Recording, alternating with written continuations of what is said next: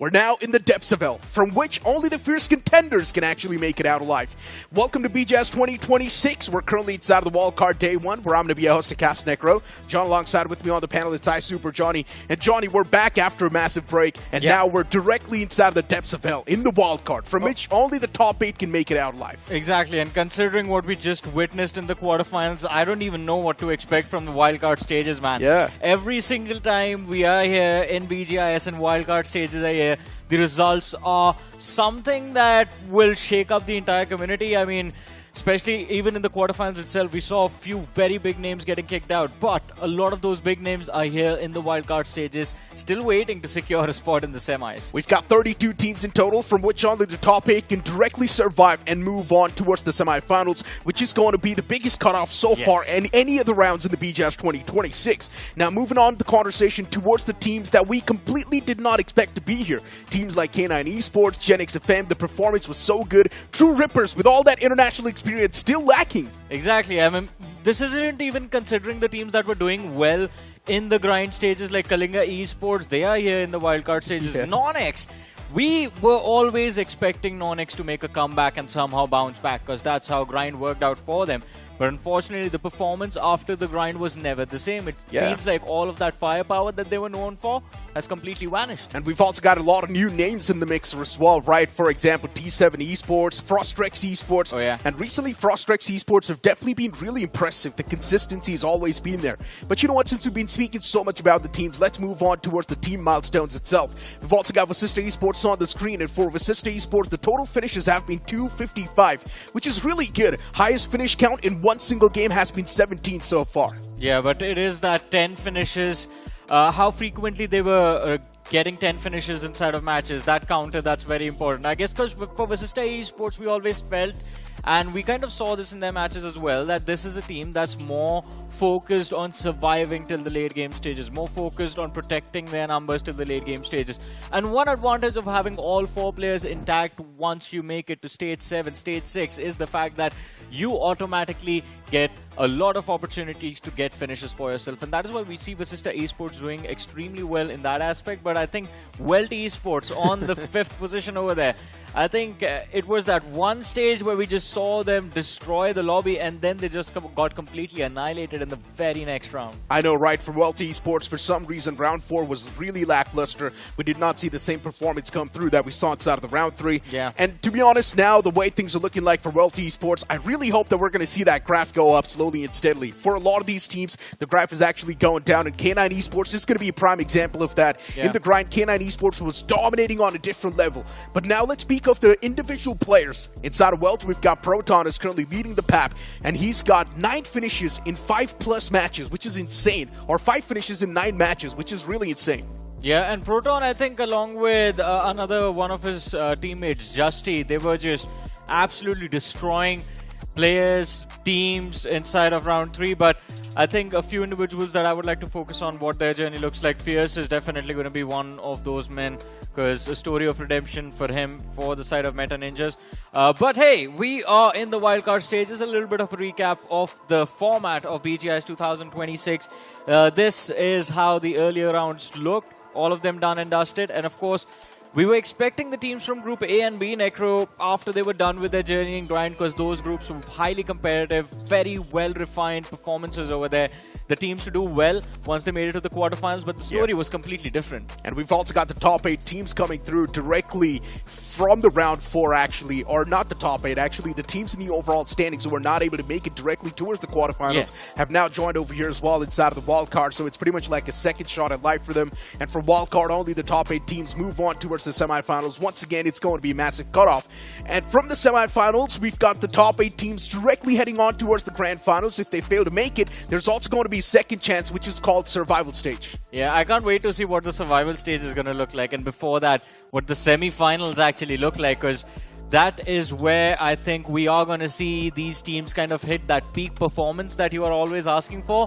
And especially once you are just a couple of steps away from the grand finals, you have to start preparing your strats. So I think in the semifinals, we might get to see what exactly the teams are bringing to the table this time for the grand finale. But one thing that we are going to be bringing is going to be that massive prize pool, 2 crore plus with the champions walking away with 60 lakh rupees in the bag. Yeah, and keep this thing in mind, the prize pool is just going to go higher even more since the Discovery Island's available in the game. You guys can stand a chance to boost the BGIS 2026 prize pool all the way up till 4 CR. So what are you waiting for? Hop inside of the game, play your classic matches, earn the exploration points, and also get free in-game rewards with that too. Now, as we move on towards the points distribution, nothing really changes over here. Pretty much the same thing we've been looking at from the start. The first placing team inside of the game will get 10 points. The second placing team will get 6, and it's going to keep on descending downwards. Exactly, and again, if you finish in the bottom 8 of the lobby, you get no placement points. 1 point per finish. A thing that a lot of these teams have used as a saving grace for themselves to drag themselves out of elimination position multiple of times. But getting aggressive means also taking a lot of risk.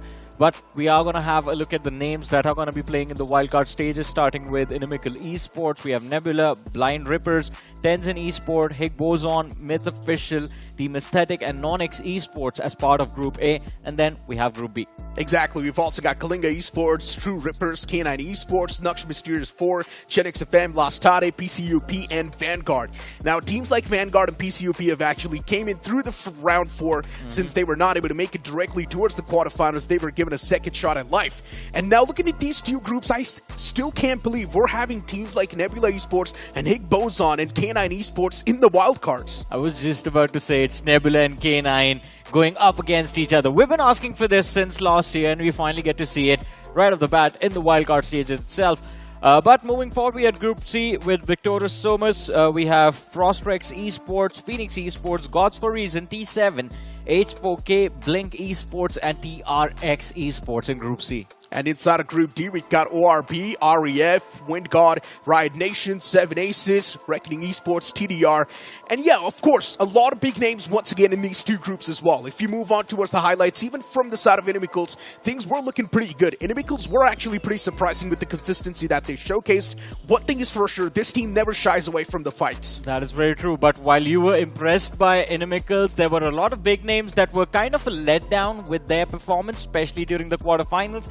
I would say Kalinga Esports and their run on Rondo was a little bit of a letdown for me, considering back when we saw them in the grind, they were doing phenomenally well. Same goes for teams like K9 Esports, whose firepower just was all over the place during the quarterfinals. Red Force Esports, this is another one of those newer names on the block that's been doing really good for themselves. True. And I'm also going to be looking out for a team like ORB. I do believe this team definitely does have the potential. And the way they have been playing too, it does feel like they're trying to bring in that systematic approach in the game. Just a few things lacking, and I feel like one of the most important things that's currently lacking in ORB is going to be the communication. I mean, it could be the case. A lot of chaos, miscoms during that chaotic moment. But again, a few moments ago, we did see Frostrex as well. That's also another impressive team. It would be exciting to see if Frostrex can somehow manage to make it to the semifinals. But ladies and gentlemen, moving forward, we are going to have a look at the schedule for the day. Starting off on Rondo and Erangel, we have Group A going up against Group B. Moving forward, the third match of the day, map of Erangel, Group B versus Group C.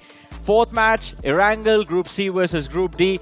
Miramar match 5, Group A versus Group D, and last Miramar of the day will be Group C versus Group D. Round-robin formats are always really exciting. Constant shuffles in the group, which also means constant shuffles in the drop location in the map itself, which also means you need to adapt on the fly as soon as possible. But luckily enough, now these teams have also got double the games to play. 12 games in total, which means 2 Rondos will be given to them, and anyone can make a bounce back. Pretty much, man. 2 Rondos, 6 Erangels, and 4 Miramars. So you have double the maps, as you mentioned, and of course, double the opportunity to try and make a comeback. If you are consistent enough, you will find yourself in the qualification bracket. And let's not forget, it is not going to be that easy. You have to finish in the top 8 to qualify for the semis. Okay, at the start of the day, we locked in our predictions. I personally went with Genix FM. I do believe that the firepower has definitely improved, but you and Icy Baby going with K9. Yeah. To let you guys know, on day 1's K9 never performed, by the way, so maybe that's not a good choice. Hey man, I hope things change, because I was expecting K9 Esports to do well during the quarterfinals and directly make it to the semis, but that wasn't the case. They woke up a little too late. Yeah, they definitely did. But hey, on the Hindi side of the spectrum, we're seeing Phoenix Esports being picked by Ankibot and FDR being taken by Maisie. Maisie has been flabbergasted by FDR's performance, and why not? This team has been doing really good for themselves. Yeah, pretty much. I mean, we were talking about Frostrex right after the highlights were done. They were impressive. We see a lot of firepower. I think a little bit of a better understanding of the competitive teams or the pro teams, how those individuals react to certain plays or mistakes, or maybe when they go for readjustments. I think that is needed for Frostrix. But other than that, as far as if you just look at the team in general, they've got decent firepower. The decision making is fine as well. I think with a little bit of more experience, they can definitely find a way to grow and improve. But let's see if this is going to be the first time where they hit the bullseye and make it to the finals. Mainly the positioning game actually has been really good from their side, right? They know exactly what sort of splits are needed in the final few moments. Yeah, a few fights they do drop the ball, but it's just about taking that control in the final few moments. And Frostrix Esports are really good with that. But nothing taken away from teams like K9 Esports as well. That raw firepower can just outshine anything. When you know there's a firepower like K9 Esports against you, anything can happen. And with that being said, now it's time for us to head on towards the first game of the wildcard.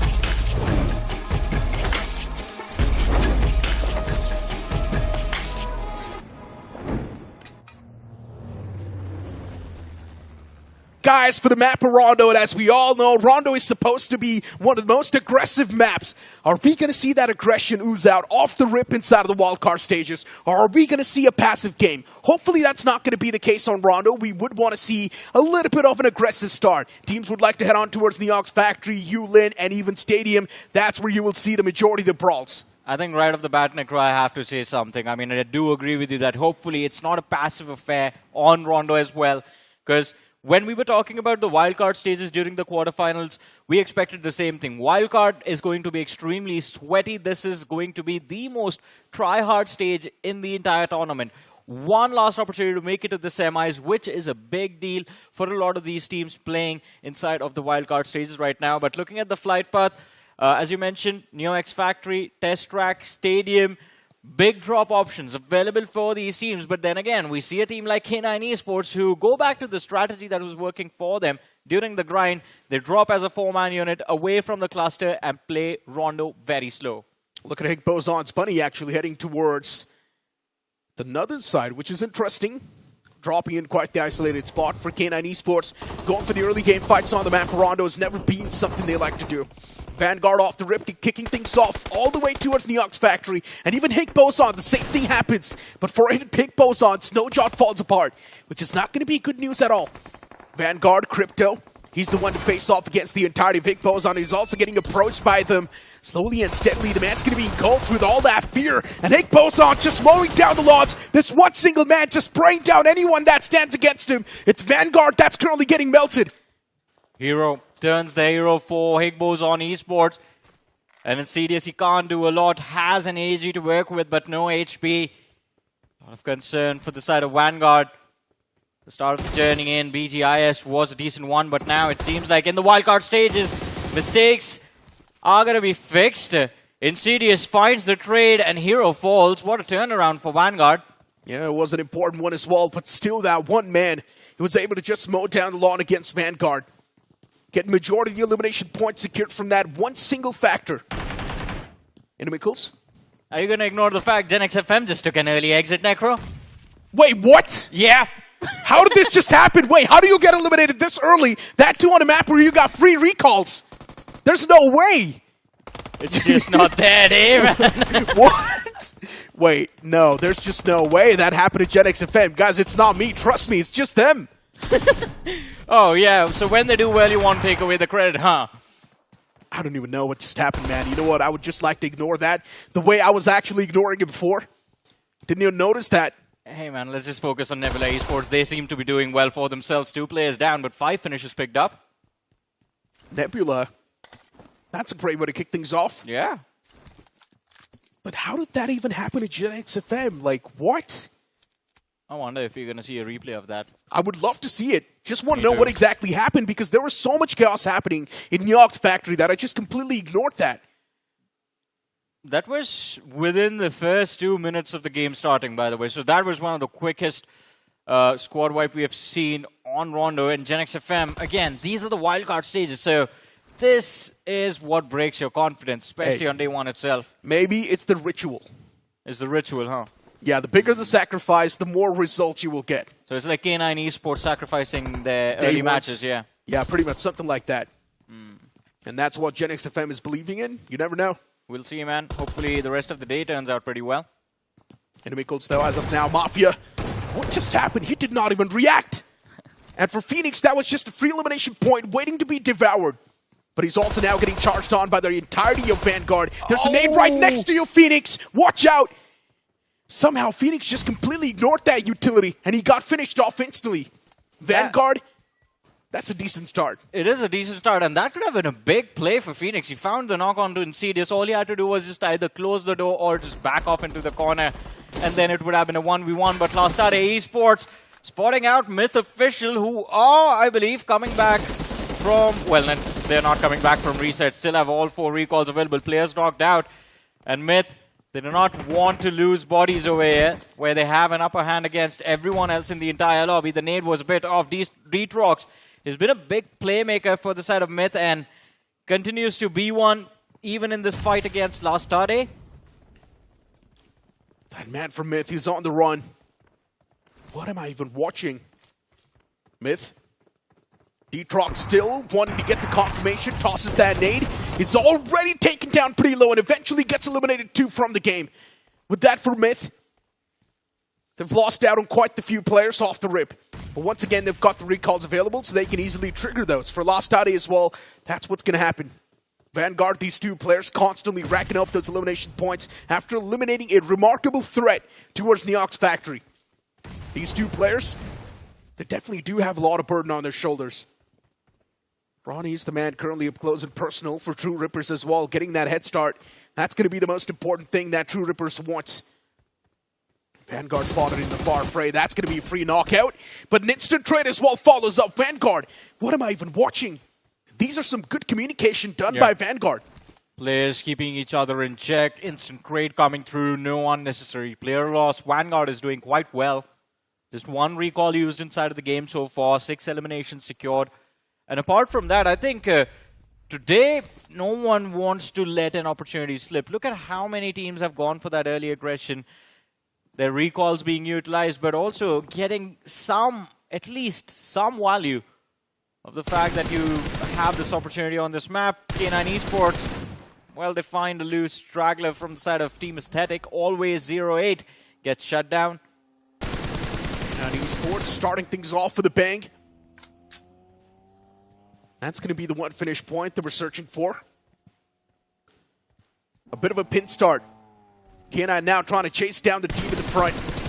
This one's going to be a tough one. But even for Team Aesthetic, they're just on the run. Aesthetics do not want to face K9 Esports just yet. Stay on the run constantly. Also handing out those recalls towards the teammates. Not looking too shabby. Kalinga Esports spotting out that man. Oh, a lot of these shots are taken, but no connection found yet. And luckily enough for the team at the front, they're going to be in paradise. Well, pretty much now that they know the players of Kalinga Esports are closing in as well, they should have an opportunity to go gatekeep this squad, but let's see, early stage of the match, the cluster forming towards the center, and Kalinga Esports looking to join in, but spotting out bodies means you are going to have to find someplace else, look for a safe haven somewhere else. Moving on the flank, potential run into the players of Hig Boson up ahead, but I think I would love to see Kalinga Esports again go back to being the Rondo specialists that they were during the grind. Missed that old run of theirs, but K9 Esports Knight spotted out, and it is going to be Peek Up that find the pick. K9 Esports, they still have recalls up and a lot of time to work with, by the way, so not too shabby. Now you see Slug wanting to punish that player that's right there. Still trying to find that person. Now he knows exactly where he is. Heard a bit of those sound cues too. The man at the front gets back in the vehicle and is on the run. It's quite funny. Gets that elimination point and instantly just scoots away. As you said, Slug, he wanted to go for the punish, but unfortunately he will have to just hold on to the urge of avenging his fallen teammate over there. It's definitely mad. He is mad. He's quite upset with that. A point missed out. I know, right? But hey, luckily enough for K9 Esports, that's going to be an instant recall. All the players once again back on the board as Lastade. They take a different fight, and that man from Myth is actually doing a lot of damage. Detrox once again holding his ground down mid. They're also taking a lot of damage from the front. Matty John, he somehow lines them both up. Gets those knocks. Myth, what a rookie mistake that was. Both the players wanting to charge in from that same doorway, and Matty John was just spamming that doorway. And eventually Myth, they're on the verge of being eliminated. Last Tide in the backup arrives. Now it's just that one man standing in the front. Detrox, he's getting peppered down by entirety of Lost Tide Esports. And in the final few moments for Myth, it's just that one final glimmer of hope standing. And even he does not have a lot of HP. Matty John wanting to press on the matters even more. And just like that, the connection, it comes through. Matty John, he shuts down 3 players all by himself. Man, what a beautiful stand coming through from Detrox from the side of Myth Esports. But an even better reset for Lost Tide. And Matty John, what a save in that small little shack. The door opens up, spams the shotgun, picks off 2. And Myth, they were done for over there. But, Necro, you have to agree. I mean, if we were playing for Myth Esports and Detrox was pulling off these moves, at this point the strategy becomes simple. Just support Detrox, stick around, provide cover, do whatever he asks for. That man is on fire. So Myth, the moment they try to charge in towards that compound, they were already getting softened up by the fire from the back. So they did not even have a lot of HP when both those players tried to make it through that doorway. For Matty John, things just got even simpler. All he needed to do was just connect a few pellets, and he did that perfectly. Finding those knocks was great, but converting that fight, it was incredible. Kalinga Esports, it's been a slow start, and that's how they like to play on the map Rondo. Not really force fights, instead take their sweet little time to adjust and see what sort of gateways are there. And as of now, for Kalinga Esports, they're playing for intel. I think they're trying to force something from Peacock Esports, because even a few moments ago we saw them pursue the opponents, and they've been chasing them for a while now. 2 players pinned down. As you mentioned, Archit, I think, is just circling around looking for intel, waiting to see if he gets util thrown towards him, but standstill between Peacock and Kalinga Esports, and it's the same situation between Inimicals and Naksh Mysterious 4. Let's talk about Myth for a moment. 6 finishes secured, an early outing, so no placement points, but I think not the worst start to the day, to be honest. Yeah. 6 points, it's fine. You just need to do better on your other maps. The good thing is now they've got double the game, so Pretty definitely much, 6 points in one game, that's not bad. But still, to be on the safer side of the spectrum, you need an average of 8 points per game, because just the top 8 make it towards the semifinals. And it's crazy, man. 32 teams duking it out constantly, and only the top 8 teams survive. That's insane if you think about it. And everyone is really capable. Pretty much. I mean, I would say some of the top contenders, personally for me, some of the top contenders for the trophy are here in the wildcard stages right now.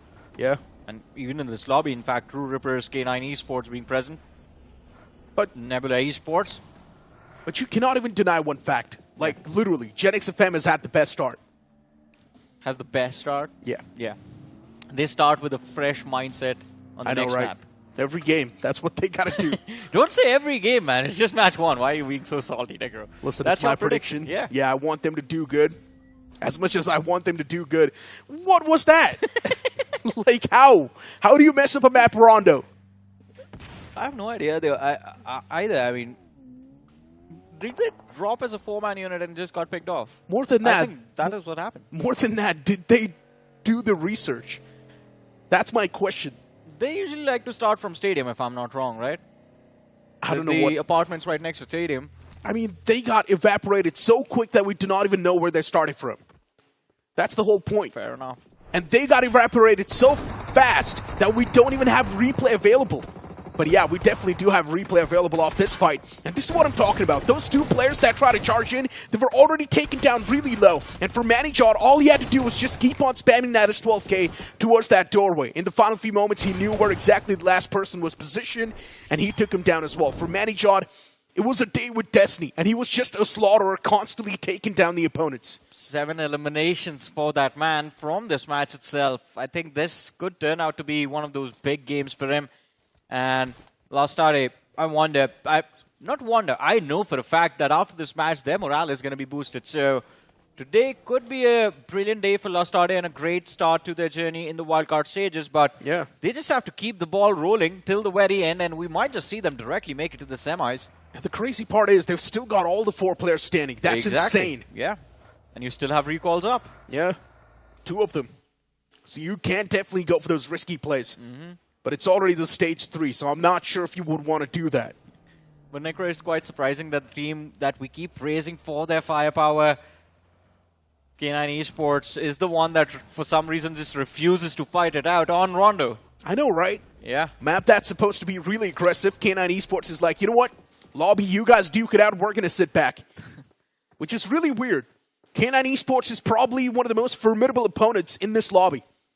And still not going for those firefights. It's a little bit awkward. And the fact that K9 Esports hasn't even given a recall, that's even more concerning. That's what I wanted to know, because one recall has been used from the side of K9 Esports, but I wonder if it was on Knight or not. Oh yeah, it was. It was, so he just got finished for the second time, basically. Remember, Knight was taken down by that rat? Yeah. Who was just proning around the corner, and Knight got taken down once again. So yeah, for K9 Esports, this is really bad. A 3-man squad now need to continue the journey, and Knight got taken down twice. And Knight is one of those key players that K9 absolutely need to bring in those finish points at the end of the game. But this time, I think the burden now needs to be borne by Slug and Ninja Boy. Let's see how that turns out. On the other side of things, True Rippers, it seems like this is going to be a blind charge into the players of Vanguard. And that's now for Vanguard. Watching those players just straight up ram their vehicles on top of your compound, it's definitely quite unsettling. But they're still somehow lining them up. True Rippers, they're getting absolutely bogged down. Dreams is also getting pushed on, but at the same time, he's fighting his way back. But eventually, Jelly turns around, and he still slaps him down. How does this even happen? But Vanguard, they're ready with the cavalry, instantly pushing back against the boys of True Rippers, and even Jelly falls apart. And I think the entirety of True Rippers, they're just done and dusted. Yeah. 3 elimination points secured in the span of 1 game, unexpected. Absolutely no idea about the threat that was waiting for them. And True Rippers, they get annihilated, but it's not just them. Inimicals, they are forced to take an early exit from this match. And right after True Rippers, Nonex show up. Vanguard, they do not get a second to breathe, instantly have to find a way to engage into the players of Nonex. An opening has been found. Crypto, my goodness, if that nade connected, I think Nonex, they would definitely feel the pressure. But Necro Higboson moving in from the flank, now that is something that would make you panic for sure. This is definitely one of those interesting circles. Forming around Nyuk's factory, we haven't really seen a circle like this in a while. Pretty much, yeah. Higboson, all the 4 players next to each other, playing in tandem for Nonex as well. The same thing's happening. Vanguard from the far fray, constantly just shooting away. 10 finish points already racked up. Look at this team just out in the open. PCUP, they found themselves in such a bad spot, getting shot at from all the different angles and aesthetics. Even they were taking those shots, Blind Rippers as well from the sidelines, constantly peppering away. They were pinned, they were sandwiched, and could not really stand a chance against that damage. Eventually eliminated from the game as well. No escape for PCUP, as you mentioned. Multiple teams with line of fire, too much pressure to deal with, but now Blind Rippers, when they've heard the commotion created by the players of Aesthetic, now shots fired by IT Boy, but no contact, too much distance between the two sides. Oh, this is definitely risky. They really need to figure out a way to cross the ridge and close in against the players of Nebula. Having a look at the replay of what exactly happened in that previous fight. I mean, Nux Mysterious 4 was actually taking a fight against Inimicals, and we did see Inimicals actually get eliminated from the game too a while ago. Yeah. Inferno was the man who was just constantly pinned down around the corner. Those nades, though, definitely quite precise. And somehow, the team in the front, which was Nux, they were able to flip the odds against them and come out on top in that duel. And that man was not done right there. He also took a fight against Blind Rippers, and he was actually able to steal one of the elimination points away. Yeah, picked up 1 player, left Blind Rippers just down to 3 players, and now they're down to their last man, Signo OG. He's going to try and run for his life. Actually makes it all the way towards the center of the circle. Can be protected by the players of Vanguard, to be honest. And Higboson, who are controlling the southwestern edge of the play zone. My apologies. But Vanguard, I mean, this is a brilliant start to their day. 10 eliminations secured, 3 players left. The circle right on top of their heads as well. Could be an easy game for Vanguard to walk away with like 15 points. It's so uncharacteristic for these teams like K9 Esports and Nebula playing it so passive. I think K9, at least we knew that this is how they play on Rondo, because this is the exact same thing that they were doing during the grind as well. Just waiting out the early stages, staying safe, making sure all 4 players stay up. And towards the end is where we would see them actually go hyper-aggressive and go for finishes. But yeah, quite uncharacteristic, because on every other map, it seems like after the first 5 minutes are done, K9 is just looking for fights. And in my opinion, in this given meta, that should be the mindset. That's what I personally believe. Okay, K9 Esports has now taken those shots against Lastade. And Lastade is pulling off quite a massive rotation. All the way from the edges, hugging the blue. Even Kalinga Esports taking a bit of that smoke upon themselves. They're taking a lot of damage. K9 Esports barely edging inside of the circle once again. And Lastade, this is not going to be a good ground at all. They've taken too much damage upon themselves. And Nick Bozon, they definitely want a bit of that piece of the pie. One of the men getting knocked out from Lastade, but still, he gets confirmed. 3 more men standing for Lastade, so it's still going to be a decent thing. That man was the sacrificial lamb. At least they get themselves to a decent cover from where they can try and set themselves up for the late game. But it is going to be down to the next shift of the circle. And big threat for Lastade has to be the players of Higbozon. They just need to avoid the line of fire for Vanguard and Nonix through the windows and just take and focus and prioritize the fight against Higbozon. But let's see. It's going to be a 3v4.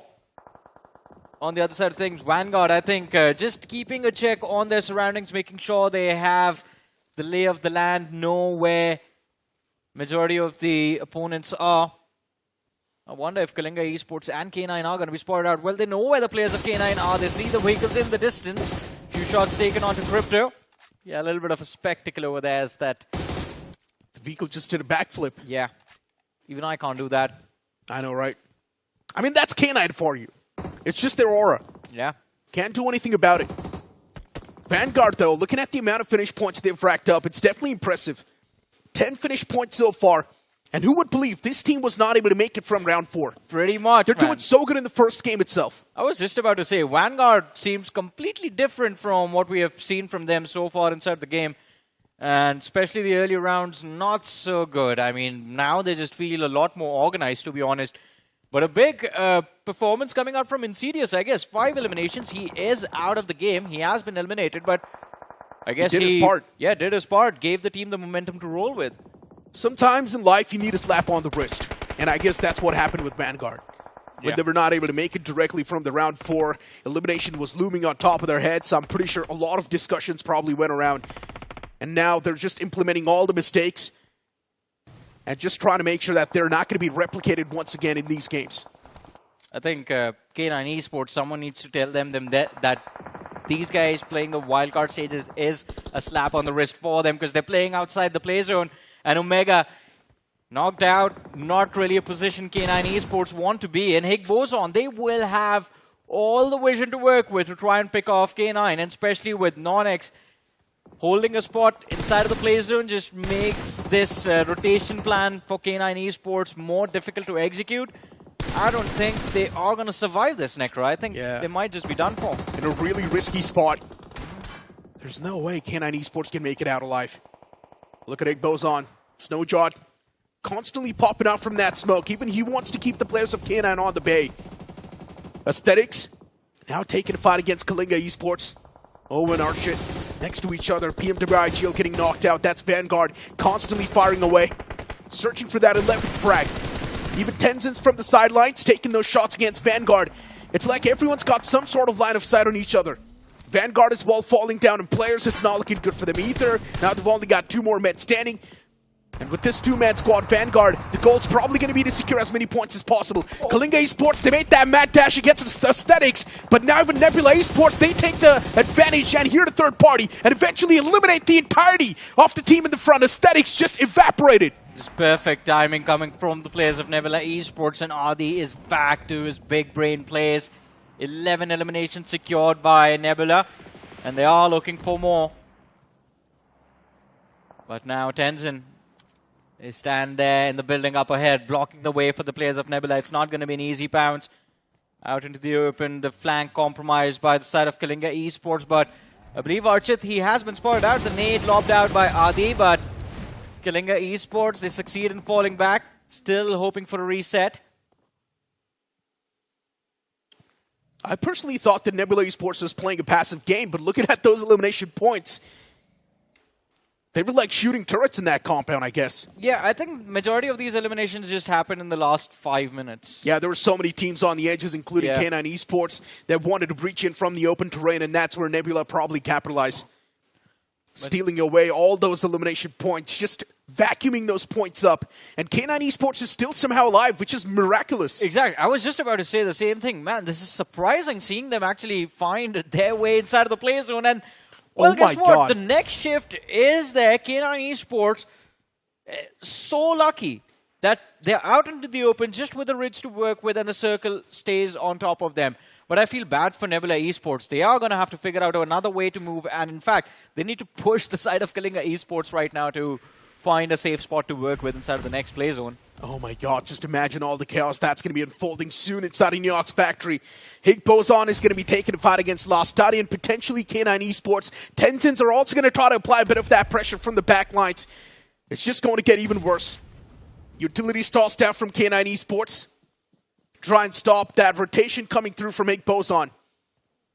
These nades are definitely applying that pressure. And eventually Nomi as well is able to find that knock against Kalinga Esports. Nebula wants to find some terrain to breach in, and Nebula knows the only possible way is going to be taking a fight against Kalinga Esports, and that's what they're doing. Nebula eliminating the likes of Kalinga Esports, and now K9 as well getting pushed on by Higbozon. Higbozon playing for map control, slowly and steadily extending their arms, and they're actually conquering the territory as well. And K9 Esports, I think a sacrifice was made out of Slug just to find some breathing room to work with. And look at that, Nebula Esports, they are not going to let K9 go that easy. Nades lobbed out, Ninja Boy. Oh my god. How is he still alive? I thought he was done for. I know, right? It was so close. Yeah, I thought it was on him somehow.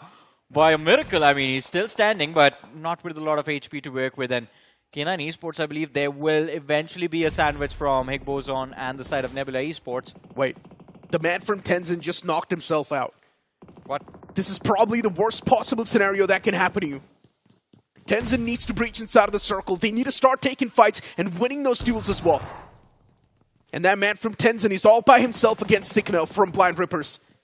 Nade's being tossed from both the sides, and maybe Sikno's nade, it might just do a lot of damage.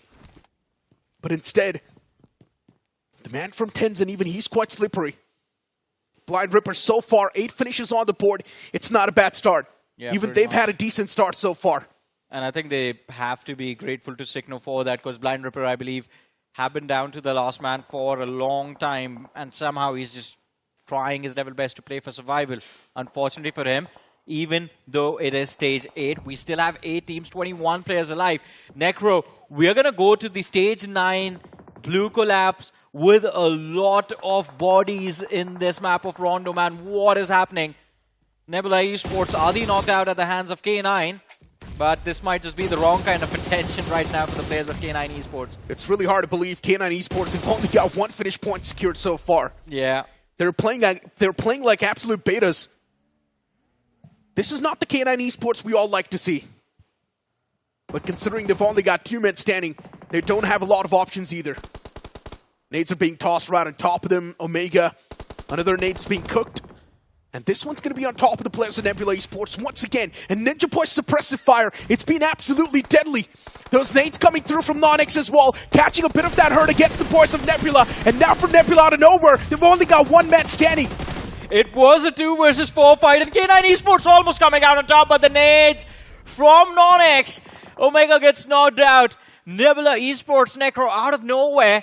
They get some breathing room to work with, and they somehow manage to cling on to their lives. And Higbozon, I believe they should be able to find a re-knock. Omega, he's still on his knees, Ninja Boy. How is he still alive? How is K9 still in this match?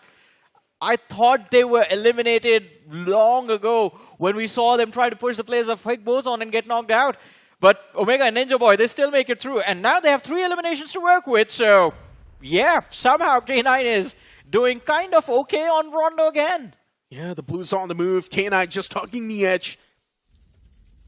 Nebula getting eliminated was unexpected, but those nades from Nonix, they were deadly. Also gave a bit of that ray of hope for K9 Esports to fight it out against Nebula. It was a major turnaround, and now the Tenzins, they want to make a bounce against Vanguard. For Vanguard, it's just one man standing, that M249. It's definitely going to be disrupted, but eventually it's Dionysus that comes out on top. Somehow is able to shut down that first man at the front. Pulls out the AOG, continues that wrap. But he's also taking that damage from the blue constantly. And one of these parkour moves, the man's too exposed, eventually gets eliminated by the play zone. Oh, that's got to blow. Yeah, it's the end of the game, man. And blue zone damage right now, it's going to be unsustainable for everyone. Nonix, they've kept their heads down. They've made it to the top 4. And now we'll be hoping for a chicken dinner. Same goes for Tenzin Esports. But unfortunately, they do not have the numbers to work with. On the other side of things, last Stade causing harm to Arthur. He gets knocked out, ruining the day for the players of Nonix. Higbozon on the other side, 4 eliminations secured. They are going to look to pump up those finish numbers, especially considering it is the end game. But Necro, this could be the moment. Rapido, the nade goes out. It is going to be close, but still out of the range of damage. Higbozon still clinching to their numbers, but last Stade, Joesh makes the bounce. Nonix, somehow they do manage to stay alive. They're holding on to their hope, and Nonix make it to the top 2. 7 eliminations. It's down between them and Higbozon.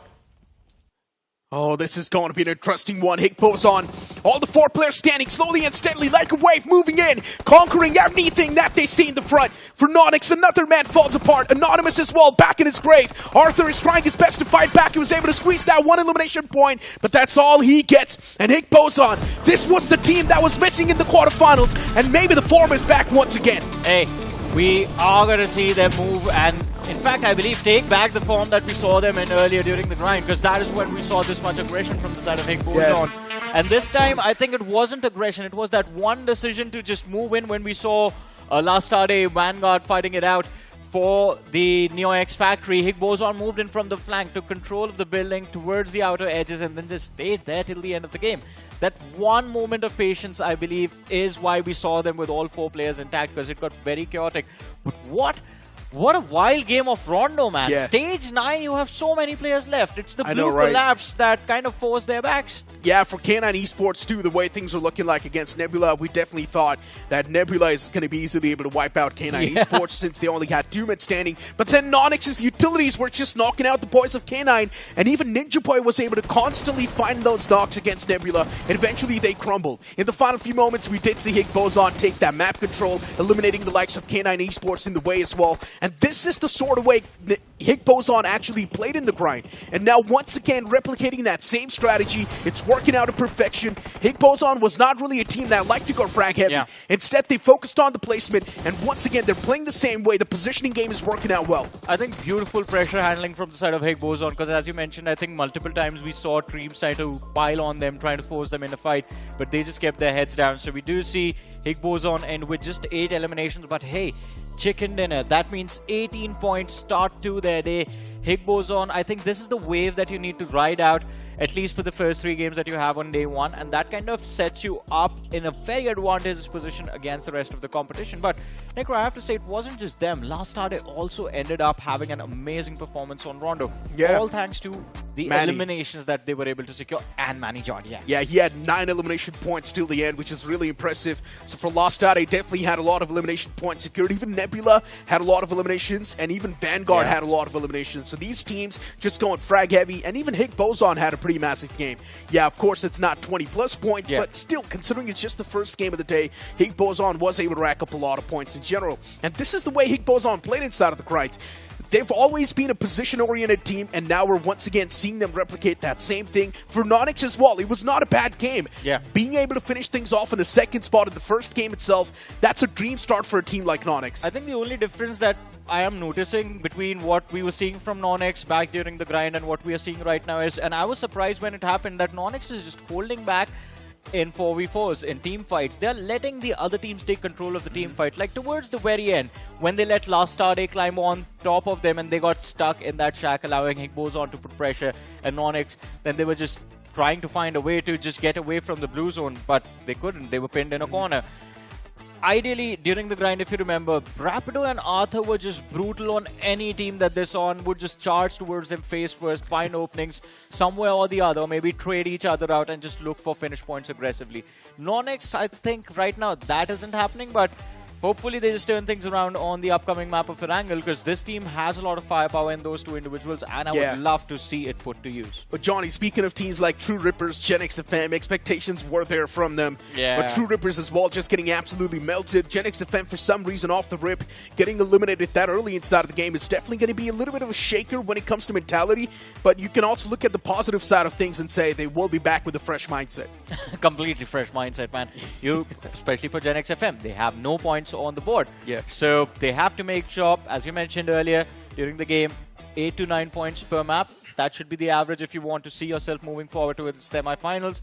Gen X FM, let's just think about it this way, right? Next map, they have to get about 16 to 18 points. Otherwise, it is going to be one of the worst possible day one starts that you could imagine. It is going to be a map of Erangel, so hopefully Gen X FM, they know the lay of the land, they're aware of the strategies, they have prepped up, because that kind of felt a little bit missing. First 2 minutes, you don't even know what they prepped for Rondo now. And even Kalinga Esports should be a part of the topic, right? For Kalinga Esports, we usually expect that the map of Rondo is going to be their map. They will always do really good. Yeah, we did see Kalinga Esports in the final few moments, but they did not have a lot of points in general. Yeah. And that's really going to be putting them on a swivel, because if Kalinga Esports was not able to rack up a lot of points from the map of Rondo, are we going to see some good performances come through in Erangel? And recently, they have been amping up the performance in Erangel and Miramar, so I am positively speaking that maybe Kalinga Esports can do better. I was just about to say the same thing, that this has been a conversation even the last time we saw Kalinga Esports on broadcast, where they just completely bombed Rondo and we were put into the same situation. Well, are we going to see them do well on Erangel now? Because Erangel during the grind was horrible for Kalinga Esports. But surprise, surprise, they did well. They did well on Miramar as well. And now I think Kalinga Esports, because on Rondo you notice it, their playstyle switch where they are getting aggressive during the mid-game stages a little bit quicker than what they used to during the grind. Hopefully on Erangel they do the same thing and they are able to bring decent number of points back. I really want to put my trust in a lot of these teams, but then one thing just pops up in my mind. There's a reason why they're here in the Wildcard. Exactly. And you just can't really put a lot of trust. You just cannot put all the eggs in one basket. But for now, it's time for us to toss to a short break. You guys don't go anywhere. We'll be right back.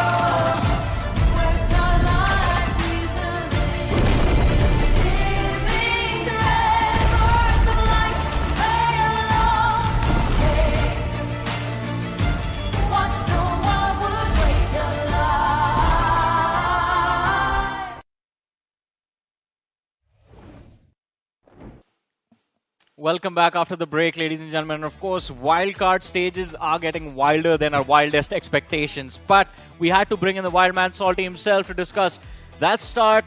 Well, fortunate start for a few of these names like Nonix, like Higbozon, like Lastade. But unfortunate start to the day for teams like Genix FM, Rippers, that were kind of taken out early. Your thoughts on all that happened on Rondo? Honestly speaking, I think K9 was the only outlier, the only big name who could actually make inside of that podium finish, but still they were kind of choked away from those finish points. I kind of felt like Ninja Boy as well as Omega is going to pull through. That finish against Nebula Esports was also pretty awesome, to be honest. But after that, I felt like majority of the big names had wiped off. It was a big opportunity, a big platform for all the teams in the mid-table to kind of build that platform. I feel like they've done that, honestly. Exactly. But one thing that remains to be done, ladies and gentlemen, is for us to hit the maximum prize pool for BGIS 2026, and all we need is a little bit of your help. You have to play your matches of BGMI, the classic mode of course, because Discovery Island is active, and while playing your matches, we are going to keep on exceeding that milestone that you see. We do not need a lot to make it to 4 crores in prize money for BGIS 2026, so go ahead and play BGMI as much as you can while you have the time left. But while these teams play their matches of BGMI, where they actually move towards that massive prize pool, any team that you want to focus on heading into the next match? Honestly, I feel like Kalinga Esports was a name that kind of missed out, to be honest. I expect Kalinga Esports to be much higher up there, especially because of their Rondo performance. We'll put a pin on that thought for now. The MVP of that last game has to be Manijod from Lastade Esports. 8 eliminations being found by a single player, Johnny. That is a lot. And Lastade Esports, I think that was a phenomenal run on the map of Rondo. Pretty much, man. Lastade, I mean, was phenomenal. As you mentioned, even Necro was talking about this, that Manny, especially in that moment, that fight against the players of Myth was quite phenomenal. But we have top players. Phoenix makes it to the list. There's going to be Naman from the side of Naksh Mysterious 4. There's Dionysus from Vanguard. Insidious, my apologies, from Vanguard. And Bunny from the side of Higbozon. But points per team, point standing for that game number 1. Higbozon ending the game with 18 points. You have Lastade on the second with 16. Vanguard on the third with 15, Nonix on the fourth with 14, Nebula on the fifth with 14 points, Blind Rippers sixth with 9, and Inimicals on the seventh with 8 points, and Tens on the eighth with 7 points. That's the top 8 right now. You know, it's very surprising that none of those names could actually cross on that 20-point barrier. I was expecting at least Higbozon to actually do that. Yeah, maybe even Nebula Esports, as a matter of fact. I think before the 6th circle had dropped by, they had about 11 finishes on board. I thought that Nebula is probably building up to a big game, but they could not actually do that. Majority of the points got kind of split up, and that results in the top half of the leaderboard just looking extremely solid before the games of Erangel, of course. Pretty much, and I think it also gives the opportunity to the latter half of the leaderboard to try and catch up, because the difference is not that much. I mean, if you think about it, the difference between Genix FM and Higbozon is just 18 points. Which is kind of doable on a map of Erangel, so you don't really have to worry about the rest of the pack running away with a massive advantage right now. I think Genix FM, this is one opportunity for an easy comeback that you have right now. Please utilize it. But apart from that, I think a lot of this close conflict, it might just continue till the end of the wildcard stages, because the competition right now, and especially the refinement of these teams, is a lot. The competition is very complex. So we did see that on Rondo, where you notice if the second half, on the second half of the leaderboard, that finishes were being picked up by the teams that were taken out early, and decent number of eliminations. They were finishing with 5, 6, 7 eliminations. Exactly. So I think that is going to keep on happening. We are going to see a lot more aggression and a close-knit competition between all 4 of these groups. It's only a question of who will slip up by how much, because K9 Esports, they survived in the late game stages, but they just have 5 points on the leaderboard. That's not enough. Yeah, it's actually kind of surprising as well. Looking at K9 Esports and their averages on the map of Rondo, I feel like they've established that they had that superiority in spite of not really going in for recalls as well. They never really go in for recalls, but still somehow find so many elimination points out of Rondo. I don't think this team cares about Rondo. I think they just want to play Rondo like any other map, and if they get uncomfortable, they just pretty much give up on the map, and then they just focus on Erangel and Miramar. Well, they are going to play Erangel next. Hopefully, it is a better outing than what happened on Rondo. We'll find out, of course, what happens, ladies and gentlemen. The map of Erangel will come on your screen just a wee while. Of course, is it going to be Higbozon who takes it away? We'll find out right now.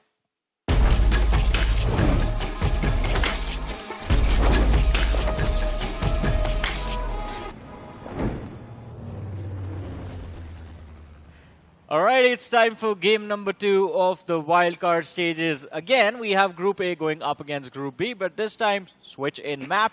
We are heading towards the map of Erangel, and it seems like it is going to be a centric flight path. Yeah. Salty, because we see it starting from, well, kind of the center towards the western edge of the map, heading towards the eastern side, and it is going to stick towards the center only, ending towards Lipovka. So I think the north of Northern Georgia, north of Yasna, denied to the teams as a drop spot.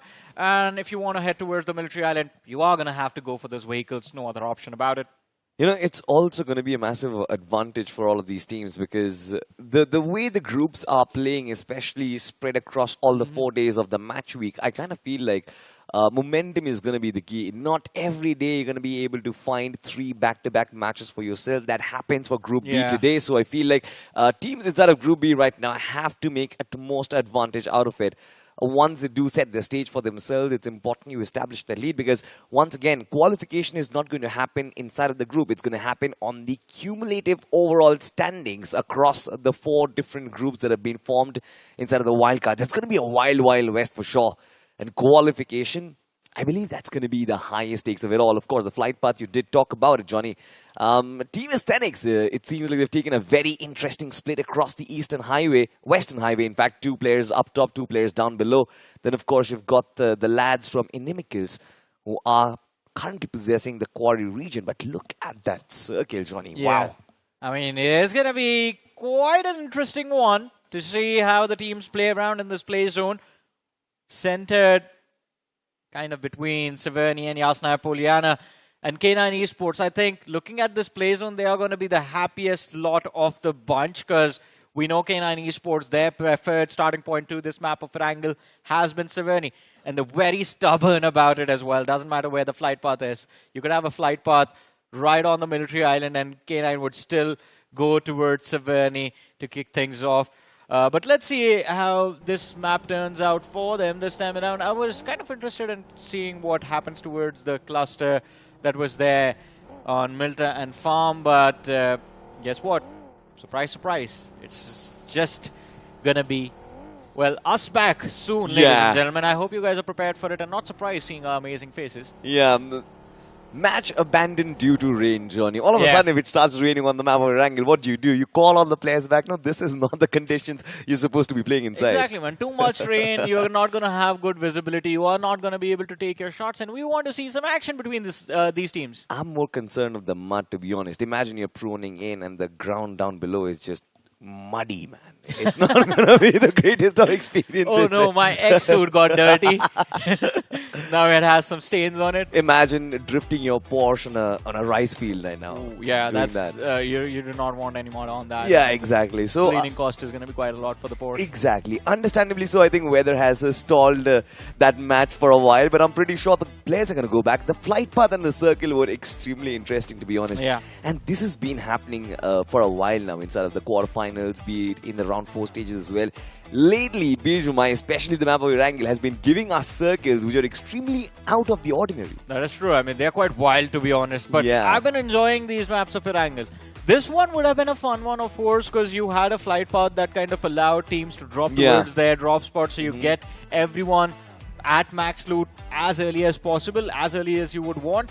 But then you have a circle that also kind of forces them to move out of those drop locations super early. So there was going to be a lot of mid-rotation conflict, a lot of edge gatekeeping inside of this game. That is what I was expecting. But it's a circle towards the north as well. So you have opportunity teams clustering and clumping up towards the center.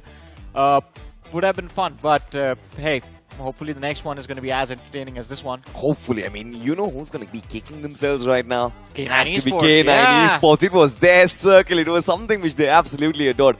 Especially the times when we've seen K9 Esports pull out chicken winners from the shorelines of Severny. I think they've done that so many times. So beautifully executed as well. Pretty much, man. And I guess they are going to be hoping that maybe the next Erangel either we get a Severny flight path or a Severny circle again.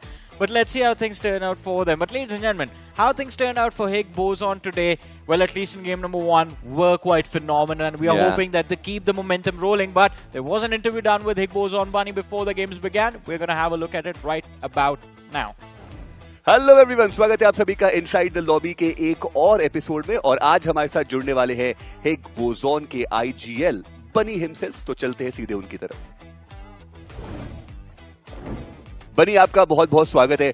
सबसे पहले तो मैं आपसे ये समझना चाहता हूँ कि अभी तक का पूरा BGIS 2026 का जो सफर है वो किस प्रकार का रहा आपका और आपकी टीम का, क्योंकि बहुत सारे उतार चढ़ाव देखे हैं आपने इस सफर के अंदर अभी तक।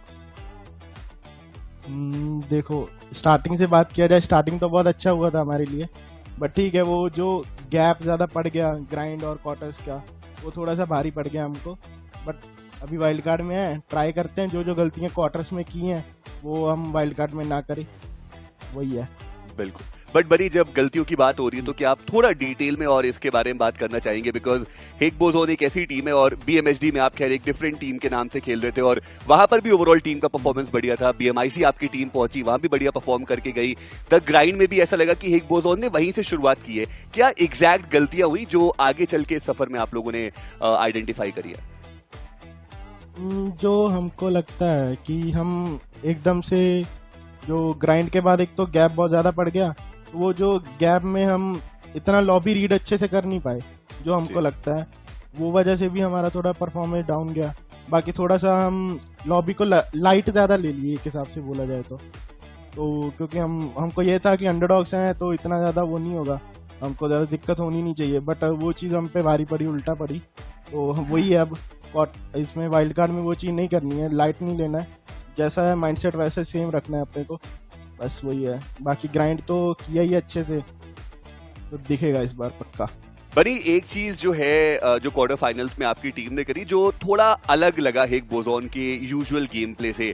यूजुअली आपके मीरामार्स बहुत स्ट्रॉन्ग जाते हैं, कंसिस्टेंट आप खेलते हैं, मीरामार्स उतने बढ़िया नहीं गए और सिर्फ 4 प्लेसमेंट के पॉइंट 6 मैचेस में आपकी टीम निकाल करके गई। तो क्या कारण रहा और क्वार्टर फाइनल्स में एग्जैक्टली क्या चैलेंज था जो आपकी टीम ने फेस किया? अगर ऐसा देखा जाए तो जो हम चारों के चारों ही ऐसा था कि अब हम अपना 100% दे ही नहीं पा रहे थे, ठीक है, क्योंकि फर्स्ट मैच जैसे देखा जाए तो K9 वाले थे जिनके यहाँ फाइट हुई थी हमारी, वहाँ पे हमारे तो 2 मैन लॉस हो गया था, तो 2 मैन ही बचे थे। बट वो ऐसा था कि स्टार्टिंग से मोमेंटम अगर अच्छा जाता है तो हमारा अच्छा जाता है, तो बट वो चीज़ हमारे से हो नहीं पाई क्वार्टर्स में। तो हमारा ऐसा था कि मैचेस जा रहे हैं, ऐसा नहीं था कि बहुत अच्छे जा रहे हैं, 5-6 ऐसे एवरेज चल रहा था फर्स्ट डे पे। तो सेकंड डे पे भी हमने वही ट्राई किया, बट वो चीज़ हो ही नहीं पा रही थी। तो हम अपने उतना जैसे हम ग्राइंड में खेले हैं वैसे खेल ही नहीं पाए। तो वही हमको जो लगता है कि इसमें हम वाइल्ड कार्ड में वही ट्राई करेंगे कि जैसा क्वार्टर में वो हमारे साथ ना हो इस बार। बट चलिए, अभी भी वाइल्ड कार्ड का मौका आपके पास रहेगा। 12 टोटल मैचेस है जो आपको वाइल्ड कार्ड के अंदर खेलने को मिलेंगे और आई एम प्रीटी श्योर कि हिगबोजोन बढ़िया तरीके से राइज करेगी। बनी, टॉकिंग अबाउट अंडरगॉड्स, मैं आपसे जरूर समझना चाहता हूँ कि BGIS 2026 में अभी तक कौन सी ऐसी अंडरगॉड टीम रही है जिन्होंने आपको सबसे ज्यादा प्रभावित किया है?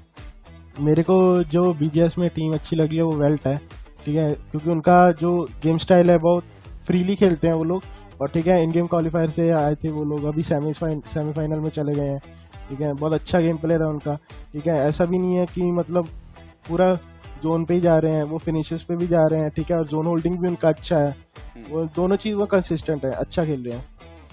बिल्कुल, और गोकुल की जो रिडेम्पशन स्टोरी लाइन है वो भी हमें वहां पर देखने को मिल रही है।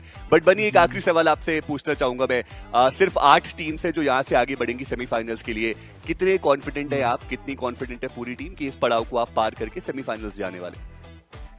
देखो, मेरे को ज्यादा बोलने की आदत नहीं है ये सब चीजों में, मैं करने पे विश्वास रखता हूँ, वही है, आज से 4 दिन है, फुल अपना 100% देंगे, जो हमने क्वार्टर्स में नहीं दिया है, जो गलतियां उधर हुई वो गलतियां रिपीट नहीं करेंगे। बिल्कुल, थैंक यू सो मच बनी हमारे साथ जुड़ने के लिए and all the very best for your remaining matches. Thank you.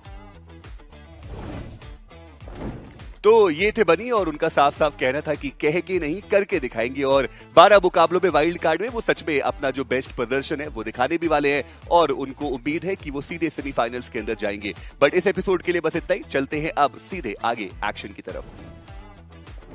Well, that was an interesting interview. A lot of simple thoughts from Bunny and I guess from the side of Higbozon as well. Deliver your best and hope for the best.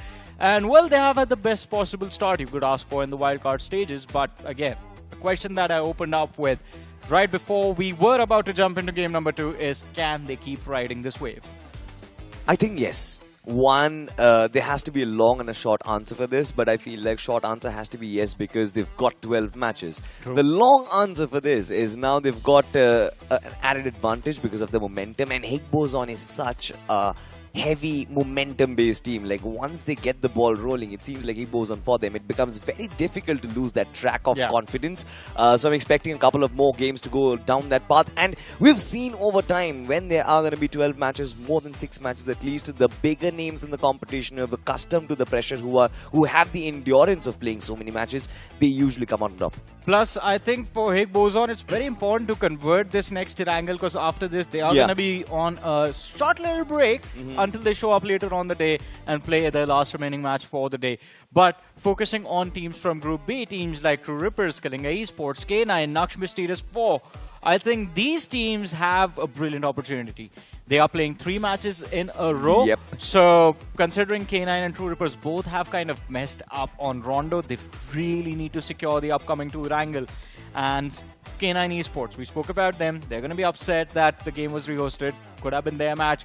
Severny Circle isolated towards the northern half of the entire map. You never know. But going into the Erangel again, they need to realize that it's another opportunity.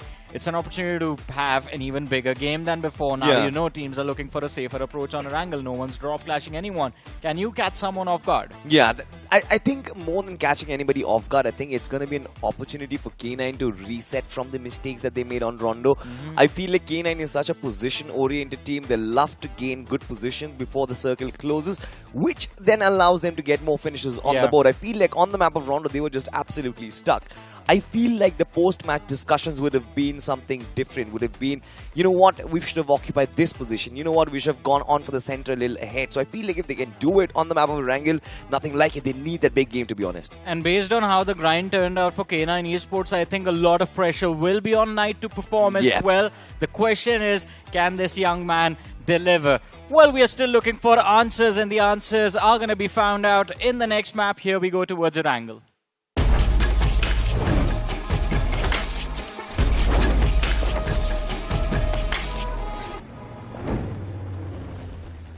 Well, this time, once again, the big bird goes back up the skies and we are flying. And certainly we are flying over the islands of Erangel for sure. And it is Groups A and B whose contestants are going to be our passengers for now. This time, the flight path does take us to the south of the map, quite southern than what we had seen in the first iteration. Starting off from Milda, power moves towards Primorsk. And of course, your captains for the day has to be Salty and Icy. Hi, Super Johnny. Pardon me for that. You really miss Icy so much. Is he your favorite commentator to work with now, Salty? Is he your best friend? Yeah, he's my best friend from Malaysia, actually. All right. I have no better friends from Malaysia. Are you going to take him from Malaysia to Mumbai? You guys are making a series now. Well, anyways, let's see how that journey turns out for the two of you. But I have to say, I think we were just kidding about the fact that K9 is going to be upset with the game being rehosted. Well, now they are for sure going to be upset. This flight path, it's east to west, leading towards the south. And K9 Esports, they are one of the first teams to take an exit from this plane. We see them heading towards the east of Yasnaya. And of course, game plan is simple. Pick up those vehicles and run towards Severny. But there's Vanguard nearby, there's Peakup nearby. It's not going to be easy to make that escape. On the other side of things, massive cluster towards Ferry Pure and Primorsk. There's Higbozon, there's Genex FM, there is Aesthetic, and there is the side of Inimicals as well. Yeah, this time we have a rather decent circle, to be honest, which does center around Ruins, Gatka, a little bit of Puchenki as well involved in the picture. Majority of the teams who love to go towards the north and on the mainland are going to be extremely happy, but points of concern already for True Rippers and the Blind Rippers right now, who are currently on the military base inside of Novorupnoi as well as the military island. What does concern me is going to be their way back to the mainland has to be full of problems. They're going to be facing a couple of teams towards the Novorupnoi bridge, namely Myth officials as well as Tenzin Esports. And then, of course, towards the military base bridge, you're going to find the lads from Genex FM who are going to be lying in wait, Johnny. Yeah, pretty much. But let's see how things turn out. Last star day.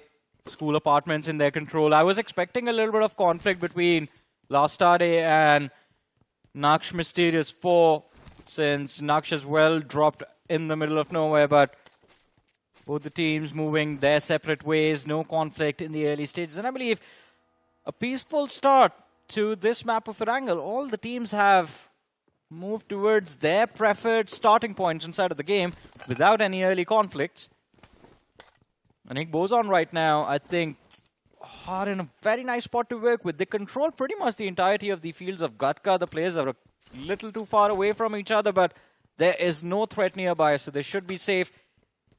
And they should be there towards Everest early, because that might just be a key control point inside of this game. You know, this is one of the reasons why I love Boson, to be honest. They just simplify the game so much for you. It feels like almost even you can crack the code under pressure. Look at this, right? This is just the first circle that has been formed. Nothing out of the ordinary. It's just a basic Erangel circle, but still, from the get-go itself, Boson find a way to drop at the center and keep those positions occupied. Now, that is discipline, to be honest. When you look at a team who makes moves across the terrain and tries to occupy those good spots right from the get-go, that is confidence as well as a lot of patience on Boson Esports. So, what remains to be seen is, can they convert this positioning? On their western flank, of course, there's going to be a team called Team Aesthetic. And I like the way they are moving along the Eastern Highway, Johnny. They did this in the previous game of Erangel as well, which was rehosted this time once again. It seems like they want to take this route, go up north, and probably settle around the Georgiopol area. That could be the intent as well. I mean, getting towards Georgiopol apartments, or maybe containers, or maybe moving towards northern Giorgio this early. It gives you a lot of safety to work with for the mid-game stages. But then if the circle takes a drastic shift, a hard shift down south, you're going to be in for a very challenging rotation back. Let's see what the decision from Aesthetic is going to be. Right now playing a 2-2 split and kind of sandwiching the players of Mikkels, who are playing Query, but Nebula Esports on our screens now. They are quite close to Lipovka, which is in control of the players of Vanguard, so any amount of noise being made will attract the wrong kind of attention. And I believe Nebula Esports, their intention is to maybe try and pick off Vanguard as they try and exit Lipovka, catch them off guard, maybe setting a trap. We're going to see what Nebula eventually is up to, but Kalinga Esports, quite a rare sight seeing Pochinki only have one team in it. And Kalinga Esports, they're going to be grateful for this moment. They're going to be grateful. They're going to be cherishing and savoring every last moment of it. But, of course, nothing is going to force them out of Pochinki just yet. The circle is still quite on top. You mentioned about Nebula Esports. It seems like Nebula and Vanguard, they are having a little bit of a standoff over there. Dreams has been knocked out. Kratos just running him over. The finish, of course, going to Nomi. And to be honest, Johnny, I think Nomi and Phoenix have been in a solid form, a solid run of form lately. Just carrying Nebula Esports on their shoulders. It's also one of my theory where last season Nebula Esports, they kind of ended the season on an extremely good note, on a high. I feel like they wanted to change a couple of things come 2026 season, which wasn't really working out inside of the grind. But lately, once again, that aggression is being found. Nebula Esports, they're doing much better. But elsewhere, it seems like a chase coming in from Last Starday Esports can also bring them fruition. Nonex Esports, they take a standstill, anonymous with those shots. Last Starday Esports, of course, will have to go away from that location, but that was a extremely crucial pit stop coming in from Nonex Esports to fend off the aggression. Yeah, chase coming through from Last Starday on the players of Nonex, but Nonex stop in their tracks, turn around to take the fight. Last Starday forced out into a different spot, and well, they almost ran into the players of Boson. Lost a lot of HP, but luckily for Last Starday, they're still standing, still alive. No player loss taken. But Boson made aware of the threat, and they exactly know where the players of Last Starday are. I think they're going to keep their crosshairs pinned on those windows. Unfortunately, the hero just having that red dot to work with, not really the scope you would want in your hands in a situation like this. That was an extremely shaky situation for Last Starday Esports, to be honest. No, it's worse than we think, because Last Starday is playing with a 2-2 split, by the way. This is what I wanted to say, because two players are now stuck in the middle of that cluster in the open field, and, well, the other two players are just playing for survival, a little bit off-center. A reunion sounds difficult, at least for now, especially since majority of... Are they going to make it? Yes, they are going to make it. Botian is currently going to be the position where they hold no real threats to be found elsewhere. But of course, the chase from Nornex or maybe even Egbozon is possible. Elsewhere, Blind Rippers are going to be the ones to cross on over. Military base island has been completely vacated, ladies and gentlemen. So all the teams are now on the mainland. What remains to be seen is Blind Rippers. Are they going to be playing in from the edge, or they will send it in towards the center right now, right here? Well, this is going to be interesting. I mean, the first shift of the play zone, I wanted to just move towards the north, a hard shift towards the northern side. Shooting range, end game, if you will, please. Because the cluster right now is just south of Boatyard. Everyone is playing the Gutka Farms, Pochinki, Ruins, Everest. Just two teams up north, K9 and Peakup. Peakup moving in from Stalber, but the circle moves towards the center again. Just a few names are going to be in a very peculiar position to work with. Teams like Nebula, teams like Vanguard, who are forced outside of the play zone, and Tenzin as well. They're spotted out the players of Vanguard. Shots taken by Tenzin Caesar, but no contact, no knock. It's just information given away to the opponents. You know, it's extremely disciplined play coming in from majority of the teams, but I'm also very surprised since there are so many loose, isolated fights happening around the block.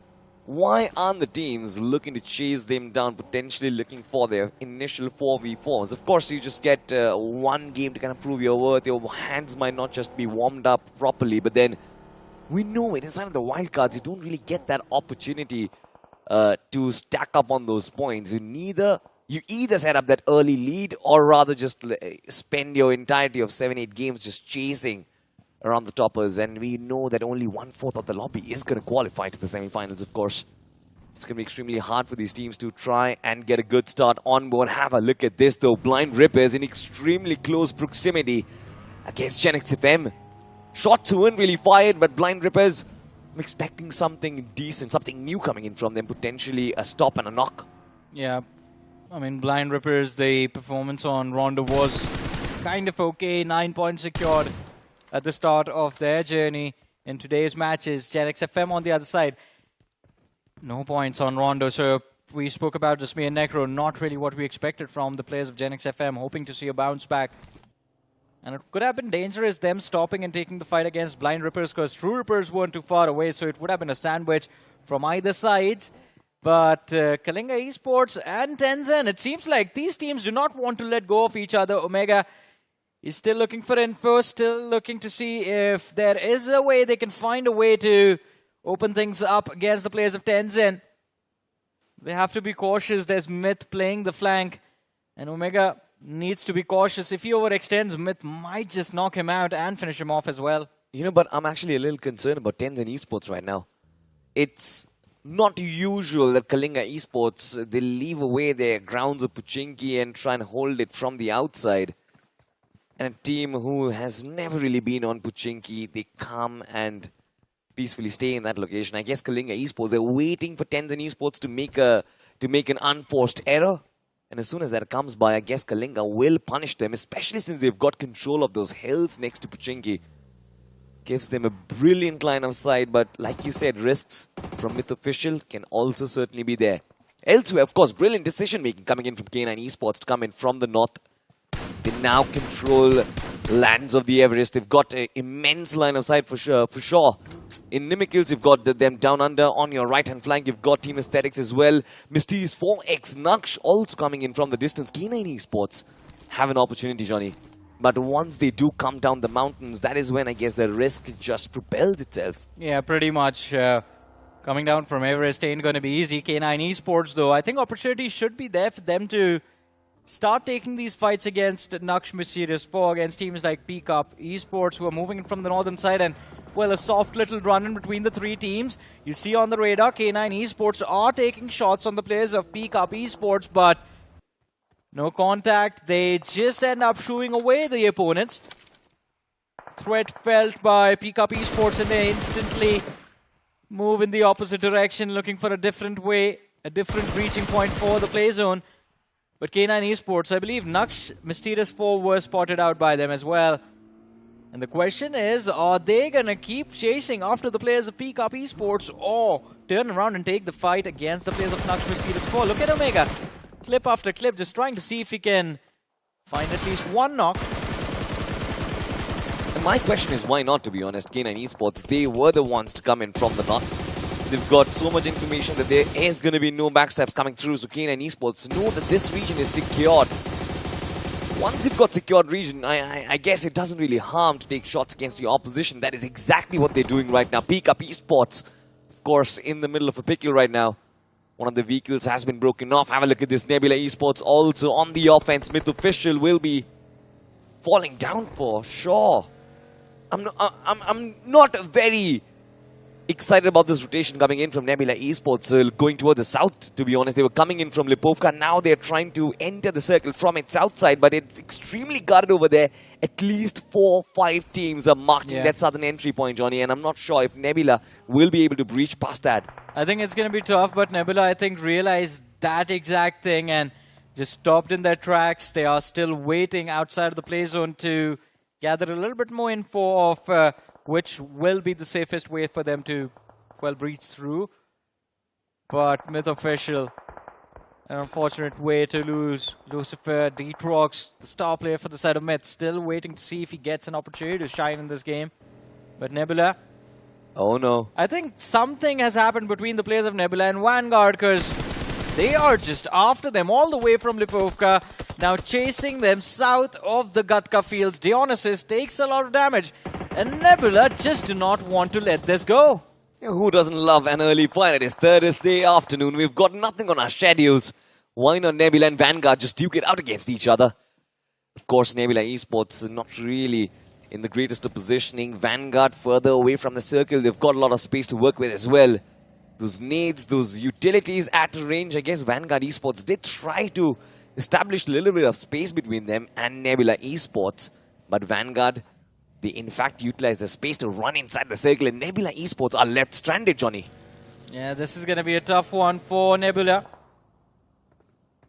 And again, now the southern cluster is completely occupied. As you can see, they are going to be struggling in that blue zone, moving east. Potential threat waiting for them in the form of Tenzin Esports, but let's see how that turns out. On the other side of things, Vanguard now. Opportunity for them to be able to secure a few extra eliminations. Maybe they capitalize, but Nebula, as they climb the hill, shots fired by the players of Tenzin. Kratos and Phoenix dropped low. Bunny has an opportunity to lob a nade, secure those knocks. Nebula still on the run. Players have lost a big chunk of their HP. Nade goes out, falls a bit short. Nebula still in a position to return the favor. Pick off the players of Tenzin, but Tenzin, they do not want to commit. Although from the backlines, a third party, as last starter, hear the commotion, turn their heads.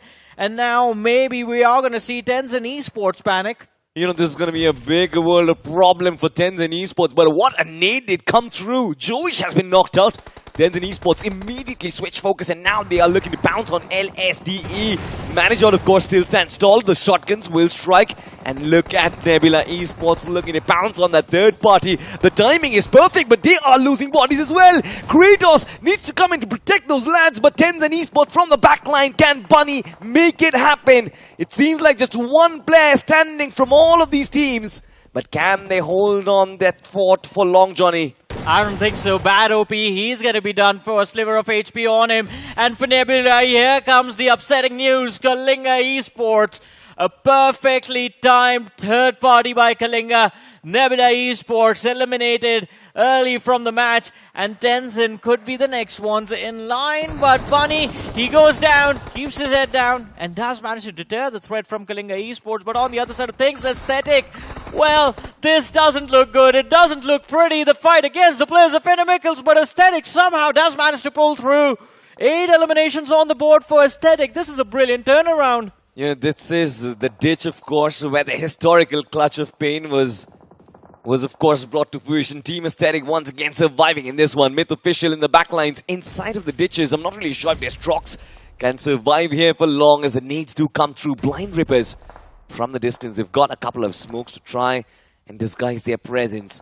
But of course, from the backlines, if Aesthetic do get a hint of this commotion, I'm pretty sure those third parties might just be coming through Destrox. Brilliant evasive from the nade itself. It seems like those throwables aren't really striking. But can Blind Rippers keep up the ante? I'm not really sure, Johnny. Oh, look at this death spiral though. K9 Esports circling the players of Nux Mysterious 4, but the shots, they failed to connect, and K9 Esports, they could struggle over here. Nux Mysterious 4 eliminated from the game. K9 Esports, they succeed in finding those 4 eliminations, but have to be cautious. Non-X from the flank, the line of fire present. HP bars not really there for the players of K9. But first aid comes through. Omega back again with 75% HP. Although the shift of the circle. Yeah. Look at that, Salty. It takes a hard shift towards the south. And I have a feeling Vanguard, they are just getting lucky again and again. Their spot, they can pick off eliminations over there. I think the game also kind of turned on Genix FM and their favor as well, because on the south side of the circle, that team is also going to be extremely happy. Just found themselves a knock over there, but what is going on? K9 Esports, they're still lining around on Onyx Esports. So much information to be found. Rapido, of course, in the close quarters. Onyx still not taking shots, but Myth Official, they still keep on holding this ditch for themselves. And somehow Tetrox is still alive. I'm not really sure how to defend off the aggression from Blind Rippers, but at least they've got some time before, of course, they will have to move inside the circle. Team Aesthetics coming in from the back lines. I guess Myth Official know already, and they are aware. Let's see how the situation turns out, though, because I think for Myth Official, after they come out of these trenches, that might just be the end of the game, because Vanguard, or maybe Higboson, maybe Aesthetic, should be able to shut them down. But on the other side of things, Nonix, they are getting picked off by the players of Tenzin, but Aesthetic running into the players of Vanguard, and they are losing their lives. Insidious looking for more, always shows up with the rest of the team. Dionysus from the flank just spraying down Aesthetic, and while in the last fight they might have been able to survive, this is where they bow out. Although 8 eliminations, that's not a bad performance coming from Aesthetic, to be honest. That's a good game. But look at the way Dionysus survives over there. The nade was brilliant, of course. The man had a sliver of HP, but finally he gets knocked out. Harshil will take away the fragment. Officials, they're doing pretty good, to be honest. In spite of just being brought down to a 2-man outfit, it seems like they're still managing to hold on and survive amid so many teams out there. At stage 5, we've got 9 teams and 27 players left alive, ladies and gentlemen. Have a look at this K9 Esports. They just duke it out, head-on collision against Kalinga, and Owen goes down. Of course, K9 in these close quarters, they are extremely invincible. From the backlines, Kalinga not even in a position to try and fight back, Johnny. Yeah, pretty much. And Kalinga Esports, that distance, it does come back to haunt them. That split that they had going. K9 Esports, they're looking to isolate these fights, but it's not going to be as easy, especially considering it's a completely open circle, and K9 Esports are one of the last teams to start looking for cover. Looks like a 3 versus 4 that the players of Kalinga are hoping for, but Slug and Ninja Boy, they stay back. That nade is going to be very close. Ninja Boy, though, still manages to negate the damage, and K9 Esports end up falling back. It seems like no matter where they go, they are going to find threat. Either they deal with Kalinga Esports or they run into the players of Genix FM. K9 Esports right now have been put in an elimination chamber right now. Majority of them, of their aggression will come in from the western side, of course, with Kalinga Esports having the high ground, but from the low ground as well, multiple teams and those utilities, K9 Esports will have to fight through. It's not going to be easy. And this is something which I would love to say. I think Kalinga Esports, in spite of their numbers disadvantage, they still have a chance of winning this fight. K9 Esports elsewhere, they are looking to make it count against Non-X Esports, and Anonymous goes down as well. Slug, that was brilliant on the shotgun. K9 Esports is still banking on the fact that they've got those elimination points, but little are they aware of Kalinga Esports and their shenanigans from the backlines. Have a look at this. They're closing in the distance, Johnny. PMWI, IGL, you've got Omega, you've got Arshit. One good name, K9 Esports will be buying out of this match. I think that might just happen to them, because that's not a lot of cover to work with. Plus, Higboson have a line of fire to the position of K9 Esports. Then from the flank, I think even the players of Genix FM will cause a lot of trouble for them. But Kalinga Esports from the top, I think just one nade, and K9, it could spell the end. 7 eliminations secured by the side of K9 Esports in this game. But they are going to be looking for more. We are down to the top 8 teams. Knight looking to push up the ridge. Here's the nade. pin being pulled by Archit. Nate goes out. Knight could get knocked out, and it's right at his feet. That's the big man from the side of K9 down and out for the count. Slug, Ninja Boy trying to be the distraction, trying to see if they can figure out a way to bring their star fragger back. And there goes Ninja Boy. Oh no, 3 players knocked out. It's just one man still left alive. Omega. K9 Esports, all of a sudden, it seems like a blunder coming in from them. Kalinga Esports from up top, they've just been shoving death and destruction down K9 Esports, and their throw to Omega once again is going to be in the center spot. A Molotov being thrown in as well. Yet another nade. My oh my, there's so much aggression. K9 Esports have been eliminated, and what a wonderful fight that has been executed by Kalinga Esports. Of course, only 4 finishes on board, but they can still make it a lot more. From their left-hand flank, of course, there's going to be the lads from Genix FM. K9 should have never moved to the spot of non-X. They should have just taken the fight against Kalinga Esports. Yeah.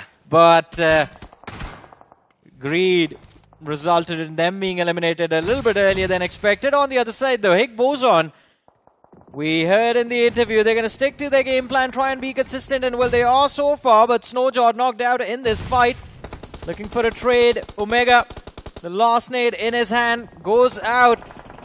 And Crypto gets knocked out. Insidious, he goes down as well. No coming back from that. Vanguard eliminated 6th inside of this match. And Hick Boson move up to the first position in the overall leaderboard. But back-to-back eliminations happening. Hick Boson, they themselves aren't really quite safe. Shots from the top. Kalinga Esports, they've got a height advantage that can change, or rather, completely give away this game as well. They've got so many lines of sight. Majority of those players, those loose stranglers, can be caught off guard. It's just one team that stands tall in their way to the chicken dinner. That has to be Genix FM. True Rippers, meanwhile, Johnny, have been completely away from action, extremely silent. We haven't really seen them on camera even once, but still they are surviving with all 4 players. I guess Kalinga Esports aren't really aware of that threat. Oh, look at this though, and I guess that is how Aesthetic ended up taking out 2 different teams. First, Peak Up Esports, and then Inimicals in the same dip. But as you were talking about True Rippers, Salty, I 100% agree, and I think True Rippers is back to their playstyle, their unique playstyle of just playing for survival, keeping numbers intact, and just walking away with the most amount of wins. This time, though, Kalinga Esports, they don't expect Bunny to be here, and neither did they expect Genix FM to have the line of fire. Omega from Kalinga Esports shut down. Genix FM looking to turn things around after the debacle on Rondo, but True Rippers, as we spoke about them, they have made sure they are the only team in the top 5 with all 4 players intact. And finally, they start getting a little aggressive moving forward for the players of Kalinga Esports. Yeah, thankfully for Kalinga Esports, they did get away from that initial aggression. But of course, how are you going to survive this circle? Genix FM from the backlines, of course, just taking away that one loose strangler. 1 man remains from Kalinga. And 4 hungry wolves of True Rippers are looking to take away the life, snatch it away from Archit. Genix FM from the backlines. I think ever since Johnny, that circle had shifted to the south, Genix FM had a brilliant upper hand in this fight as well. And True Rippers know how to diminish it, especially against that fight against Genix FM. The winner or loser of this game will be decided. Hick Boson left to just 1 man there. IGL, Bunny in the backlines. He does have the circle. Tenzin Esports also have just 1 man left alive, and that man is also Bunny, by the way. It's going to be funny. Which Bunny makes it further inside of the circle, further inside of the game? We'll find out. Well, let's see. Tenzin, they're hiding in the middle of that cluster, so it's not going to be easy, but he's still looking for frags. As Damu from Genix FM gets knocked out, Bunny, he's looking to steal that finish away, and maybe with the nade can succeed, but no, says Jelly. Takes the team for the side, takes a point for the side of True Rippers, and I think True Rippers, the intention is pretty clear. Go for the cleanup and just walk away with elimination points. Now you get 10 for the chicken dinner. There's a potential of True Rippers ending this game with 8 eliminations, so 18 points. That is going to be the preferred reset for True Rippers, considering this was also one of those teams that took an early exit on Rondo before this. But Bunny from Hick Boson has the airdrop weapon. And Bunny from Tenzin Esports has the nades to work with, but Molotov to flush him out. Fails to connect. And True Rippers, They've been forced into the flank, but finally, as he runs inside of the shack, Bunny burns alive, and Ronnie, he gets that finish. We're down to the top 3 of this game. In a sad exchange of utility over there. Certainly not for Ronnie, but for the other lad over there, Tenzin Esports. They are going to be so sad, but Ronnie finds another knock. Genix FM, the deadlock has been broken. True Rippers certainly are looking to take advantage of this. Genix FM surely will not be able to provide in that cover fire as they go in for the revive. I guess the last man, there's going to be no space as well. Distance has been closed in. Zeref, of course, proning in. The nade strikes. It connects. Jelly has been knocked out. True Rippers also in deep world of trouble. From the back lines, Hydro is going to clean things up. Higbo's on as well. Now they finally show up. Bunny, there are going to be a couple of those players take down, but True Rippers, they take away the chicken dinner away from everyone. And also Genix FM as well. And this is exactly what Jelly wanted, I feel like, Johnny. To give the team a stable performance, to actually gain those much needed points, get off the mark first, and then try and be aggressive as the matches go by. Pretty much, it's been a simple and well-executed game plan from the side of True Rippers time and time again, and especially from Jelly. I think this has been the case since last year, wherein it's a very, very high success rate for the team surviving till the late game stages, but they were messing up those end game team fights. Now I think that is where we see a lot of clarity from the side of True Rippers, but a brilliant reset for the day. They were aggressive, well, kind of aggressive on Rondo earlier, but they took an early exit with no placement points. A chicken dinner in this game with 8 eliminations, 18 points. I think this should get them to the top 3 of the overall leaderboard, hopefully. We aren't actually talking about 2 teams right now who did phenomenally well, to be honest. I'm talking about Last Esports, I'm talking about Vanguard, and then I'm talking about Higbozon. Higbozon was consistent. First position in the first game, second position in the second one. Even for Vanguard as well, I think the number of elimination just keeps on flowing, to be honest. Yeah, but in this game, I think they took a very unfortunate middle of the pack exit. It was a decent outing for the side of Vanguard, but Last is one of those names that's built around aggression, and again, I think they are performing phenomenally well for themselves. But as far as teams from this particular group are considered, I think Genix FM, a little bit of concern for Genix FM, because while you might see this top 3 finish and say, yeah, alright, it's okay, but this was their second game and Genix FM does not have elimination points.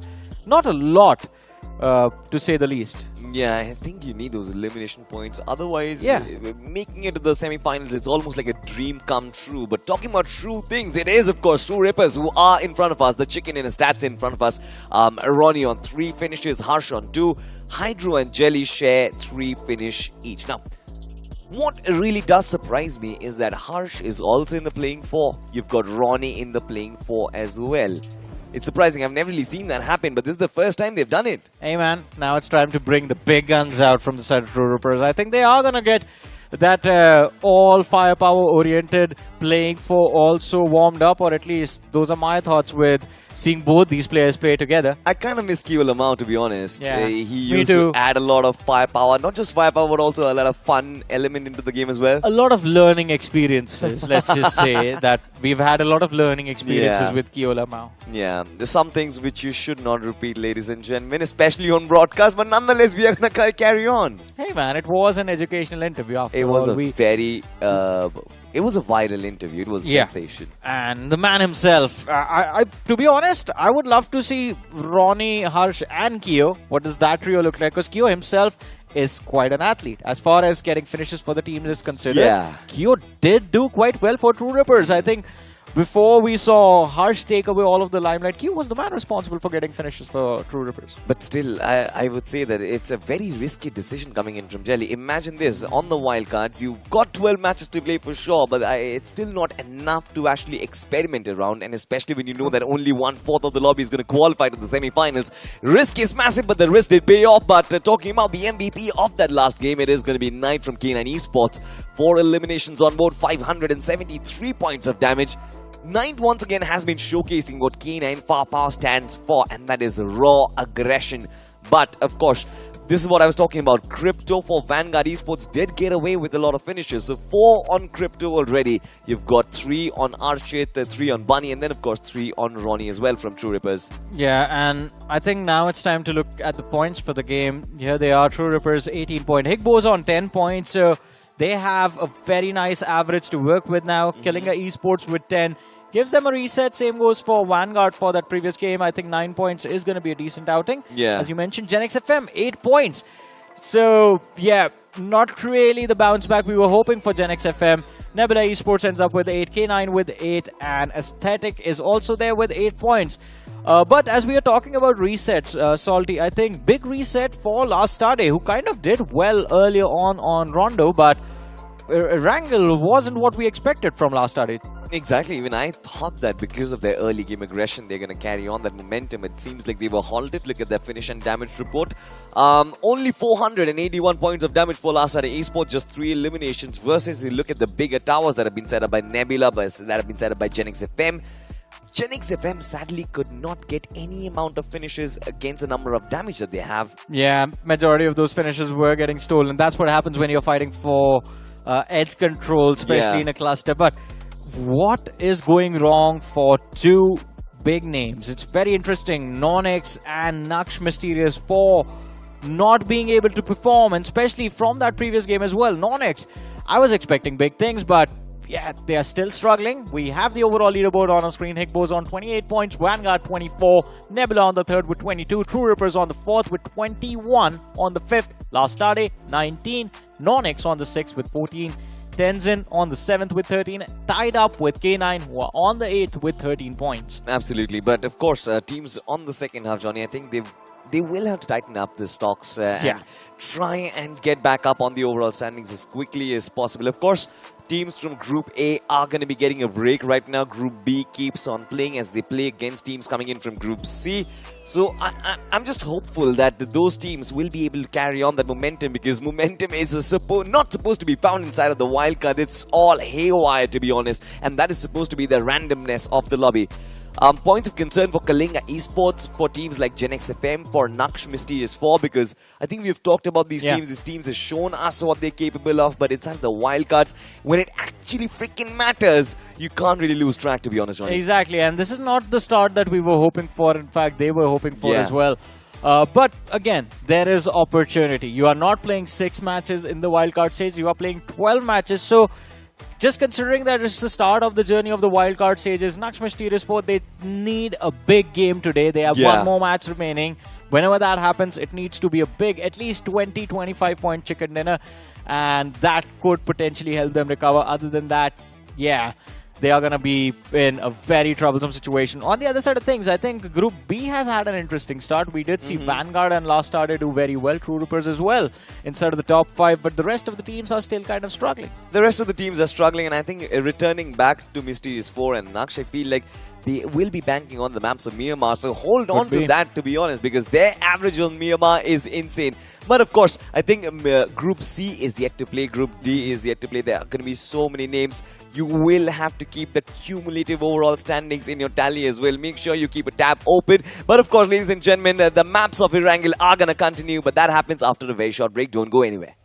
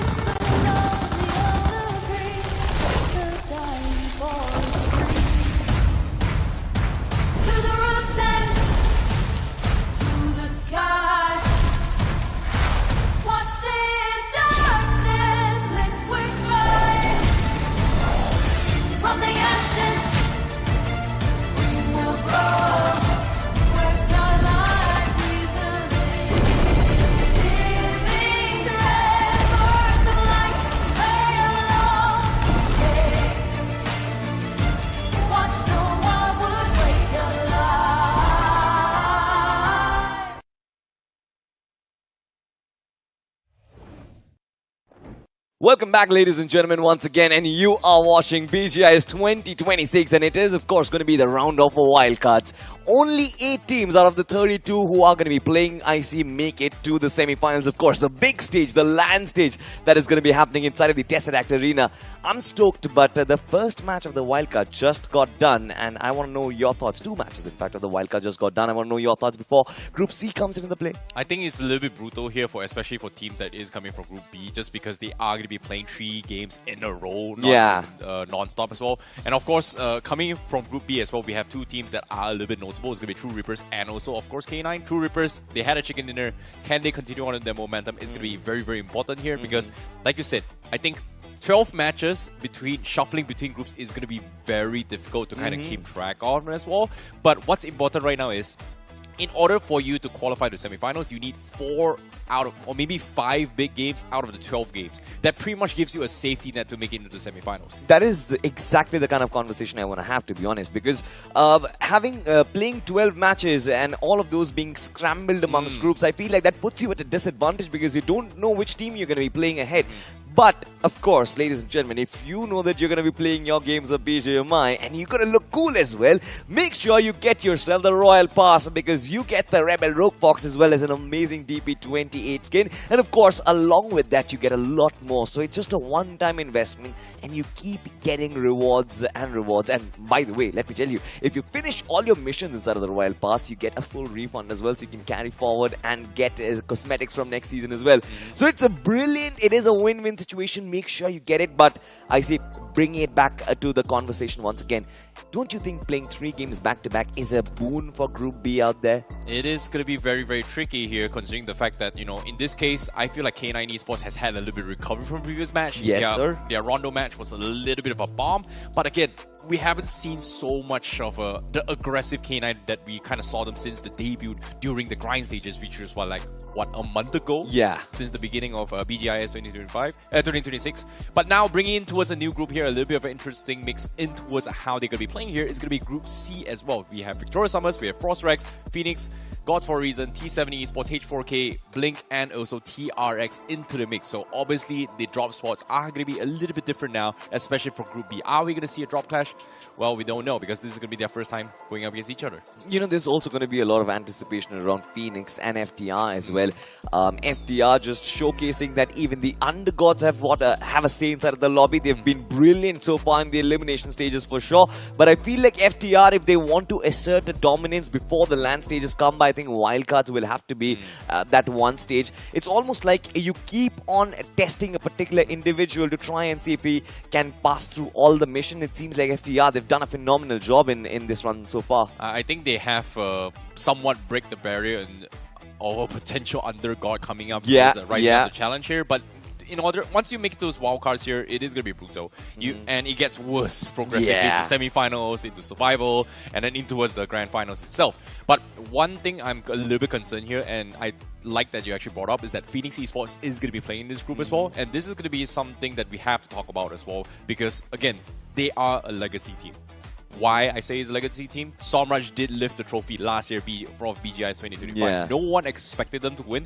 It was between a race between Reckoning Esports, Hero Street Godlight, and then out of nowhere, on the one final game, decides to you know what? I'm gonna shut everybody out. I am gonna silence the crowd. I am gonna take the trophy. And now they are in a situation where if they don't perform in these next 12 matches, they are out. Yikes. So I think there's something which I brought in the meeting as well before the day had started. In my opinion, all of these teams, Phoenix Esports, namely even Victoria Summers, for them I feel like the wildcards is a lot of pressure on their shoulders. Imagine this, getting eliminated from the wildcards, not reaching the LAN stage, I think will take a big dent on their professional careers versus the undergods who have just come up for FTI. It's a whole different ball game altogether. They don't really have to do anything different, just keep on playing good BGMI. And I think now it comes down to a situation situation where if you have a dedicated role, which is an analyst outside your playing 4 teams or you're playing 5 as well, and to trust that analyst to make the calls on what you should be doing every single map rotation is going to be extremely crucial. Because why? The players will not have time to focus on their next matches and everything. They need to focus on the concurrent match, and once they're finished playing, they need to relax, they need to focus as well, and they have to blindly trust the analyst. Absolutely. That's something that I think a lot of teams are lacking, that kind of role, which results in potential drop clashes, mistakes, yada yada, which we kind of see a lot of teams get fumbled as well, just because they make one small mistake and then the morale goes downhill because they don't know what happened. It's actually funny because Phoenix Esports, there's a very nice relation between Somraj and his coach as well, Zypex, but in spite of that, Somraj takes every single drop clash that is possible. So it's like a contradiction, I see. But of course, talking about Phoenix Esports, we have got them on the spotlight, ladies and gentlemen. Inside the quarterfinals, Phoenix Esports had 25 eliminations, damage points equal 5,863 and a total points of 38. I see the performance wasn't really too shabby, to be honest. I think it was decent, especially with those early victories coming their way. But Phoenix Esports, what we have learned through the quarterfinals matters, and can they apply those same learnings inside of the wildcards? I think they themselves know that they can lose momentum any time of the day. I think Phoenix Esports has demonstrated to us during the grind phase as well that they are a team that learns and progresses and adapts very, very quickly. So I'm looking forward to see how they perform when it's 12 matches as well, which again, it is happening right now. And again, before the grind, everything was like 6 matches burst, 6 matches burst. If you don't have a good game, you're pretty much done for. So I feel like Phoenix Esports, if they make a mistake today, it's okay. They will bounce back tomorrow. Hopefully. But also, I'm actually going to be watching out for Victoria Summers as well, ladies and gentlemen. A lot of big names fighting for this one. It is, of course, going to be the map of Erangel.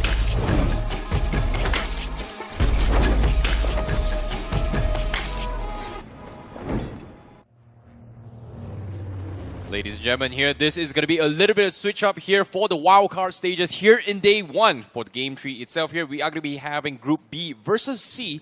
And of course, Group B will be having their final match for today as they take off from the plains from the west side and then passing through the southern side of Pachinki and then ending towards the outskirts of Novo and also Milta plant itself. So this is going to be a pretty southwestern shift, a pretty southern one instead here. So teams like K9, who tentatively wants to go towards Severny, is going to have a very, very far drop-off. They've been having that for a while now. I think even in the last game of Erangel, K9 Esports had to take a long rotation towards Severny. And then, of course, had to come south as well towards Everest. But I think majority of the teams, they're going to be pretty happy. I just want to have a look at where does the circle land. But looking at the teams I see, I think there are going to be some interesting names coming in from Group C as well. And nobody's talking about H4K in particular. I think H4K has impressed me so far with the way they have carried themselves inside of the quarterfinals, inside of round 4 as well. And then, of course, we've got T7 Esports and the likes of FTR, who might just be looking to hit heavy, especially in their games today. Yeah, but speaking of hitting heavy as well, every game needs to be a big one here if they want to try and qualify in towards the semifinals here. Because if you base off last year's BMSD's potential cutoff, that's somewhere around 94 to 95 points. So out of 12 matches. Yeah, you have to reach at least that mark here.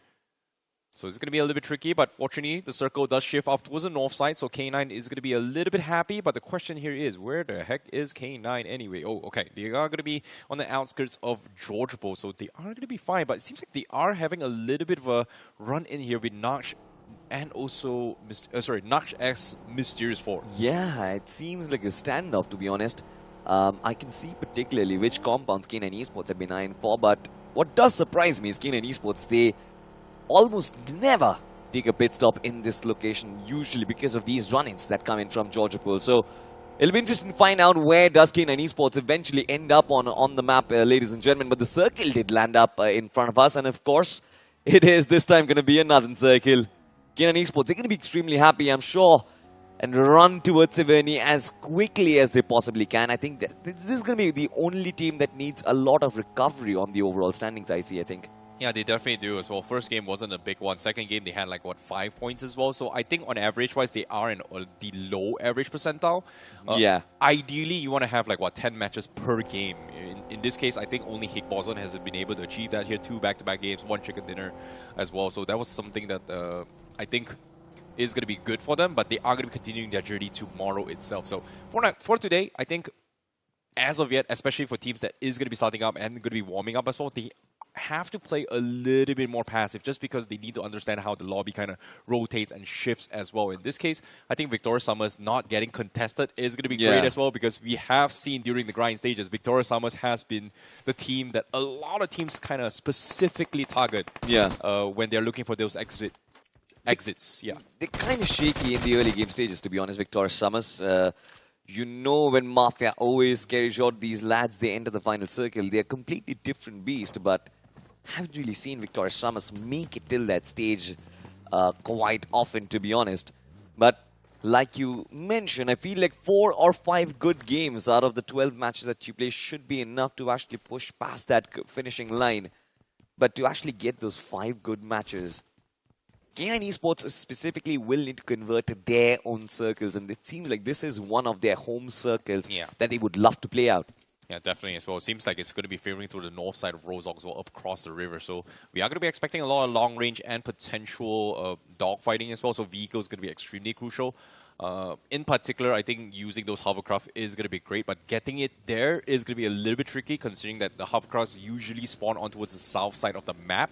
So rotating early, especially for Circle 1 and Circle 2, is going to take a little bit of a longer duration, so you will miss out a lot of prime spots if you do not rotate early.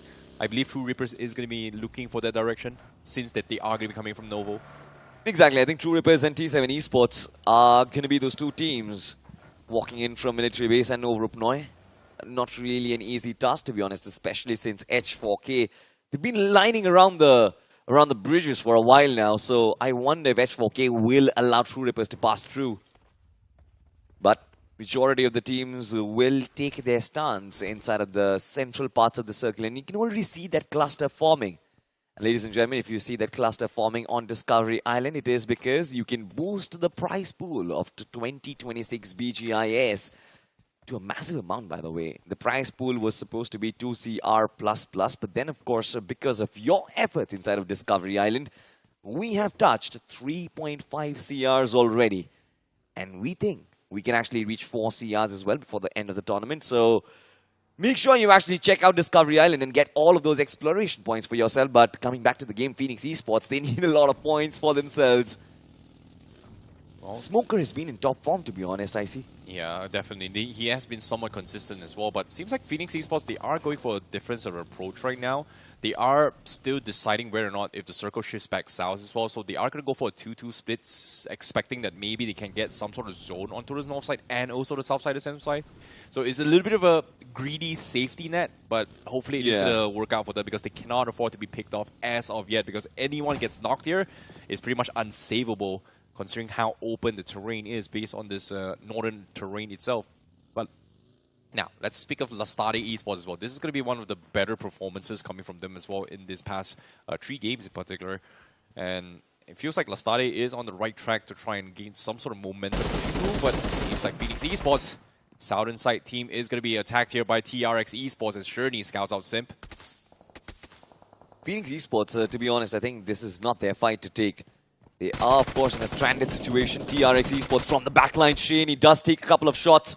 Numbers out to multiply Phoenix Esports right now. And of course, they are going to take the fall. Viper goes down. Phoenix Esports in a deep world of hurt. And this is exactly what we were talking about. Yeah. You cannot get split up, especially in these 4v4 fights. And TRX Esports use their numbers to perfection. Yeah, such an awkward situation here for Phoenix as well. Who would expect TRX to just walk up like that? And just like that, they lose a player, and they are forced to actually rotate up north as well for Phoenix. Meanwhile, the Lastade Esports were able to scout out more rotations here. They scout out Phoenix, and now they are going to be seeing Blink as well. So Maya almost getting knocked here from the 4 horizon, and bad OP actually connects the job done here. And that's going to be a confirmation as well. 1 point in the back for Lastade Esports. This is what they've been good at, Lastade Esports, just picking off these lone stranglers and figuring out how to gain those points inside the lobby. Lastade Esports have been extremely clever in the way they've been playing out their matches, just always playing it from the center, but playing it so perfectly that they minimize threat and find out a way to efficiently get those finish points on board. Elsewhere, of course, Kalinga Esports, we were talking about the debacle, of course, playing 3 back-to-back matches. This is a fate Kalinga Esports isn't going to find inside the wildcards once again. Need to make sure at least they qualify and needs to make sure that they make the most amount of this Erangel matchup that they have. Potentially reach at least 30 points. They currently stand at 11, I see. Which, having played 3 matches, doesn't really sound that fancy. Yeah, but at the same time as well, this is an interesting split coming from them as well. PMWI is all the way in South Georgia when the 3 are already waiting in position, just waiting for him to actually regroup with him as well. So I think they are going to try and greed things out if the circle actually shifts southwest. It does give PMWI an easy entry north. They need to scout things out here. Let's see how the circle shifts. It seems like it may shift down south, and it does. It is still including Rozok in the play. Lestade is going to be very happy in those positions here. Those compounds was able to pick off a few more players just now, and now every single team is looking to try and threaten them. You know, have a look at this. True Rippers coming in from Novorupnoi as well. Even they have made a position inside of the center of the circle. Just reaching past towards ruins, moving beyond school as well. Potentially just reaching that Rozok region. There's an amazing cluster that is, of course, forming, and that happens right on the either side of the water body that we have. So there's going to be a lot of these shoreline battles for sure. What remains to be seen is, can Vanguard keep themselves protected outside the circle for so long? Has been their strategy, I see, Vanguard Esports. They don't really like to take these early fights, want to keep their numbers up high, up until the final circle. And once they do have the authority inside of the circle, try and get those finishes on board. I think it kind of works decent, to be honest. Ooh, seems like Gen X FM, they've got themselves a pretty good spot themselves here, considering the fact that they do control the western bridge. But seems like H4K now going to be taking a little bit of a smash here as K9 Esports runs in with them. And seems like they are going to be in an open field battle here. 1-for-1 trade. Omega and Rage got down. But Ninja Boy is looking to secure those confirmations. And H4K in no position to threaten them as well. Ninja Boy now pretty much out in the open, but doesn't matter. Ninja Boy takes him out as well. H4K, they are pretty much done for. There's still one man remaining. Ninja Boy has been doing a phenomenal job in keeping K9 Esports alive. Finally, last at Esports, they show up in time. Shots coming in from the distance as well. This is not good news. H4K, they themselves have also been in a world of hurt. I mean, taking a fight against K9 Esports out in the open, it's always supposed to get you a little bit of a punch down for sure. Oh my god, what a shot from Knight to actually get that knock here onto his Mysterious 4. He was just so far away. That was like, what, a 300-meter shot? He was able to get a knock on a moving Miko. That's pretty sick. Yeah, Mysterious 4 have been playing a little mysteriously, to be honest, at this point. K9 Esports right now, of course, in a world of hurt, there are going to be a couple of those players from Last Starter Esports as well who will be looking to make at least a couple of efforts to get this point on board. Manage all the shots being taken, but out in the open, I'm sure Last Starter Esports are going to be counting their days. This is exactly what I talked about. Knight from the distance. Doesn't really matter what the range is. This man and his bullets always end up on their targets. That's the second time he was able to get a shot like that on a moving vehicle. That's just insane stuff coming from Knight. What did we just watch? Is Knight finally awakened in the wildcard stages? I'm not really sure, man. K9 Esports, they've been playing like this since forever. And even in the quarterfinals, I feel like Knight was just performing out of his mind. Slug kind of had an off day on the day of the quarterfinals, if I remember correctly. Even Ninja Boy was kind of playing really well. K9 Esports, all of these 4 players need to get back to the form of the grind if they do want to kind of win the title and, of course, the championship in a dominating fashion.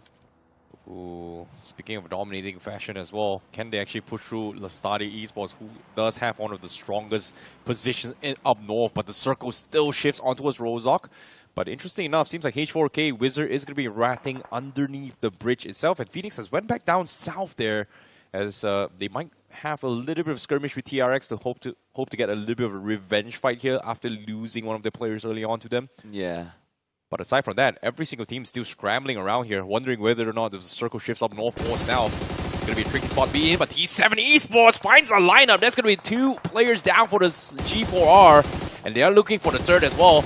And Hitman needs to make a run for it. This is a blunder from God's for a reason, to be honest. There's no reason to actually keep on overextending forward. Peak Up Esports, of course, is going to be in a world of trouble. T7 Esports from the distance have been taking in shots in that direction. Have been doing a phenomenal job as well. Skep this time is looking to catch that man off guard. Still want to find out if H4K's Wizard is still standing tall. A couple of those players from Last Starter Esports are kind of standing tall. Currently, T7 Esports are the ones who are under fire right now. Out in the open, not really the best spots to hold. Cabeza, this time, finally! It almost seemed like the knock is going to be there from Peak Up Esports, but it seems like T7 Esports have gotten to safety, I see. That is a very, very tricky situation here, at least for P-Cup Esports. I was very surprised they actually engaged in this fight. You know, they were kind of out in the open, but no pickoffs means that now they are fully aware, especially coming from T7, that P-Cup Esports is going to be pushing in, and they're not exactly safe from the zone. As you can see, T7 Esports, they are preparing to try and intercept this as well. Cape pretty much getting a very, very nice two-man knock just now from G4R. But right here, he was only able to convert 1 point. One of it was actually stolen away now. Setting his sights onto his P-Cup. The rest of his teammates are not there in position here. He's going to be pretty much exposed, and he's going to get ran over as well.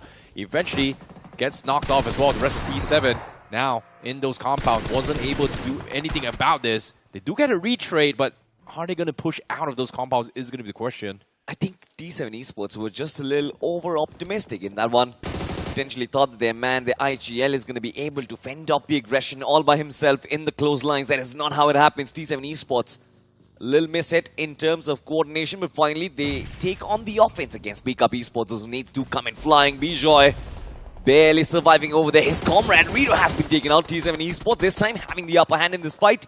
They are doing wonders right now. A couple of the smokes will need to be deployed. P-Cup Esports so wants to kind of keep themselves at bay. But I guess shots coming in from the back lines have been causing them so many problems, I see. Oh my goodness, there's just so much happening as well. Blink is taking fire on them. T7 is looking to try and push up as well. But T7, they paid the price here. Ooh. They were able to lose one. But the circle actually shifts inside Rozhok instead of the northern side here. So P-Cup, they are going to be A-OK. But they have to play down low. The only targets they have to focus here is going to be T7 and maybe Blink. Whereas the rest of the team, they are pretty much stuck outside the waters. You know, this is pandemonium, to be honest. BGMI gods, what are you doing? How on earth is K9 Esports, Victorious Summers last star, they are going to find a way back on the mainland right now. Look at K9 Esports, they are taking a long route, potentially moving away towards the blue as well. Taking damage inside of stage 4 isn't really the best of options, but what else can you do when the circle plays with you like this? Genix FM on the other side have been taking in shots, have been trying to protect Botiart to themselves. Couple of shots towards the bridge is gonna take away a couple of those outsiders as well. They were looking to make in the entry point, but Genix FM, they're like, alright, fine, we're gonna block your path. Find yourself another route, lads. Oh, speaking of another route here, on site now, True Ripper's getting hammered here by Blink. As Blink decides to go in for a slam. Unable to find any sort of connection here. They've lost Jelly, but here comes the flank through. They are able to take out Joyesh. The last player from Blink still outside toying here with Ronnie. With the hovercraft just messing around with him, and he knows exactly where he is. The shotgun push is there. Professor will eventually go down, and True Ripper, they will be able to defend and secure some points off Blink. And just like that, True Rippers, they secure 3 finishes, but they still have those hovercraft available. They are going to try and keep that down low for the end game. Meanwhile, K9, the offside swing coming in now from the south side, needs to take a little bit pit stop here. May be in a lot of trouble here if they decide to actually challenge against P-Cup, but it seems like P-Cup, they are missing every single shot. This is a very long rotation coming in from K9 Esports. They were up top north of Rozhok. Now they're south of school, making their entry inside the circle. Now this is what you call playing with the circle. You want to shift south? Well, we are going to follow your orders. But of course, K9 Esports will have to keep P-Cup Esports at bay, who are out in the open playing in from the edge of the circle. They've just found a phenomenal spot to hold, to be honest. Elsewhere, of course, FTR, they've got a little bit of the high ground as well. Aggression seems to be taking a halt, especially at stage 4 right now, as majority of the teams try and find them spaces in the final third of the game. But K9 Esports, what a move that was. Now it's time for Victorious Summers as well to kind of pull off something similar, I see. Yeah, but before that, it seems like Frost Rex, they have to give up cover as they need to push inside the zone. Seems like every single team is going to be taking jabs onto them as they try and push through. Eventually, the vehicle is about to explode as well. P-Cup Esports now going to be firing their way through, but who got it? This is going to be True Rippers instead that blew up the vehicle, getting 2 points here from True Rippers. Seems like it is going to free for all, but unfortunately for them, that is going to be the end of the demise. Meanwhile, down south here, on towards the bridge itself, the last player, Wizard, still hiding under the bridge, was able to scout out players from Victorious Summers. And 2 men down, and Venom pretty much already way past the safety line. It's not going to be able to save always in the process. Scary George is still alive, but seems like they are going to commit to the save. Okay, interesting. TRX now looking to try and drop a couple nades here to get lucky. Yeah, They were the ones who actually took pot shots against Phoenix Esports. Took away Viper from this game itself. From the early moments, TRX Esports this time are looking at Victorious Summers.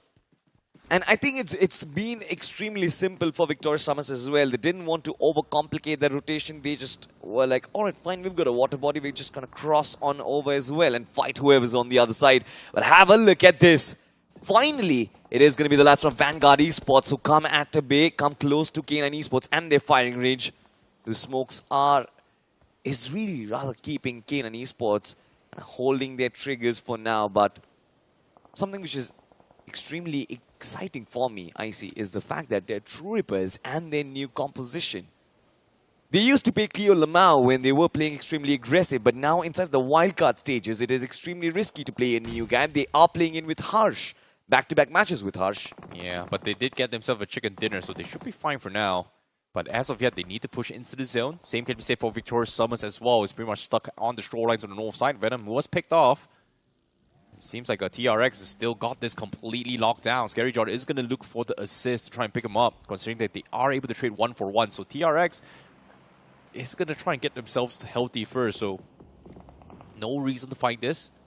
But TRX, they're down towards their last few utilities here. No knocks yet, and Victorious Summers still hasn't found an angle to push through towards this warehouse. They will not, to be honest. I think this ridge is going to protect TRX from the onslaught from Victorious Summers. I think Victorious Summers, they do realize that had to be sent backpacking as well. Those nades, those utilities, there was a high chance that Victorious Summers could have actually gotten themselves taken out in that one. K9 Esports elsewhere, they are duking out against Pickup Esports in this one for the contest of the south of the circle this time. One of the players from Pickup Esports does get knocked out. K9 Esports from the backlines looking to take advantage. And look at those nades coming through from TR. That is brilliant. Just one man survives, and that is going to be the lad from BGOI. Team True Rippers, they're not leaving any stones unturned. BGOI is barely surviving by a sliver of HP. The smoke is going to protect him for somewhat of a decent timing, but I don't really think Pickup Esports aren't going to extend for long. Oh my goodness, they're completely pinned as well. True Rippers is just needing everything to try and take them out. All these juicy points here. Seems like True Rippers, they may have overextended as well, because from the far horizon, GenXFM, who has been the gatekeepers on the western bridge near Bodyard, is finally looking to try and chime in. So P-Cup, they will have a safety net to kind of reset through, but K9 Esports, seems like they don't really want to overcommit. They want to have control of those Roserock Mountains, which, interesting enough, they were able to get it for free during Stage 3, while everybody was distracted. So this is a very, very good push come from K9, but again, as we had, the point of interest here coming from True Rippers is going to be taking out P-Cup before they can do anything about this as well. They need to take some sort of space, and seems like P-Cup is done because K9 from the far horizon, Omega actually backed off, took a longer range here to take an off angle to take him out. That was an insane flank from K9 Esports. And through the smoke as well, K9 Esports, you've got to be kidding me. True Rippers, it's kind of unfortunate for you, but you miss out on those points. K9 Esports just snatch it from under your grasp. Elsewhere, it is going to be Victorious Summers who are going to be duking it against TRX. And look at the way they move from the shorelines, of course. Victorious Summers have been looking to pounce on that aggression, but TRX and their shots never really miss. It is going to be easy peasy. Treading in on the grounds, open lands for TRX to be sure, and the nade comes through. Scary shot, the knockout has to be fine, has to be perfect. Easy peasy. If he does get knocked out, TRX are going to be in a deep world of trouble. Victorious Summers, they're still fighting back. 2 players alive, Mafia and Scary Shot. Can they make it happen, I see? It's going to be a big fight, to be honest. Try as well, spraying through the smokes, and Mafia finds Fusion. TRX loses 3. Shirley on the far horizon, providing support fire. Was able to find one. Now it is going to be a 1-versus-1 between him and Scary John, but Scary John is down though. But seems like TRX, they are going to try and play for the reset as well. Phantom heard all this commotion, is looking to try and chime in. Goes for a random stray nade, but no connection so far. Seems like nobody is inside those smokes, while Victorious Summers is looking for those resets. Phantom, seems like he is going to be down low, about to bleed out. He does have the information. TRX is pushing up. Scary John needs to fend them off. That's going to be one knock. And that's going to be second one as well. Victorious Summers, they hold on with Scary John with an insane clutch to defend against TRX. That was the best moment of the day so far, to be honest. Scary John with the shotgun just 1-2ing TRX out of the equation. But not a real time to celebrate. Mafia and Scary John understand that. Victorious Summers, they've lost 2 bodies just recently, and now, of course, T7 Esports had showcased their potential in this third-party fight. The needs did come through from Phantom, but none of them did strike. But Victor Summers, they're going to be extremely wary from that angle. Elsewhere, K9 Esports and Team True Rippers, they're going to be duking out these gigantic warriors. Who's going to get control of the south of the circle is going to be big. K9 Esports slowly making moves and choking TR out of space. They are pushing them back, and this is interesting. TR away from the fight of K9 Esports, but they end up in the middle of nowhere, I see. Oh my goodness, True Rippers, they had to push in the zone and they've lost control, and K9 Esports is going to capitalize on this as well. And just like that, they get completely shredded. And even GenX FM looking to try and chime in, but they themselves getting punished here from K9. It seems like Hydro is able to somewhat survive this, but it's only with the help of the smoke, but he gets ran over by Knight. And now Knight versus Harsh, it doesn't matter, it's over. K9 Esports was able to shove them in, and they were able to take them out, and they will be able to take their spots on top of it all. They make it a top 8, but there's still so many shots here from every single team inside Rozhok as of yet. Yeah, it's stage 6 and 8 teams are still alive. K9 Esports are going to be in a deep world of trouble. Look at that, Kalinga Esports have been constantly looking to take down K9 for a while now. And finally, those utilities strike as the Molotov on Knight, there's Nade on Ninja Boy. It's not easy to fend off that aggression. K9 Esports are using a couple of smokes to kind of fall back. But the circle, it's going to be deadly from the backlines. It's going to be Vanguard Esports as well. This is unfortunate for K9 Esports. The nade from Crypto. Wait, if Crypto does get taken down, Vanguard might just be taken out. K9 Esports get eliminated, and Vanguard survive. Perfect timing here for Vanguard going for the Grand Slam. They come in, and now this time they will be forced to go in for the reset as well, because the circle is going to be out in the open with Kalinga Esports having compound from the Rozhok region. So they have a few things they have to focus on as well. Every single team looking to try and push inside the zone itself. And Vanguard, they will get the free reset here from the southwest, but everybody else is stuck on the east side here. Meanwhile, Lestadier, they have been laying low in those compounds as well. And as of yet, it is going to be coming down to who is going to be the ones that come out in the open first. And Victoria Summers and Lestadier Esports is going to gobble up all those points. Well, it's not easy to survive this circuit, ladies and gentlemen. It does take away a pocket of space away from Rozhok. And if you have a couple of those hard covers for yourself, you're going to be extremely happy. Pretty sure Kalinga Esports is going to be extremely happy. Lestadier Esports as well are going to be happy with their positioning. But can Vanguard survive? Can Phoenix Esports come in from the back lines? Can Victoria Summers keep their position at bay? All of these big questions being asked. T7 Esports just proning their way in, ratting their way inside the circle. And they can certainly hurt Victoria Summers from the back lines if they aren't aware. Scary Jordan Mafia out in the open. They are looking to duke it out against Ghost from GenX FM. And it seems like he's been spotted. Another finish in the back for Victoria Summers. 6 in the bag. But now finally Mafia and Scary Jord. I think the task is simple. Find out those lads from T7 Esports and take them out. Probably, but seems like T7, they tried to swing down south and it was spotted out by Vanguard. Sim was able to trade off Vanguard while they're trying to push through as well.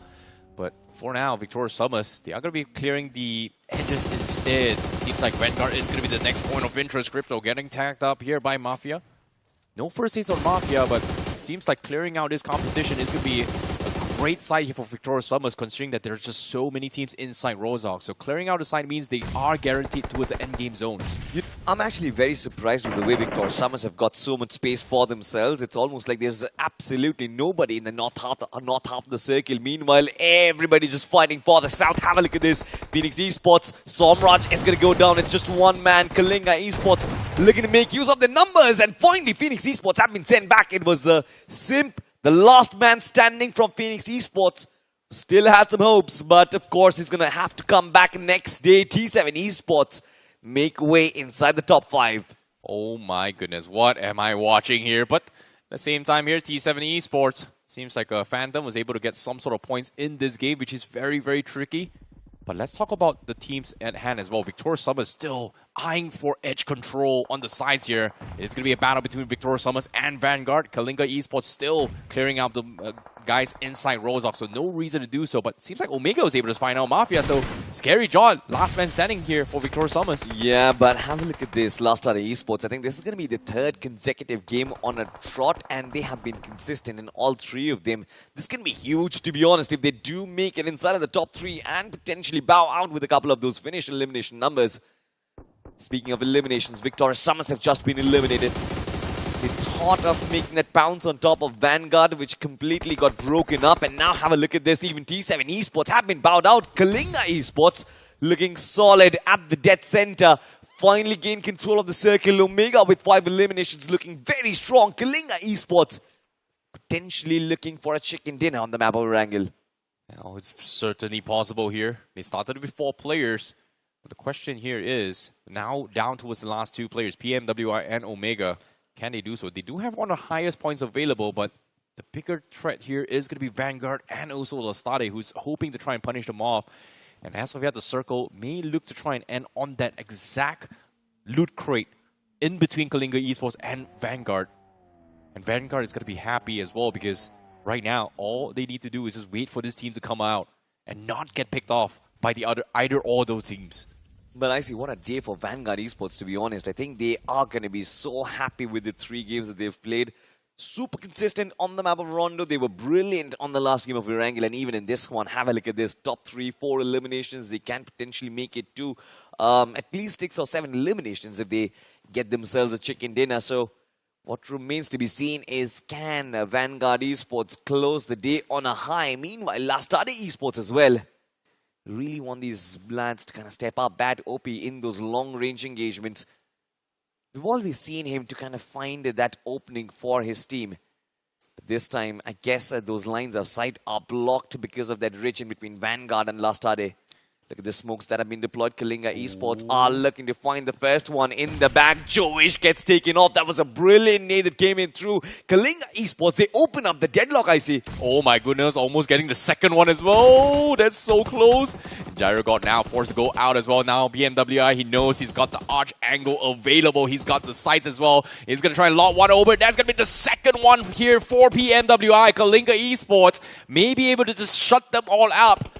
It seems like Lastade, they are trapped, and now while this is happening as well, Vanguard is going to capitalize on this and jump and pounce on them, and just like that, they all go down, and Vanguard is the one that gets the winner chicken dinner, but no enough finishes. Yeah, not enough finishes for sure, and also, I'm going to be so sad about Lastade, man. I feel like that was a brilliant attempt. Lastade got their wildcard strategy to a fix. They knew they wanted to play it passive. In fact, it's not just Lastade. Every team in the competition, doesn't really matter if you come in from the grind, if you are coming in from the in-game qualifiers, everybody wants to keep themselves alive inside of the wildcards. And that is exactly even Lastade were looking to. They were successful as well. They got themselves the position points, but just not enough finishes. This was a very, very interesting endgame zone as well, because it was such a chaotic moment, because we don't know where the circle may or may not shift. The first scam was during Circle 2. Oh no, it might shift out to the northern region. Exactly. Guess what? It came down towards Rozhok. Okay, fine. Everybody came down south. Oh no, I don't think this circle is going to go towards Rozhok. Okay, let's play on towards Rozhok City. And then decides, hey, you know what? It is going to be on the western side. And then everybody got caught on there.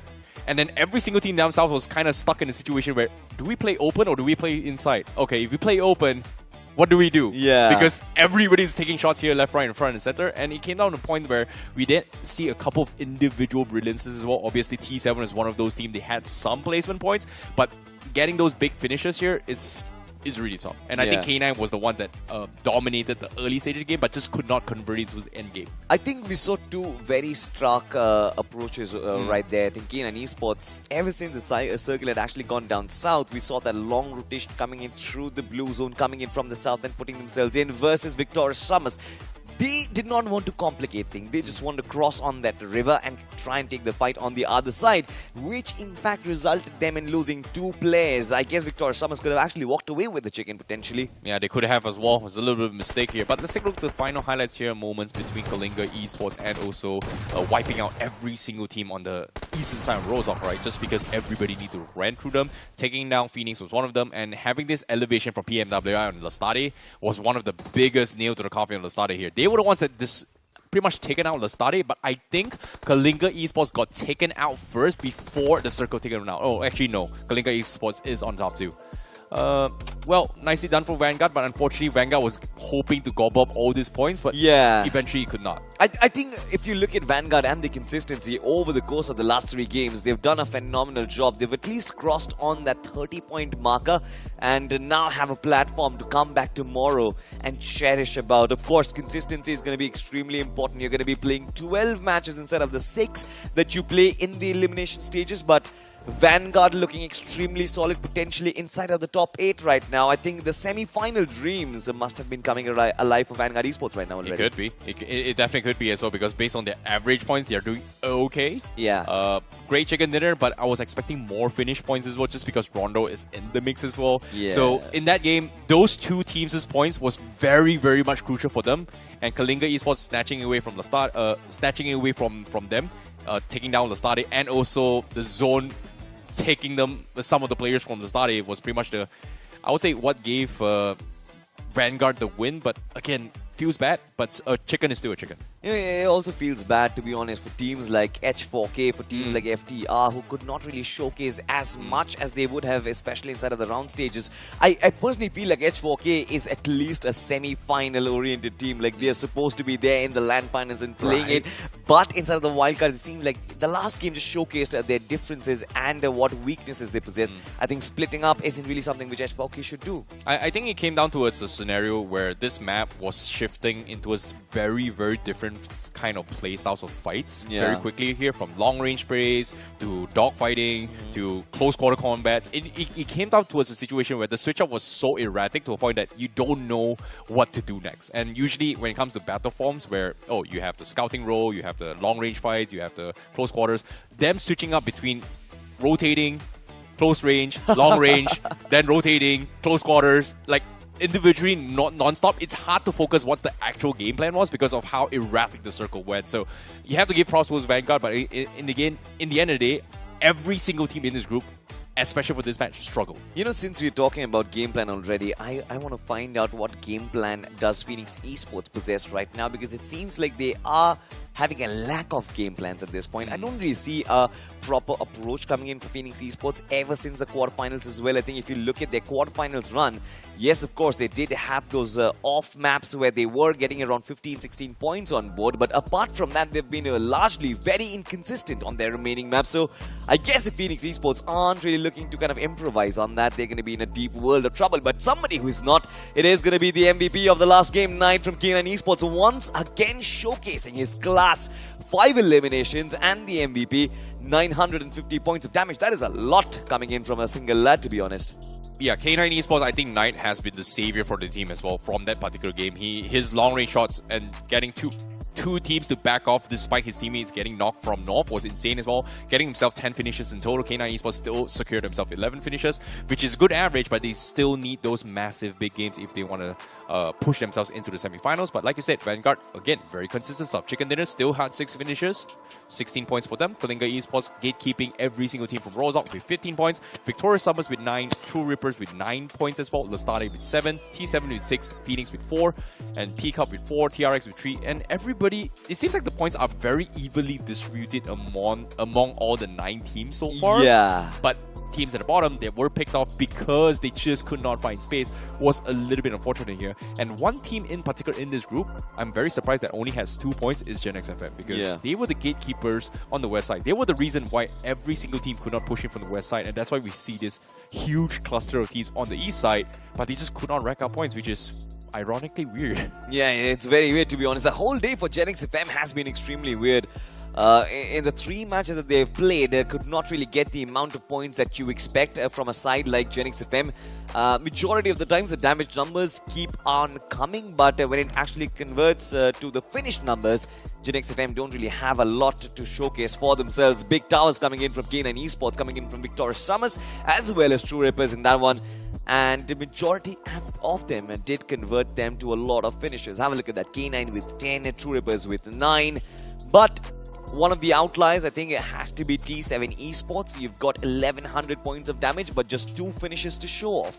Yeah, it is very, very unfortunate for them, considering that, like I said as well, they're instigating fights, but they're just not converting those points. Yes. But let's see how this overall standings actually shift the table as well, because Vanguard and True Rippers are sitting at top here because they have played 3 matches in total, but Vanguard is going to be very happy with this performance as well. In 3 games, they gotten themselves 40 points. So technically, they need maybe 2 to 3 more good games and they should be able to make themselves into semifinals. I think I approximate around like what, 94 to maybe 110 points is the safe, I would say the potential cutoff for top 8. It's very certain Vanguard has set the standard. They've set the benchmark inside of the wildcards right now. They've set the pace for the rest of the teams. They've got to catch up. K9 Esports, Nebula Esports just could not have that much ante in themselves today. Could not really showcase that much aggression, so they kind of lackluster on the overall leaderboard for sure. But having a look at the second page, Phoenix Esports are going to be in a world of trouble. FTR 0 points from the first game.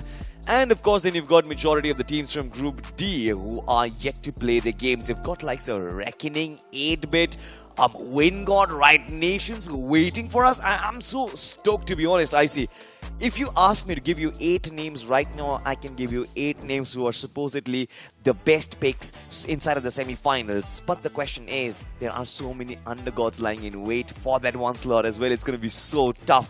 I think there's more than just 8, you know. And yeah. I like they actually brought up 8 as well, because there's also a particular team who always, well, not really a team, a player in particular who's always finds their way towards the LAN final as well. That's going to be 8-Bit Lord UC himself. But I don't know, is he going to be playing next year?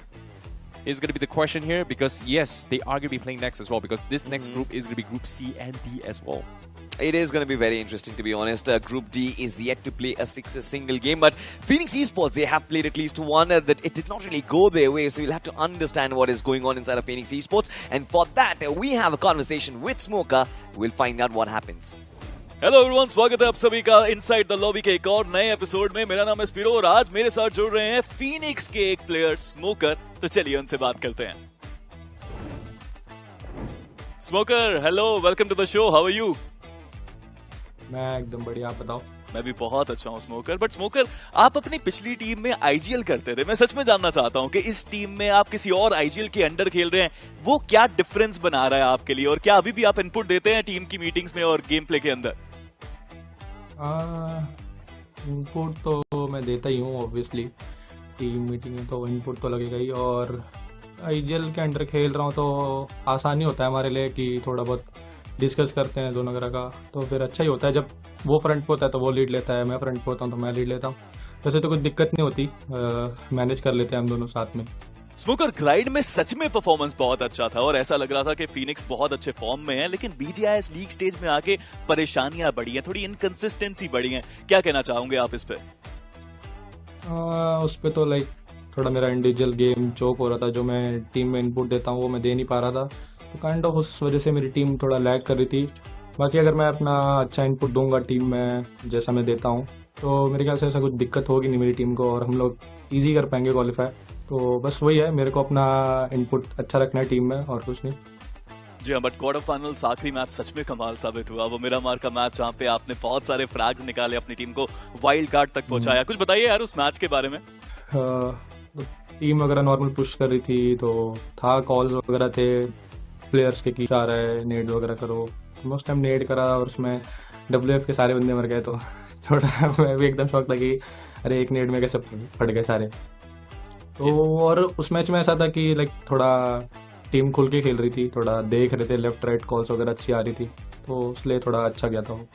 जी हाँ, but अच्छी calls आ रही हैं, अच्छा माहौल बन रहा है, league stages tough थे। कोई ऐसे अंडरगॉड्स जिन्होंने आपको बहुत प्रभावित करा हो मैचेस के अंदर? आई गेस कोई तो एक प्लेयर था शायद फ्रोजन करके, मैंने उसको देखा था, वो थोड़ा अच्छा लगा था मुझे, तो अच्छा खेल रहा है वो। ऑलराइट, देखिए वो अच्छा खेलने की आपने बात करी, बट लीग स्टेजेस में ना एक अलग फैक्टर था कि मैचेस थोड़े कम थे, बट अब यहाँ पे वाइल्ड कार्ड के अंदर 12 मैचेस हैं, बड़े सारे कमबैक करने के मौके रहेंगे। किस तरह से वाइल्ड कार्ड खेलने वाली है फीनिक्स ईस्पोर्ट्स? हमने अभी प्लान तो करा ही है कैसे खेलना है, और हमको जितने ज़्यादा मैचेस होते हैं उतना ही अच्छा लगता है खेलने, और मेरे को तो मज़ा ही आता है ज़्यादा मैचेस खेलने, तो मज़ा आएगा खेलने। हम लोग ने कर रखा है जैसे कैसे खेलना है, वो रखा है सब। अब देखते हैं वो मैचेस खेलेंगे तब पता चलेगा आप लोगों को कि क्या कर रखा है हमने, तो वो चीज़। गेम से ही पता चलेगी। बिल्कुल, आपके प्लानिंग के एग्जीक्यूशन का इंतजार हम जरूर करेंगे। एक आखिरी सवाल जरूर पूछना चाहूंगा, एक लेगेसी है सोमराज की BGIS के अंदर, 2 बार ट्रॉफी वो उठा चुके हैं, हर बार अलग टीम के साथ आते हैं, बढ़िया खेलते हैं। इस बार उनकी मनोस्थिति और आपके बूट कैंप में एटमॉस्फेयर कैसा है? वो है तो मेरे को पॉसिबल ही लगता है, क्योंकि जिस तरीके से वो मुझे समझाता है मुझे समझ में आ जाता है कि कैसे करना है क्या नहीं करना है, और बहुत चिल है वो, और मुझे पता है कि हम लोग कर लेंगे। और ट्रॉफी का तो अभी ऐसा है कि तो दिख जाएगा, गेम से पता चल जाएगा। Alright, not a lot of words from your side, Smoker, but मैं समझ गया हूँ आप अपने एक्शन से हम सबको प्रूव करना चाहते हैं आप कितने अच्छे। थैंक यू सो मच हमारे साथ जुड़ने के लिए। Thank you. Alright, that was Smoker, जिन्होंने ज्यादा शब्दों का इस्तेमाल तो नहीं किया, बट ये जरूर बताया कि वो तैयार हैं वाइल्ड कार्ड के लिए। इसी के साथ आज का ये सेगमेंट खत्म, आप एंजॉय करिए मैचेस को।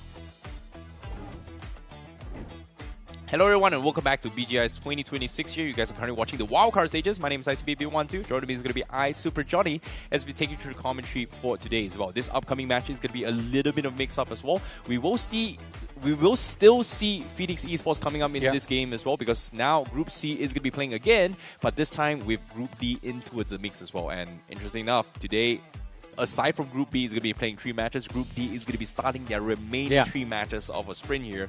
And obviously, we are going to be down towards our one final Erangel map here. Do you think Group D will have an advantage here?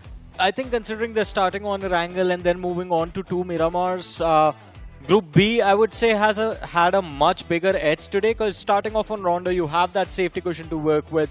So you can take things a little bit lightly. But Group D, I think right off the bat, they are going to have to go up against warmed up teams from Group C, which might make things a little bit challenging. But hey, if you can break those barriers of those challenges, that is when you succeed in moving forward to the semi-finals. And Group D also has a lot of heavy hitters. Let's not forget teams like Wildcard Esports, Red Force Esports in the mix over there. So expectations, I think, are going to be there for Group D. But again, it is an angle. I'm expecting these teams to actually get into the groove towards the upcoming 2 Miramars after this. Well, this is going to be an interesting one here. But for these guys just tuning in here, if you're wondering who Group D are, this is going to be up on screen as well. Early on, we did see Group C in the mix. So this time, let us introduce Group D. We have Orb, we have Red Force, we have Wildcard, we have Riot Nations, we have 7A's, Reckoning Esports, TDR, and also 8-Bit into the mix. We gave in a little bit hint just now as well. Seems like a Lord Juicy is going to be starting things off in this match now, and will he be able to make himself into the grand finals again is going to be the question as well. Hey man, let's see. I mean, 8-Bit, it's not like they have a shabby roster. They have Sarang, they have Skips, they have Raiden inside of their mix, and Juicy, as you and Salty were talking about it, somehow always figures out how to make it to the LAN finals. So it will be interesting to see 8-Bit if they can actually progress all the way towards the final stage, because the journey so far has been extremely shaky. But on the other side, there's one more name inside of Group D, Reckoning Esports. Now, Reckoning is fighting fate itself. The previous star roster, the star players from the side of Reckoning snatched away, playing for Genesis now. And these lads, they have had their own struggles, but they've also had exceptional performances every now and then.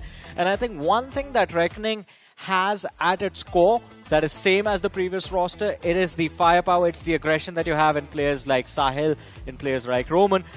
Let's see if they rely on that to qualify for the from here till the semis. Well, considering that they do have a long break as well, considering the fact that they came in from round 4 for wildcard stages as well. So hopefully there have been a little bit of improvements here, especially coming from Group D in particular. But let us see how things are going to be going on here, because we are going to be jumping straight into the game here right now.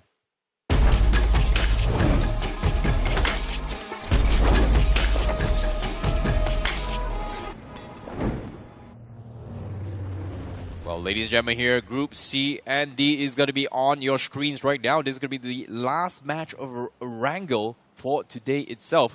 And it seems like Group C had a little bit of a rocky start in the previous game. Hopefully, things are going to be for the better this time, because the flight path is going to be coming in from the western side of Gatka, passing through Rozok, and then ending towards the outskirts of Kamishki. So, a pretty northwestern shift. I think in this case, True Ripper is going to be happy that they're not playing this map, because they are very far away from Novo. Yeah, pretty much. I think that would have forced them into an early fight. And I am expecting a little bit of conflict towards Shelter and Lipovka in particular. But let's see if those expectations are going to be fulfilled. On the other side of things, I think 8-Bit might be in trouble right off the bat. I think Raiden switches his glide from looking to head towards Primos to just joining the team for Ferry Pier. It could have been a troublesome situation over there, but 8-bit, they handle it before things go south. On the other side of things, 7 Aces aren't the only ones heading towards Georgopol, so let's see how that turns out for them. Well, it's going to be a little bit tricky as well because we are going to be having a little bit of a mix-up in terms of drop spots as well. So are we going to see a little bit of the same spots here? Seems like Victoria Summers uncontested inside Yasnaya Polyana. Ryan Nations heading to a shooting range and 70. Nobody contesting there as well. So majority of the northern towns are pretty much occupied, but we do see Georgopol having a little bit of skirmish, but with the circle shifting east, well, that's going to be a little bit awkward here for teams coming from Georgopol. Yeah, but it's going to be a fun game for sure, I guess, now. Because you see, major chunk of the circle is empty, and of course, a decent chunk of it is in the water. It does reduce the play area for a lot of these teams, which means there might just be early fights happening if the circle just takes an eastern shift after an eastern shift. But we're still going to have to wait for the mid-game stages for that. I was expecting Reckoning Esports to start fighting early, considering they were quite close to the players of TRX, but that doesn't happen. Reckoning they back off. Wingod on the other side, landing north of the North Giorgio city. Could be in an early conflict against the players of Blink, who have taken control of Northern Georgopol super early inside of this match. But let's see, man. Wingod, they've had an interesting run, to say the least, so far into BGIS 2026. A few stages, they were playing exceptionally well. Especially Apps was phenomenal during the grind stages for Wingod Esports. But since then, it's been a massive fall-off for the team. Well, I don't know what happened to Ryzen's driving, but okay, that was a pretty cool stunt. Meanwhile, Wingod seems like they have decided to settle down in Zorki, one of the only teams out of all the teams that I've seen so far, which they have opted to go for different drop locations, and seems like they've just finally settled down on Zorki. Not a big fan of it, but hopefully things are going to be for the better for them. But seems like Red Force Esports is going to be very happy, landing onto Lipovka. No contention so far. And based on this zone, it feels like a little bit of a Milta power ending, maybe even on towards prison vicinity. It's still 50-50, but you might be seeing Lipovka as well in the mix. So these 3 spots are usually going to be a potential one if it hard shifts onto the east side. I don't think it's going to shift onto Milta, which, ironic enough, Milta completely empty in this game. Pretty much, as I mentioned, no one taking control of Milta City or Milta Power. And I have to say, I do agree with you. I mean, I would love to see that eastern shift of the zone, maybe Lipovka, Milta Power, or even Prison or Mansion is going to be exciting endgame for this match. But the only thing that can reset all of this excitement, all of these expectations that we have from the teams and the game itself, it's going to be a western shift towards maybe the Potato Hill. But let's put a pin in that thought. 8-bit caught off guard by the players of Orb, and it is going to be Aman who kick things off. The first finish of the game secured as Sarang is going to be sent back to the lobby packing. Rest of the players from the set of 8-bit squad, they show up. 1 versus 3 for Aman. And well, the shotgun spam does not find connection. 8-bit, they do end up finding a trade for themselves, though. Well, there was some sick movements coming from Armando. He was able to swap his seats, get on the other side here, but unfortunately missing the most crucial part, which is landing those shots. But despite all that, 8-bit and Orb have a very, very interesting run as well, because they both drop onto the outskirts of Quarry. Decided to drive off and decide to trail each other down to his military island. But what a spray from Probot, finding 2. He gets their revenge, and just like that, 8-bit, they are in shambles. They even go down as well. 4 finishes for Orb. Now, this is something we did not expect. We were talking a lot about 8-bit and the potential that was there with them to make it towards the semi-finals, but not the best of starts for the squad. Orb on the other side, 4 eliminations secured, a 1-for-3 trade. I think they're going to be happy with that one. This is such an awkward start here for both 8-bit and Orb. Both of them dropped similarly, rotating the zone, which was interesting enough because the zone is shifting on towards Prison's direction. Instead of driving towards there, they decided to travel towards the western bridge, down south, and then through military base. Both teams using the exact same rotation, but eventually Orb was the one that actually came out on top. And I don't know if this was intended or whose plan was it, but Orb is going to be very happy for this early aggression. This is quite unique from the side of 8-bit, by the way. We've never seen them move out this early before. Usually they like to drop towards the compounds of Ferry Pier and the lighthouse right across the military bridge.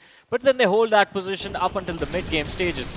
This time the circle wasn't far away from their drop spot, so I believe maybe they were looking to switch things up with the rotation timing, get to the center early of the play zone and hold a spot there, but as you mentioned, or they had the same plan and things did not turn out too well for the side of 8-bit, or though let's see if they succeed in crossing over that no-rep bridge and making their way back towards the main island. On the other side of things, close to the center of the circle, we have the players of Reckoning Esports. They start the game close to school apartments, a quick rotation for the center, but can be caught in the cluster of Riot Nations, H4K. Riot Nations just moving south of prison right now on our screens. Well, meanwhile, before we talk about the game itself here, Discovery Island is currently in play, and you guys can win exclusive rewards and also boost the BGIS 2026 prize pool. The current prize pool is at 3.5 crores. And the more you guys play, the more the prize pool will increase. And on top of it all, you guys will be also unlocking even more rewards. So be sure to call your friends and play. And play. Guess what? It's free. FOC. Free of charge. Yeah. FOC. I like that new full form. Free of charge. Of course, I mean, we are going to be happy if we get to see 4 crore prize pool for BGIS 2026. Let's not forget. It's the first tournament of the year. And there are a lot more lined up. But right now, it seems like the teams are starting to line up inside of the play zone, all the way from Shelter Prison to Milta Power. H4K.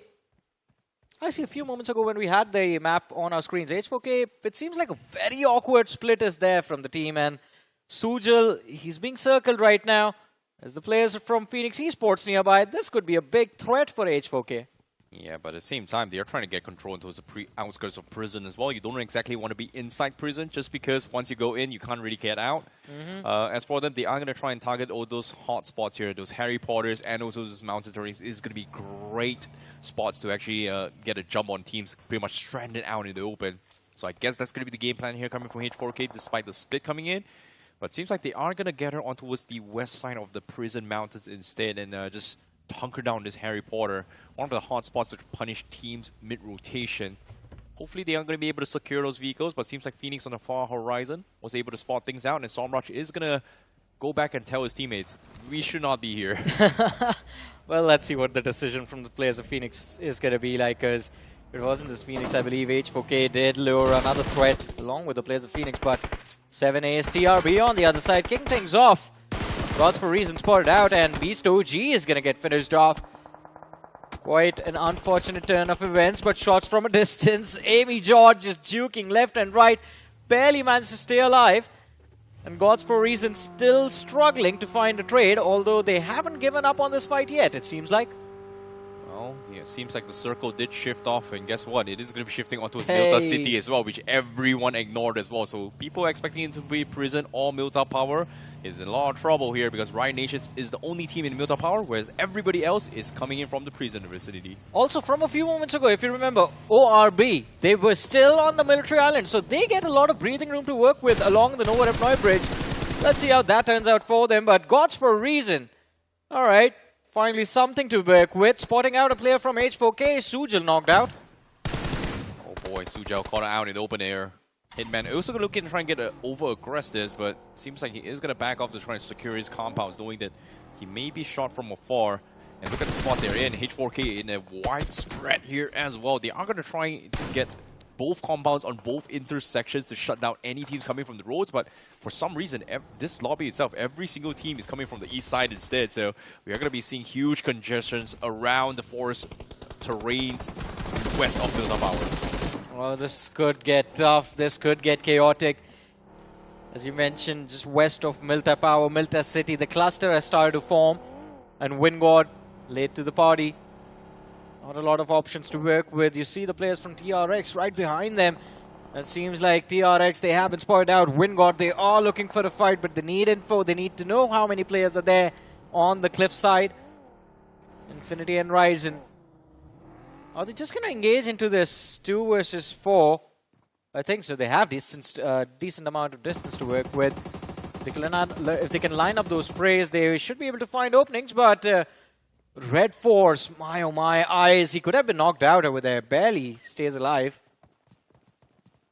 Unfortunate news, but seems like or they are going to try and traverse their way through, and seems like they've set a probot on top of the bridge here to try and get an off angle. It was able to shut down Blink, and because of this, Blink actually gave up control, allowing Cyrus to sneak past him. And as of yet, Orb, they make it safely onto his main island, and Blink now going to be pressured instead because they are out in the open. Probot makes it past them, zoom pass on towards the underside of the gas station. It seems like Blink has pretty much lost their entire opportunity to farm up those points, and this time they will be the ones that get gate kept by Orb. Mistakes here coming from Blink. Yeah, for sure. I think they should have gone for those shots. They should have continued to fight against the players of ORB, as you said, ICN. Now, since Orb has control of the terrain, they might be able to gatekeep this position, but depends on the next circle. Oof. It's right on top of that Miltest city. And Orb on the other side, I see they control the entirety of the western half of the play zone. That's decent position to work with. Yeah, that is huge here coming from Orb. And it seems like today we have been getting back-to-back scam circles, and the circle is just all the way in Milta. But we shall see what happens, because T7 now going to be getting shot here from Phoenix Esports. And even then, they've got the hovercraft, and they need to try and drive past Milta City. And we do have like, what, 1, 2, 3, 3 teams inside the city, which, ironic enough, I was expecting a little bit more.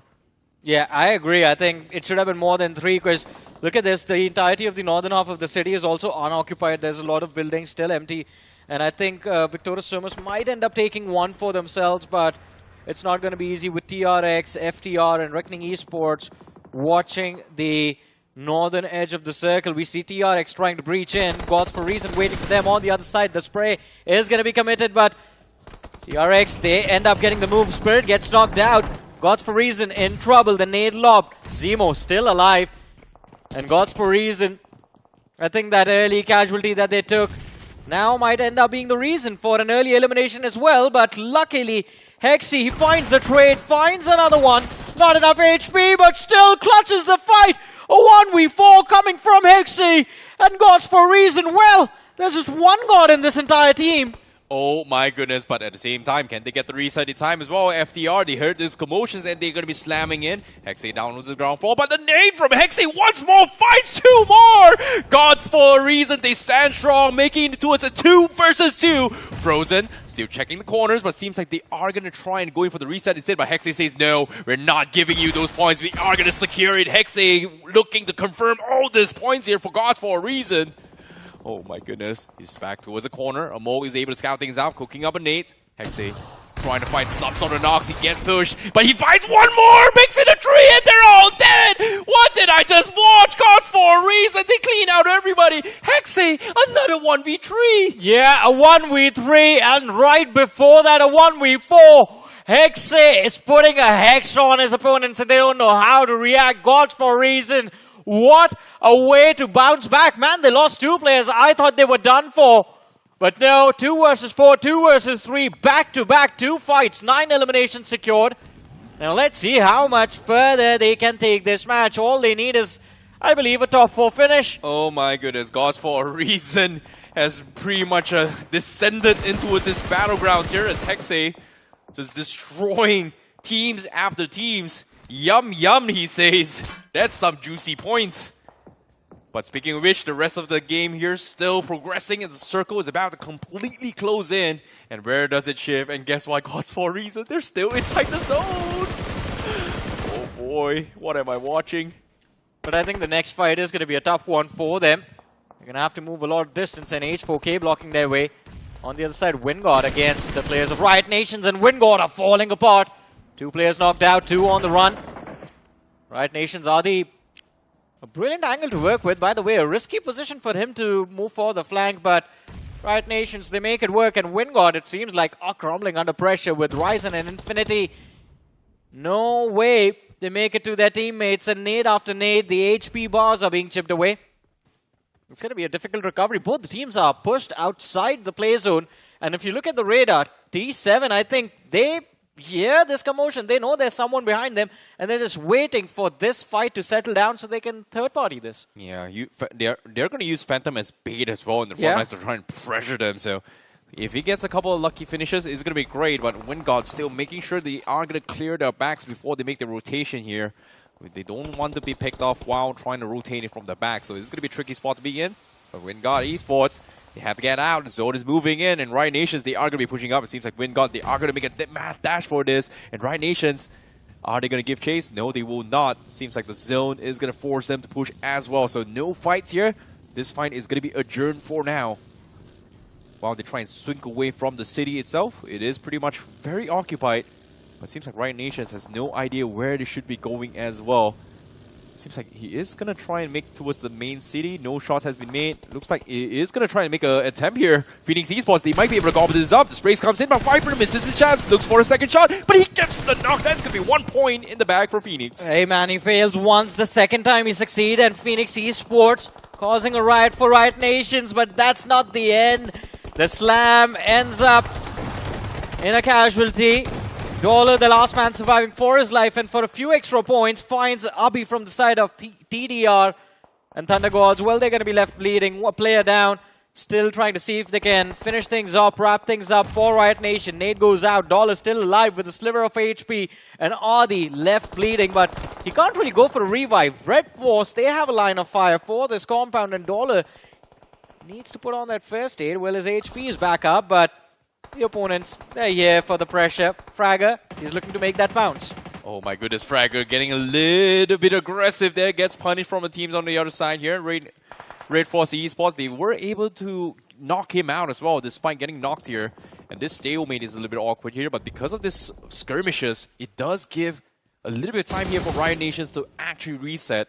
But Red Force will be able to secure the points instead. So TDR, they lose a player.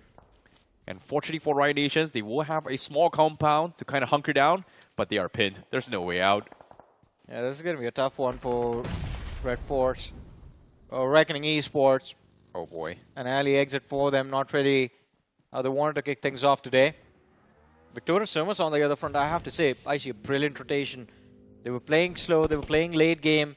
And as we spoke about it earlier, the entirety of the western half of the play zone was empty. Victoria Summers put that to their use.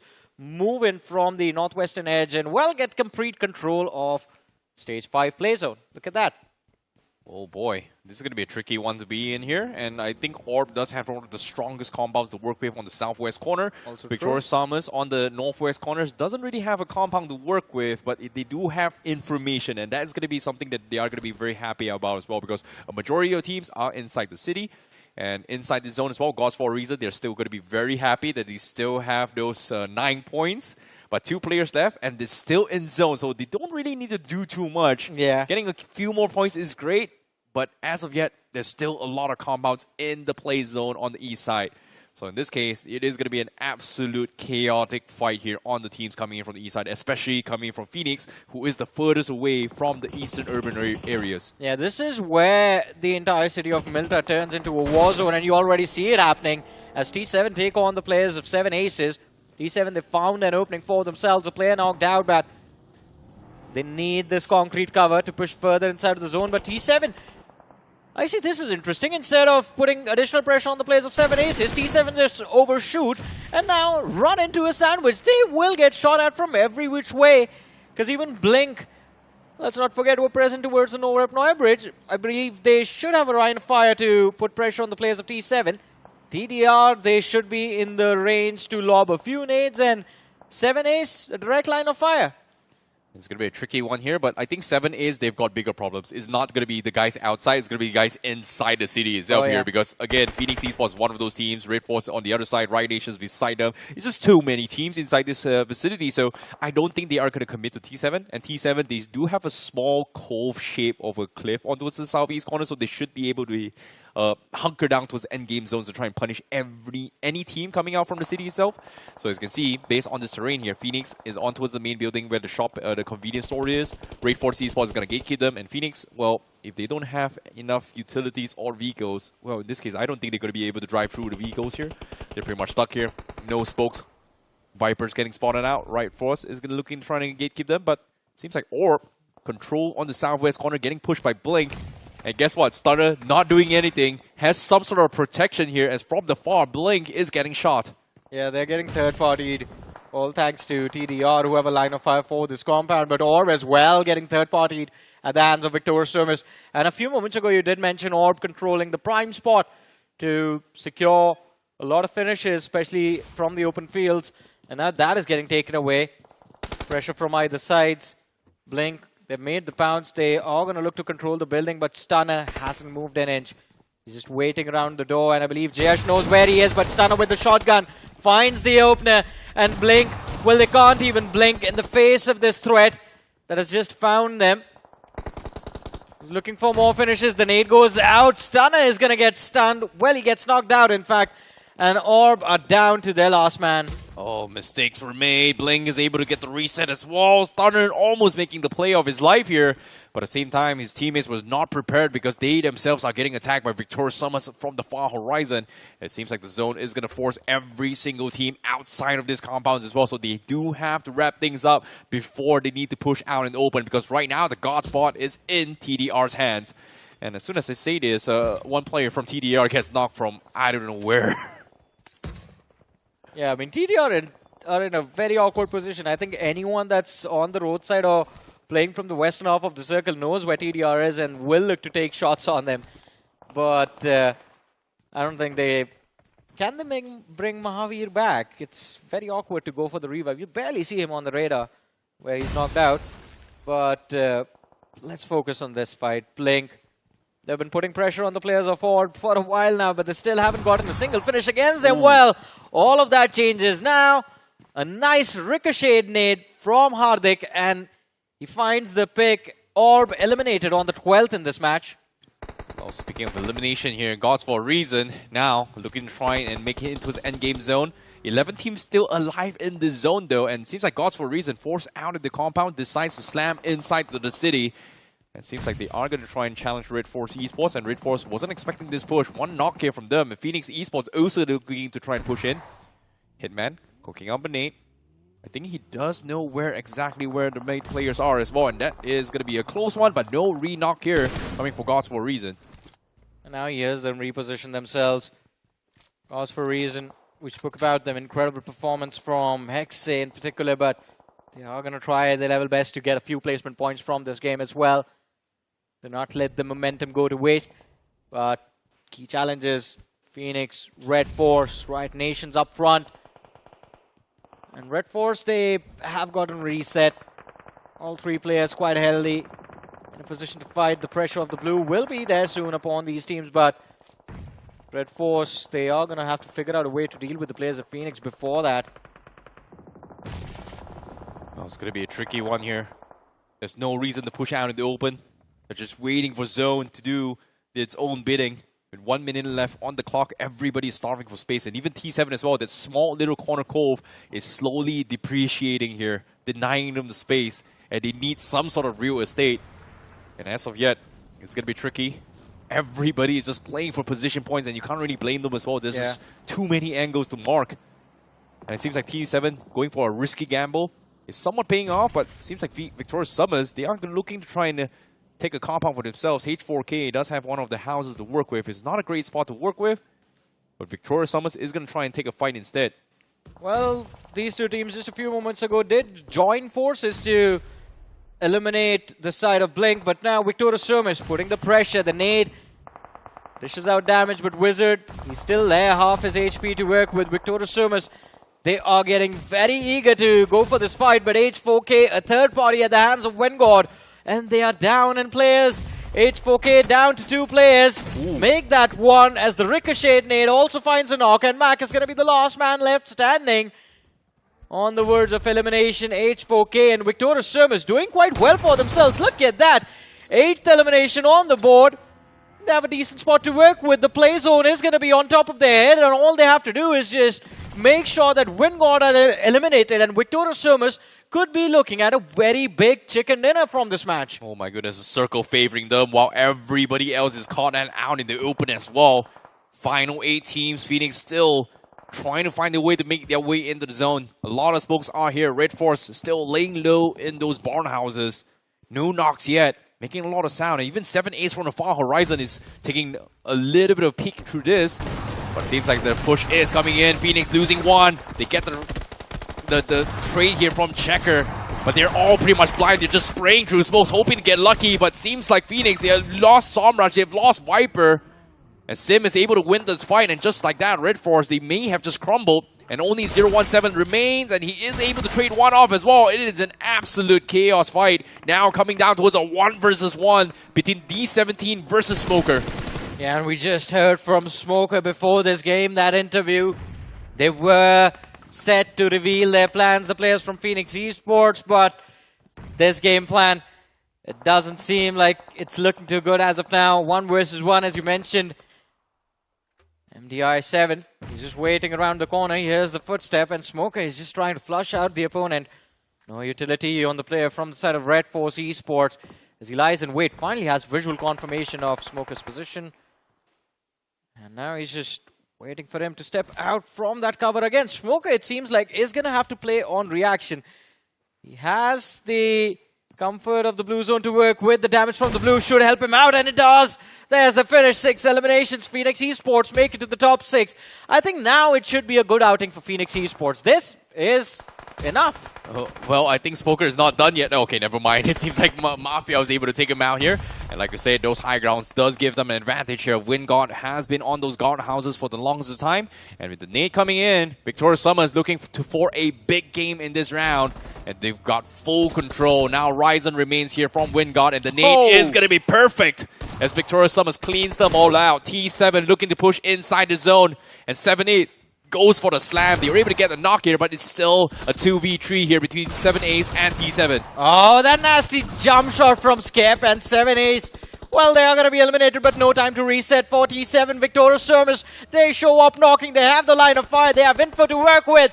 But what am I seeing? How is Mahavir still there in this game? A few moments ago, in fact, a long time ago, he was knocked out in a very awkward spot. But TDR somehow make it to the top 2. Although this is where the journey ends. It's 1 versus 4. And I think the best thing that he can do is just deny his point. Victoria Service, they are still going to get 24 points from this game. What a beautiful match from Victoria Service. Brilliant rotation strategies being put to display. The target prioritization was perfect. And just the understanding of the zone, the terrain, I think, from Victoria Service in this matchup was just phenomenal. This is such a weird game, but still props towards Victoria Summers. They had the best information from the majority of the game, realizing that the entire northwest section was empty and just clutching in big time here with this game, while everybody else was just scrambling on what to do, because this, again, 2 back-to-back, very, very scam circle. The right word would be one of the biggest scams as well. 1 minute, oh, it's looking to go towards Novo. Look, it's looking to be prison, and then comes to the city, and then no, it's not in the city, it's outside of the city. I'm like, okay, this is such an awkward spot to be in. I think that is what happens. Sometimes if you jump the gun a little bit too early, then it backfires upon you, and that is what happened to a majority of the teams that just charged for those compounds of Milta City, looking for early control. And while all of that was happening, Victoria Summers, they were like, alright, let's just wait and watch where the zone goes. Does it shift toward the military island? Is it going to move towards farm, or are we actually going to have to fight for Milta City? And they just waited towards the northwestern edge, which, well, brilliantly kind of worked out for them. They weren't the only ones in the bunch that were impressive. I'm impressed at the survival instincts of TDR. Mahavir, I don't know how that man was still alive. When did they get that revive going? Well, for all things considered, doing nothing, finding a corner pocket and just sneak your way in towards the spot is hardly a strategy. It's called survival. And I would say, you know, props towards him because he was scouted out here, especially from 7A as a T7 who did not exactly decide to push him. And with the circle actually denying those entrants, ideally people would not expect them to be there. And even Victoria Summers didn't bother even to check that corner pocket as well. But nevertheless, Victoria Summers, they still had a massive game as well. They did get themselves a total of 14 finishes from this game, and also the winner chicken dinner, so still a big win for them. But I want to see where the rest of the pack is going to be playing as well, because this is a very similar game where urban warfare was in the mix as well. A little bit of a mix of long range, a little bit of a rotation from the sides as well, and yeah, it could go either ways for a lot of teams. Also, by the way, we were looking at stats. I think we are going to have individual stats on our screen soon. And there's one name as we do that I want to talk about. I want to talk about Gods for Reason. What a run that was for Gods for Reason. It got very aggressive. 2 fights clutched out back-to-back by Hexe. Did not expect that, but hey, he made it look easy, man. A 1v4, and following that up, well, it could have been another 1v4, but it was a 1v3 because Hitman finally realized, like, I can make this easier for my own teammate and help him out, and took down the last man. But man, oh man, what a moment. That needs to be clipped out. Exactly. Hexe is just phenomenal in that play as well. And considering the fact that Gods for a Reason, they were already down low in the gutter. They're pretty much, 14 teams remaining as well. Oh no, we're down 2 players. And then decides like, hey, you know what? Let's take them all out. Another team decides a third party, gets naded by Hexe, which kind of saved the day here for Hexe, for Gods for a Reason, making it 2 vs 2. And despite all that, you know what? I'm going to push out and pressure them, and was able to find the clutch. That was an insane run. So props towards him because he is undeniably the MVP from the match. Pretty much, man. Well earned, well deserved. 8 finishes secured, 773 damage dished out, 7 knockouts, 26 minute and 16 second of survival time. That is also surprising. I thought Gods for a Reason were done for a long time back in this game, but hey, they, I think, are going to be happy with their performance in this matchup. We have the top players, Victoria Somas, Mafia, Scary Jord, Venom. I think overall a decent performance from them. And Phoenix Esports, Simp is there in the list of top players. Well, I expected a lot more from Phoenix Esports, but I think they got stuck in that Milta cluster. I think Phoenix Esports has one of the most unlucky runs here so far. Pretty much, just because we have 2 back-to-back very, very awkward circles where it's in urban warfare, but not exactly urban warfare, which resulted in them just getting completely shut down as well. So let's take a look at how many points they got. But comparing to the previous game, they've only got 4 points. This time they've got 8 points, which isn't too shabby. But again, we are seeing a very evenly split out of points between all the single teams because there are just so many angles to check in this urban warfare. In particular, I think Gods for a Reason, insane run from Hexe, TDR also getting 8, T7 with 8, Phoenix 8. Look at this. Except for Victoria Summers, every single team that has been caught in those urban warfare crosshairs is like 8 points, 7 points, 8 points, 7 points. It's just... I would say it's hard to predict who's winning. Pretty much, but that's what you can do in a situation like that as well. It's you try to make the best of a worst possible situation, and I think that's what happened once the circle eventually moved towards farm, where teams were just trying to see if they could get any finishes they could for themselves just to basically secure those points. But not really the best of starts for Reckoning Esports, you have to say. 0 points from this game. A very early exit handed to Reckoning and 8-Bit, but, well, at least 8-Bit tried to fight it out against the players of ORB.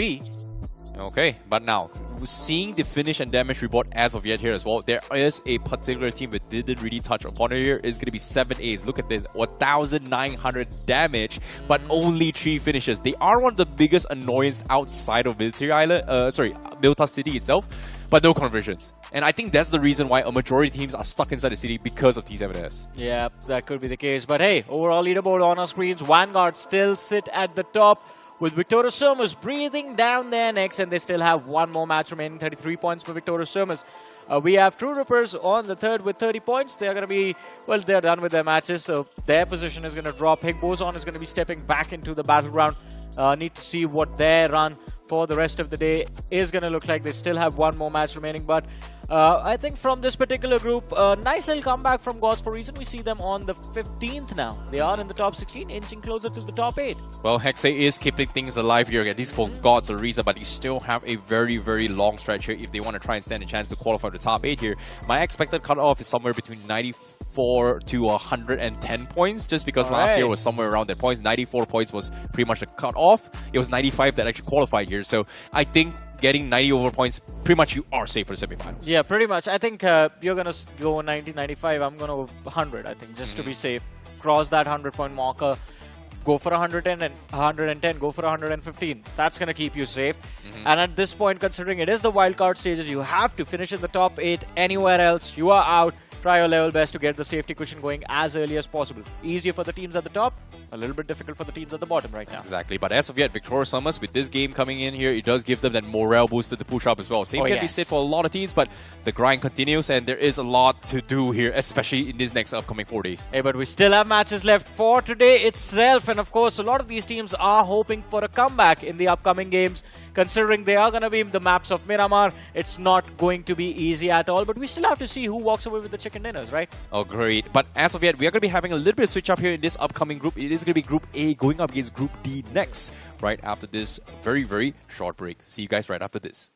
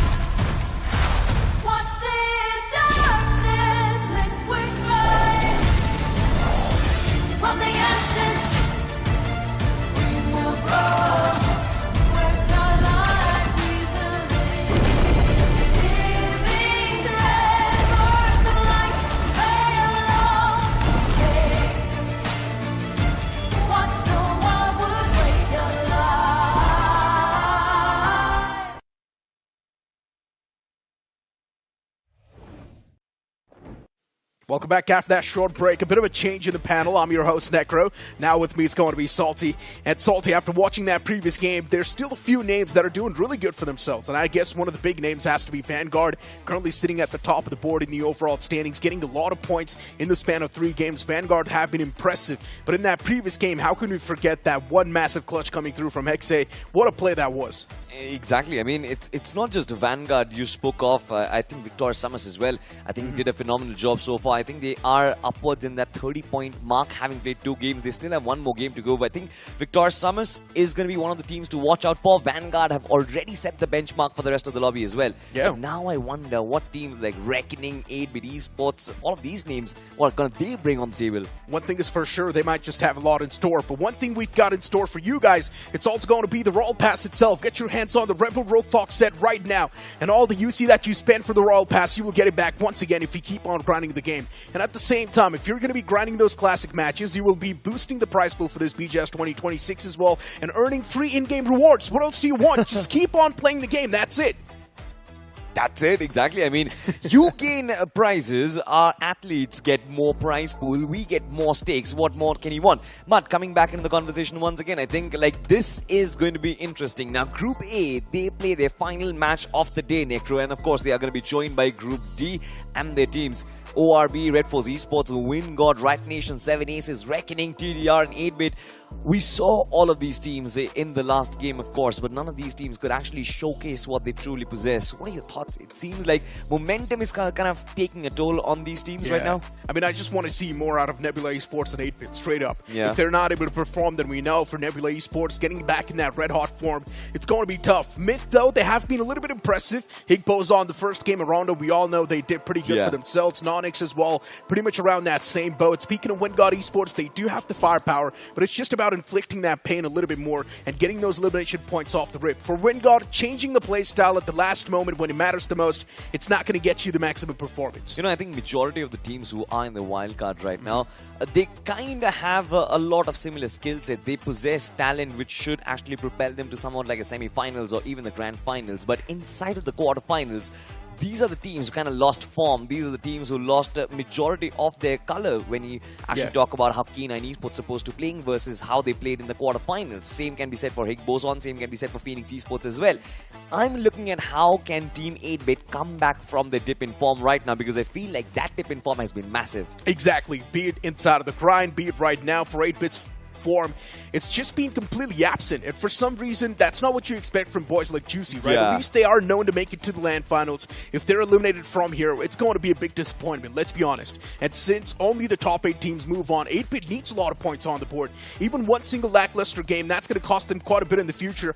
And at the end of the day, the overall standings are going to be really close, because everyone's going to try to give it all they've got. Even right now, if you look at the match standings, there's not a lot of points separating the 1st and the 8th spot. They're constantly getting those points over and over again. Absolutely. I think in the elimination stages, you do have the advantage that you can place yourself in the top 7 of your particular group and qualify. Here, of course, the cumulative overall standings is going to be taken into account, and I'm not really sure if Team 8-Bit, if they play the way they are, they're going to get enough points. But ladies and gentlemen, of course, we're going to find out what happens. But now, of course, the map and the discussions are going to be happening on the map of Miramar. Let's see you there.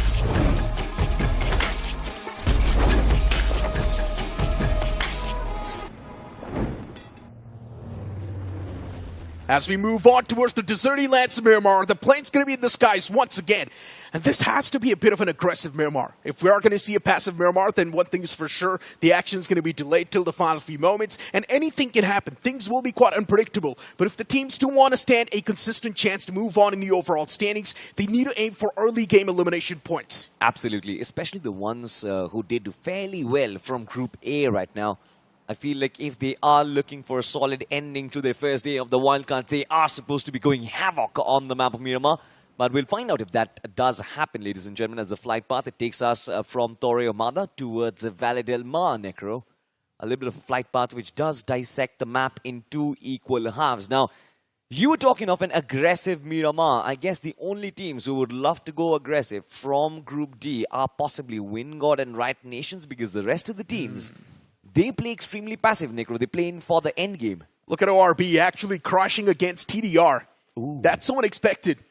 All the way around Campo Militar, there's also a few more cities like Torre Muda in the close proximity. And TDR, for them to actually lock horns against ORB, that's just so uncharacteristic. This is going to be an awkward engagement. Higbo's on as well, heading towards Truck Stop. That's where they like to go. Riot Nations around Cruz del Valle. Then you've also got Nebula heading towards El Pozo. Some big names in this lobby. Expecting to see a few drop clashes. That's definitely going to add on the spice. And as of now for ORB, drop clashing against TDR, it's definitely going to be a major concern. That too in the corner of the map in Campo Militar right now. I mean, imagine if the fight drags on for a while long. Pretty sure both the teams are going to be so off track as compared to the rotations on the map of Miramar. It's always so difficult. And the circle did give us a big curveball for all the teams out there. Majority of it, of course, is going to be towards Los Leones. But a large chunk of the circle, it's still in the waters. And I'm not sure how the teams will be able to work around it. But we go back towards the region of San Martin. Red Force Esports and Team Aesthetics in close proximities. Necro, Red Force Esports, I think this is going to be one of those teams who can be the dark horse inside of the lobby right now. They do possess a lot of firepower, in my opinion. Yeah, they do, but it's still so hard to say anything about them. Look at these shots, definitely brilliant. It was able to catch one of the players, and that's going to be a quick execution as well. Red Force, one of the players is actually pretty much in the far frame, on the high ground, stealing that elimination point away. So at least that's a good thing. They've got the elimination point secured. Dropping on top of San Martin, Team Aesthetic. There's no recalls available on the map of Miramar, so they just can't do anything about it either. Dropping down a man like that, it's going to be a major stinger. It's so funny you actually brought down the recalls on the map of Miramar. Imagine if players were actually allowed recalls on this map. Losing one of the players this early in the game and looking so uncoordinated, that's why the recall tower just popped up in my mind. Yeah. You don't even have recall towers to make mistakes like these, but Aesthetics, they still made it. I wish I also had a few recall towers. I recently played this map of Miramar a couple of days a while back, and I understood that rotating around in those terrains, especially if you have a vehicle of your choice, it's not easy. All of these teams, they will have to finish off their early game missions and then move on forward to actually make their positions out of the zone. I still won't be surprised, Necro, if majority of the teams find a house inside of Los Leones. If we are looking for an urban circle, I think we are kind of preparing for that. And Wingod Esports would love an urban battle, to be honest. Pretty quick on that rotation. Wingod Esports is probably going to be aiming for that higher peak around Los Leones. Get those high grounds in your hands, because you know, if you get that secured, there's a chance you might just run away with a lot of elimination points in the late game. And that's what Wingod is aiming for. But you also need a lot of ammunition to hold that spot down. So hopefully Wingod Esports is ready for that hold. Even Nonyx is on the move all the way around Chumacera. It's going to be a tough stretch. Yeah, it's going to be extremely important for Nonyx and Nebula to actually convert these games on the map of Miramar. Nebula, I think they had decent run on the map of Rondo. They had so many finishes to showcase for it. But ever since then, I think Nebula Esports kind of looked a little off touch, a little off color. Nonyx Esports, you can say the same thing for them as well. They are getting those fights on board. But the problem is they aren't being able to convert it to a big chicken. And if they lose off track, if they go off track on the overall standings early on inside of the wildcards, I'm pretty sure the chase, it's really not going to be that easy. I don't really think a comeback that Nonyx Esports pulled off during the grind, something like that would be possible inside the wildcards. As of now, looking at Nonyx's standings, it's not looking too bad. Nonyx is doing pretty okay in the overall board. So you can't say they're capable enough to at least hold that spot down. And something else that's looking extremely good is also going to be this Wild Soul Warden set. Looks incredible. Souls unite in solitude. Yeah, they do unite in solitude, but me and Necro have been trying to form this union for a while. I'm talking about the team matchup, ladies and gentlemen. It seems like our synergies don't match. Yeah,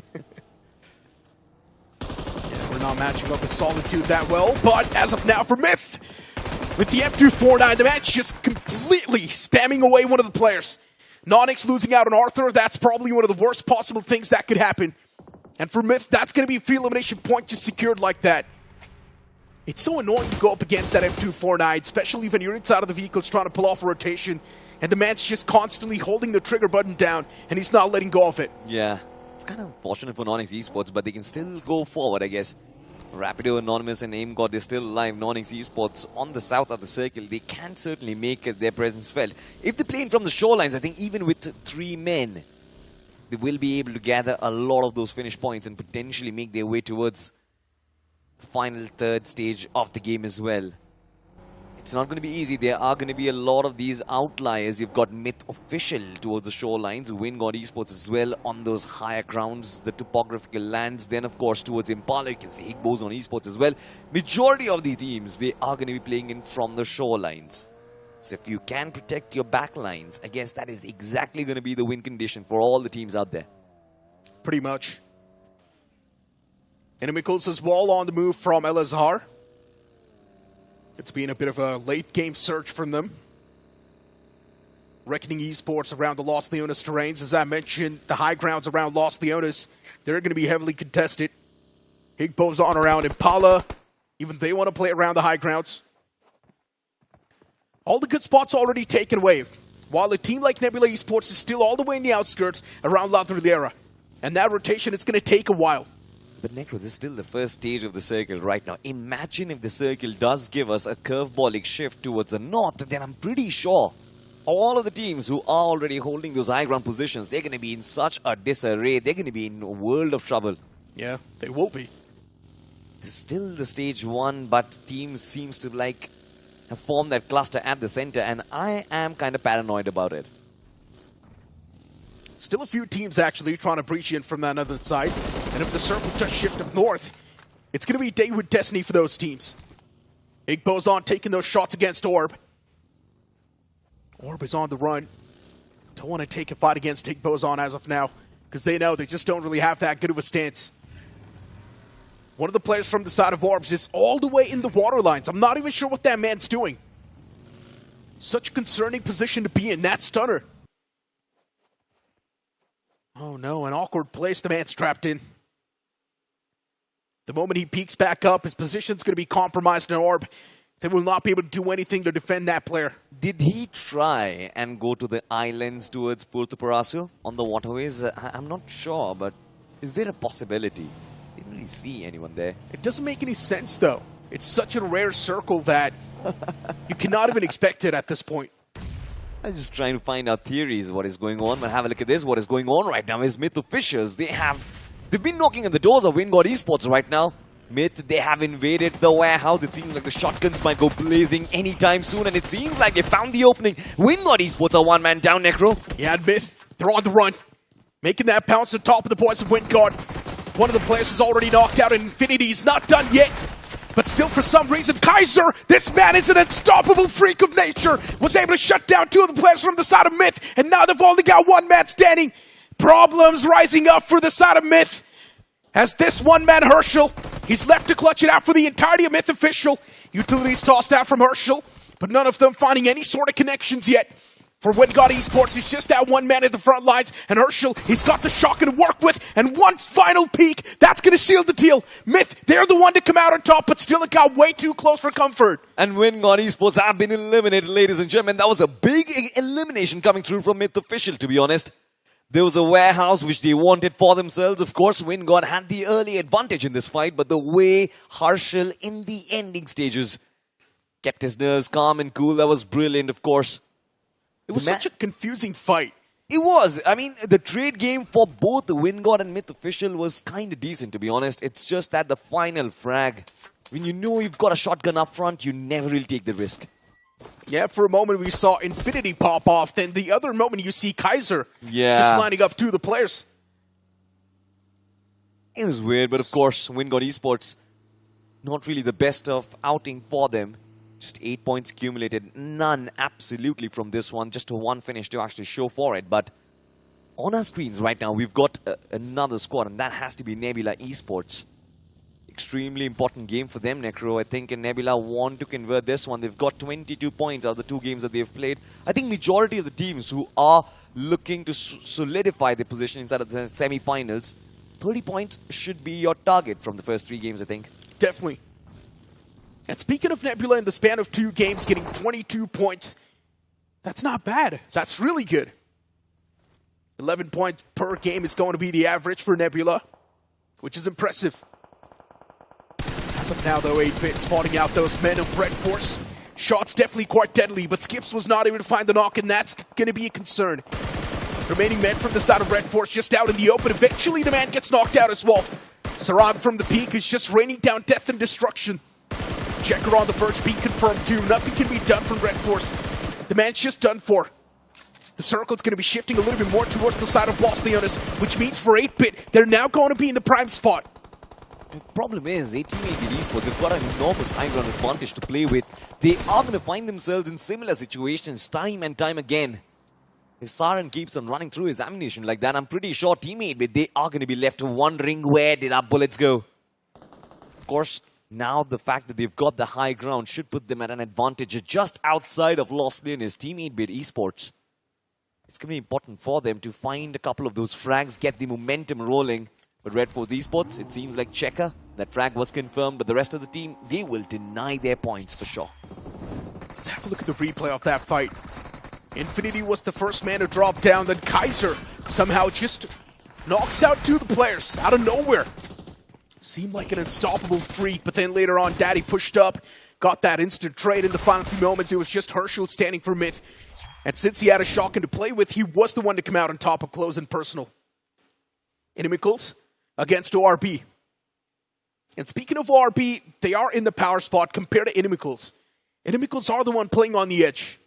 Oh, but the way Inimicals, they kind of spread out, does raise questions if ORB have checked all those angles. Inferno, of course, in the front lines, will be tasked to initiate that battle. Of course, those nades and utilities are going to be extremely important. Inferno just has that one grenade available, so I don't really think ORB should be feeling that pressure coming in from Inimicals. But like you said, I think ORB, the fact that they are in the power spot, that the ball should be in their court. On the players from Inimicals, if they do spot themselves out, I'm pretty sure ORB will be able to get those knocks for themselves. Still a few teams like TDR who haven't made it inside of the circle yet. Now they will. Almost Slowly and at the steadily. edge. Even Inimicals, as a matter of fact, I think they are looking for deeper spots inside of the circle. Majority of the athletes, they understand that this circle always ends up right next to Los Leones. You get to see that partial urban battle as well as that partial split up as well. So I think most of the teams are preparing for that. And in that case, you aren't going to be playing in from the edges. It's so weird to see Reckoning Esports play this one so passive. Not even fighting for map control, taking their sweet time, waiting for the circle to collapse. Thunder Gods Esports finally making it inside of the circle on the edge, which means for Inimicals now there's going to be unknown neighbors in your territory. Thunder Gods Esports probably will try to thread the needle. At least find that first knock, so Inimicals, they will be unsettled. But even Inimicals is playing for info. Not really forcing things yet. Brute forcing a fight right now means digging your own grave, and that's what everyone knows. Look at that cluster on that western edge, to be honest. On the eastern edge, in fact, you've got Thunder God Esports, you've got 7 Aces, you've got Inimicals, you've got Team ORB as well. Just like you mentioned, if you take the first step, you are going to get neutralized. So, third-party potential is going to be at max. Teams will have to fight their way out to try and make it to the circle, which did take a massive shift, to be honest. Moving in towards the southwest, of course, migration mode to be activated once again. Teams towards the south, Tenzin Esports, they're going to be so happy. They indeed will be. ORB is going to be on the move as well from the edge, and means that ORB might just have the prime spot. They can hold off so many teams like TDR and even Inimicals. But looking at the points of Inimicals, they're looking to pull off a major rotation. Heading all the way down south, maybe try and find a breaching point around the boys of Tenzin. Still sounds really risky. Nonix as well around that fray, spotting out that rotations from Inimicals coming through. But Nonix just can't do anything about it, because Inimicals is trying to breach in all the way from that southern side. There's Tenzin's Nebula in the close proximity. Nonix with the intel, even they want to find a breaching point, but what do you do? There's also Inimicals doing the same thing that Onyx is thinking of. They've got only one option. That is to take a fight. Nonix Esports, you can't really do anything with information right now.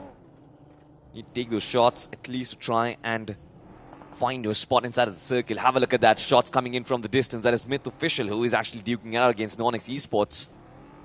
Trying to shoo them away from their territory, of course. Non-X Esports. Will they find that entry point?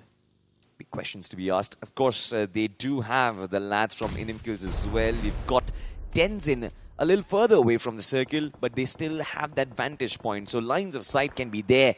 It's risky for teams at the south right now, at the current state of the competition, Necro. Too many teams in the circle still alive. Versus you look at the teams who are at the north, they are coming in outside of Los Linus right now. They've got hard covers. They're going to feel so settled. All of that is fine, but for some reason, one of the men from the side of Red Force got knocked out by the blue zone. Red Force, they're already taking heavy damage upon themselves from that blue.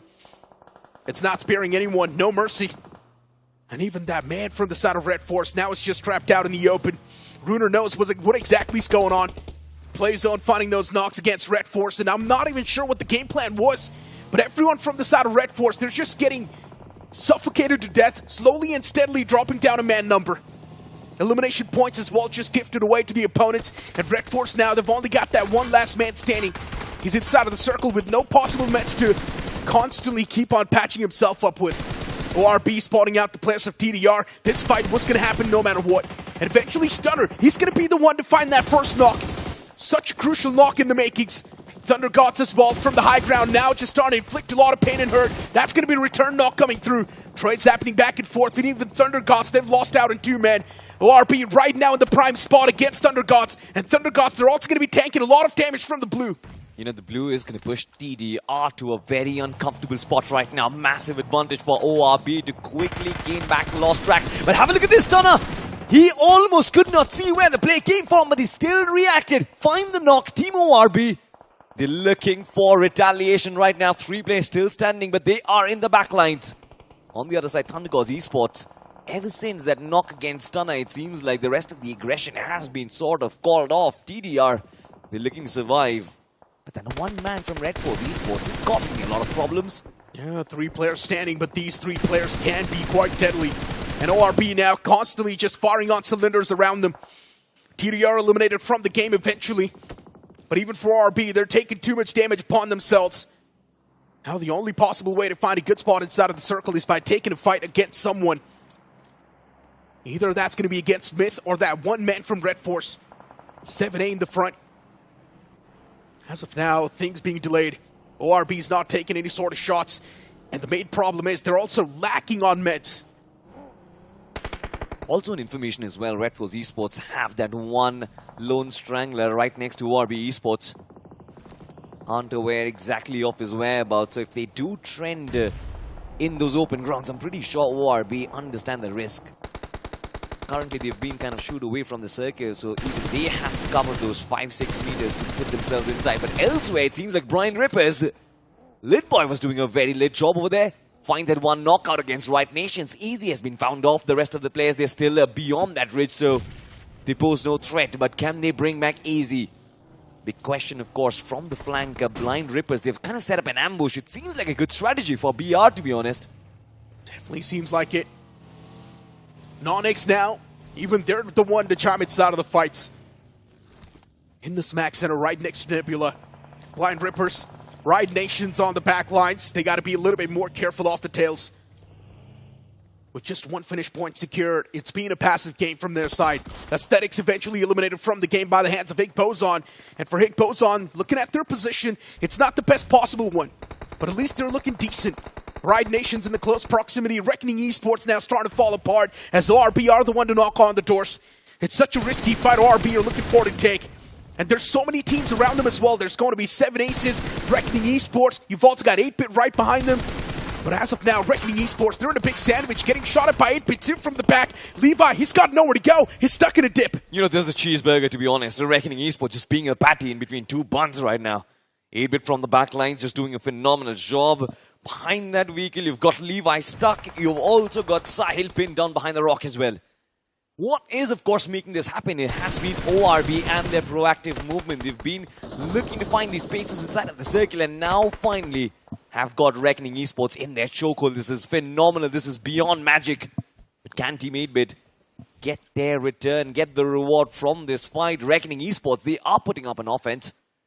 Putting up nades, trying to line up the smokes as well to try and keep as much distance between them and 8-bit as they possibly can. But it's not going to be easy. Look at Juicy.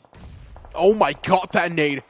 It was so good, precise. Roman getting knocked out. It was like an airstrike. He just didn't even see it coming. So precise. Roman knocked out. Reckoning Esports now in a world of trouble. Things not looking too stable for them at the end of the day. 8-bit as of now, though, just want to conquer the lands now. Take it over from the side of Reckoning. And the fact that Reckoning Esports has such a massive split, not a big fan of that either. But ORP too, they started to drop down a men. It's not looking good for any one of these teams on the right side. ORP's dropping down a men. They've already taken a lot of damage upon themselves, running low on meds as well. 8-bit is the only team that's looking extremely healthy, and they can actually dominate these terrains too. Absolutely. Coming in from the high ground, of course, they've got that inherent advantage in this fight. Team 8-bit, this is a game which can be handed to them on a silver platter. Have a look at the Raiden. Closing in the distance against his foes. I'm not really sure if this is going to be a good decision for Team 8-bit. Have a look at that. Shot from the distance. Reckoning Esports, they are going down. Cyrus from ORB is still finding those connections, but I want to find out what is happening to Reckoning Esports right now. They bang too much on the firepower of Levi. We've seen this time and time again in multiple elimination stages. Reckoning Esports, their starts get delayed, and then of course the comeback, it always does not come through. Oh no, look at this, Cyrus. MG3, it's an absolute shredder. Massive magazine as well to work with. He can mow down lawns quite easily. Shots were taken from Cyrus, but no connections yet.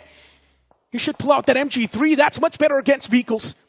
You can blow them up pretty easily as well. ORP stuck out in the open. It's not the best possible spot. Another man gets knocked out. ORP's down to just a two-man squad. Cyrus eliminated from the game. A man who was supposed to be the heavy hitter, not there in the game anymore. ORB constantly dropping the ball. They were supposed to be in the advantageous spot. Yeah. But that one decision to take the fight against Team 8-bit just paid them so badly. Have a look at this. 2v3 right now. Team 8-bit aren't really looking as healthy as themselves. They are quite split up, but it seems like they're still finding those connections of the nades, and that is the most important part of Miramar. If you can perfect the way you land your nades right at the tip where the players are hiding, you are going to be the kings of Miramar for sure. Team 8-bit, they are still a little outside the circle. ORB can keep them at bay, but that puts ORB at risk themselves. Not really sure how they are going to battle that. Have a look at that Team 8-bit in the close proximity. Scripps with the shotgun, finds a connection. Team 8-bit looking real solid. And ORB, of course, they're in shambles. Men dropping down. And for 8-bit, they've got a major advantage. But do they know where the last man is for ORB? That's the question. Robot still right behind that bridge, and now the man's position's compromised as well. 8-bit, they're desperate to find that knock, but what am I even watching? 8-bit now just pushing out in the open, and that's going to be confirmed knock as well against that man from ORB, as they have been done and dusted from this game. Not that good of a performance coming through from them. 5 elimination points secured with no placement points to back it up. Not a solid performance at all. Next circle, that's going to be quintessential. Where is it going to be shifting? Is it going to be shifting down south or up north? That's the question. If it's going to be shifting right on top of Nebula Esports, now they're the one in the power spot. Even Nonix, they've got the prime contention. It's looking real good for these two teams. Yeah, and then, of course, you can't really take Tens and Esports out of the picture as well. They've got a lovely split. 2 players inside of the circle, right at the edge. Meanwhile, 2 players right on the outside. If they do catch BR off guard and take a couple of those players out, I'm pretty sure they are going to be ruling on that western terrain. Elsewhere, of course, Team 8-bit, they have the advantage for sure till now. Until the circle moves away from them. Now, the ball is going to be in their court. They are going to be forced to move out in the open, and that is exactly what happens. You get punished. One lad from Myth Official was still alive. That was Daddy, and he took away the IGL of Team 8-bit. Now, that is going to hurt, Necro. Definitely, that's going to be concerning. Utilities, though, as of now, tossed against that man. The Force Lava is now out in the open, just proning. That should not be your first instinct, my friend. Pull out your gun, keep on just pre-firing against Sarang. That's the only possible way. Maybe you could have got the knock. But I guess he just accepted it. He knew he's done for anyways. Red Force's man as well. He's the only person standing for Red Force. Securing 1 finish point so far. It's been a terrible game. Nebula with all the 4 players standing over, they've got that terrain to play with. That man from Red Force can soon be a threat, if not neutralized right now. But I think Adi has kind of spotted it, so he's potentially keeping him at bay. Shots towards enemy kills. Nomi finds that connection. Muffy has been brought down. Nebula Esports, they can certainly play for the chicken dinner right now. They've got the space, but we also spotted Nonix in a lovely position on the minimap as well. So if Nonix Esports can find a way to be creative about their positioning, I do believe Nebula can be taken out. 8-bit on the other side of the road from the backlines. Are they aware of the threat? Not anymore. It seems like 7 aces. They have been eliminated, Necro. Indeed. As of now, though, looking at Nebula and their split, it's pretty good. Higbo's on as well now, starting to rack up around the fray. 8-bit in the front, and 8-bit, they found themselves against the wall. The back's against it.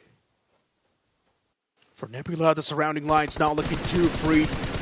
Higbo's on, taking heavy fire upon themselves from 8-bit. Oh. It's not a good cover to be around.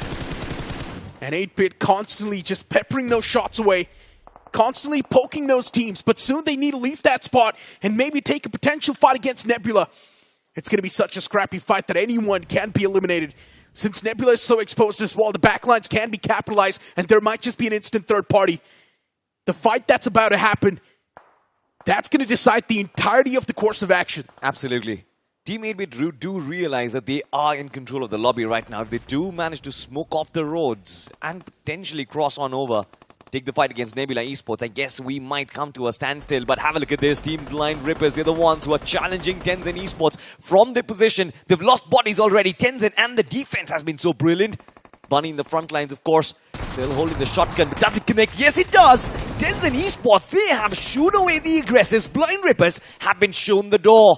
In the map of Miramar right now, we come to a standstill. Team 8-bit Esports, they want to cross on over. Sarang is in the lines of the opposition. Nebula Esports is going to feed on his opposition. And I guess Team 8-bit, they are going to be done and dusted. Just one man left alive, and that will be Skips. As expected, 8-bit had to make that pounce. And as they made that pounce, things were just down the drain. Got eliminated out in the open. They were so exposed when that make that push. And now for Nebula, it's like the game's being served on a silver platter. Ooh. Nonix is the only team that can be potential competition. But the moment they eliminate Nonix, no one's going to be around them. There's still that one man from the side of Red Force, but is he really a competition? That's the question. Nebula now slowly and steadily inching towards the boys of Nonix because they know the more the map control you possess, the more the chances you stand to actually win the game as well. And if they do manage to win the fight against Nonix, things will be aligning pretty well. Ooh. Utilities panning out pretty close. Those tosses are not exactly on the mark, but still Nonix, they're doing enough to just possess that threat. You know, that nade coming in from Aim God, it could have been massive if had it find a knocker elsewhere. Nebula Esports is still standing on all fours, and it's brilliant. They are challenging on all terrain, to be honest. Nonix Esports are constantly being kept at bay, but these Utils, they need to strike if Nonix want to have yet another shot at life. They have 6 eliminations already, but Nebula Esports, are they kind of forgetting that Higbo's on Esports is also on the other side? If they do decide to get drawn into this fight, I'm pretty sure the third party from Higbo's on is going to absolutely devastate their positioning. More than Higbo's on right now, Tenzin's going to be concerned. Because Tenzin, they're spoken off that way. They probably do want to push up against Nonix and make that pounce. That's what it seems like is going to be the game plan for Tenzin. They do move out in the open, but instead, it's Higbo's on disrupting that flow. Claiming those elimination points, Higbo's on, they're desperate for them.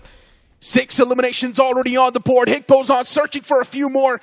They've got 3 men standing, looking pretty strong. Omega, Hero, and Snowjaw playing in tandem as eventually they do eliminate the entirety of Tenzin's. And now for Nebula, the only possible threat's going to be in the name of Nonix. But Higbo's on, they've already made a move against Nebula. This third party, it seems quite deadly. Nebula is in a major sandwich to fight back against both these teams. It seems impossible, but someone needs to lock horns. Somebody needs to lock on. Somebody needs to break open this deadlock. Nebula Esports, it's not the valley of death right now. It's a black hole, and they are getting sucked in it. There has been a trade-off, of course, but from the backlines, Nonix, They do find the connection, and they are working it around with just 2 players. They're doing a brilliant job from the back Oh my legs. God. Omega, he gets up, he finds all of Non-X Esports, but Nebula fight back, and Adi is still standing tall. Higboson from up top, Hero is still trying to put up a fight, but it's not going to be easy. Nebula Esports, what a fabulous chicken dinner at the stages of death. Oh my word. Definitely an insane play in the final few moments from Nebula. The fact that they were stuck in a sandwich, I did not even think that they were going to be the one to come out on top. But in the final few moments, it was Non-X taking those shots against Higboson. And luckily enough for Nebula, they were left unscratched in the moments. And then 2 players were knocked out. There was that one man from Higboson who could have possessed a lot of threat, but he just whiffed those shots. Those 2 knocks should have been there the moment he spotted them. Yeah, I mean, I still feel like Omega should have connected those shots, but Higboson Esports and Non-X kind of put together almost the tag team partnership of the year, to be honest. Nebula Esports were in the dip. That absolutely nothing they could have done had those 2 pushes been tandem. But of course, I feel like the fight back was brilliant. Adi finding a knock for himself. Non-X, of course, still falling bodies. Higboson as well could not really do much. I feel like it was a great attempt coming in from Nebula, and it was something which was due for a long time right now. We've got a lot of consistent names, right? Of course, Vanguard was not the one to play in that previous game, but they have been consistent in the 3 games they've played. Now we've also got Higboson, Nebula as well, it's out of the picture. Even Tencent surprisingly doing pretty good. And even Non-X being pretty consistent in all the games they've played so far. It's been a great run from their side. And speaking of 8-Bit, it's been a decent run from them as well. Yes, not a lot of points secured in general, but I'm pretty sure they have got the average. No, I think there was a breaking game. There was a moment of change for 8-Bit Esports because they realized that, you know, once we do have good positioning, it seems like even we can take out finish points from the game itself. But we are going to be moving on to the chicken dinner team stats. And it seems like Nebula Esports did not really have to do a lot of work in terms of their triggers and weapons. Just 5 eliminations secured, but 10 position points from that chicken dinner. It's going to be massive, and also sets Nebula up for success in their further games of wildcards. That's so weird coming from Nebula, though. Just 15 points off a chicken dinner, so uncharacteristic. You usually expect Nebula to at least cross that 10 finish point marker whenever they get a chicken dinner.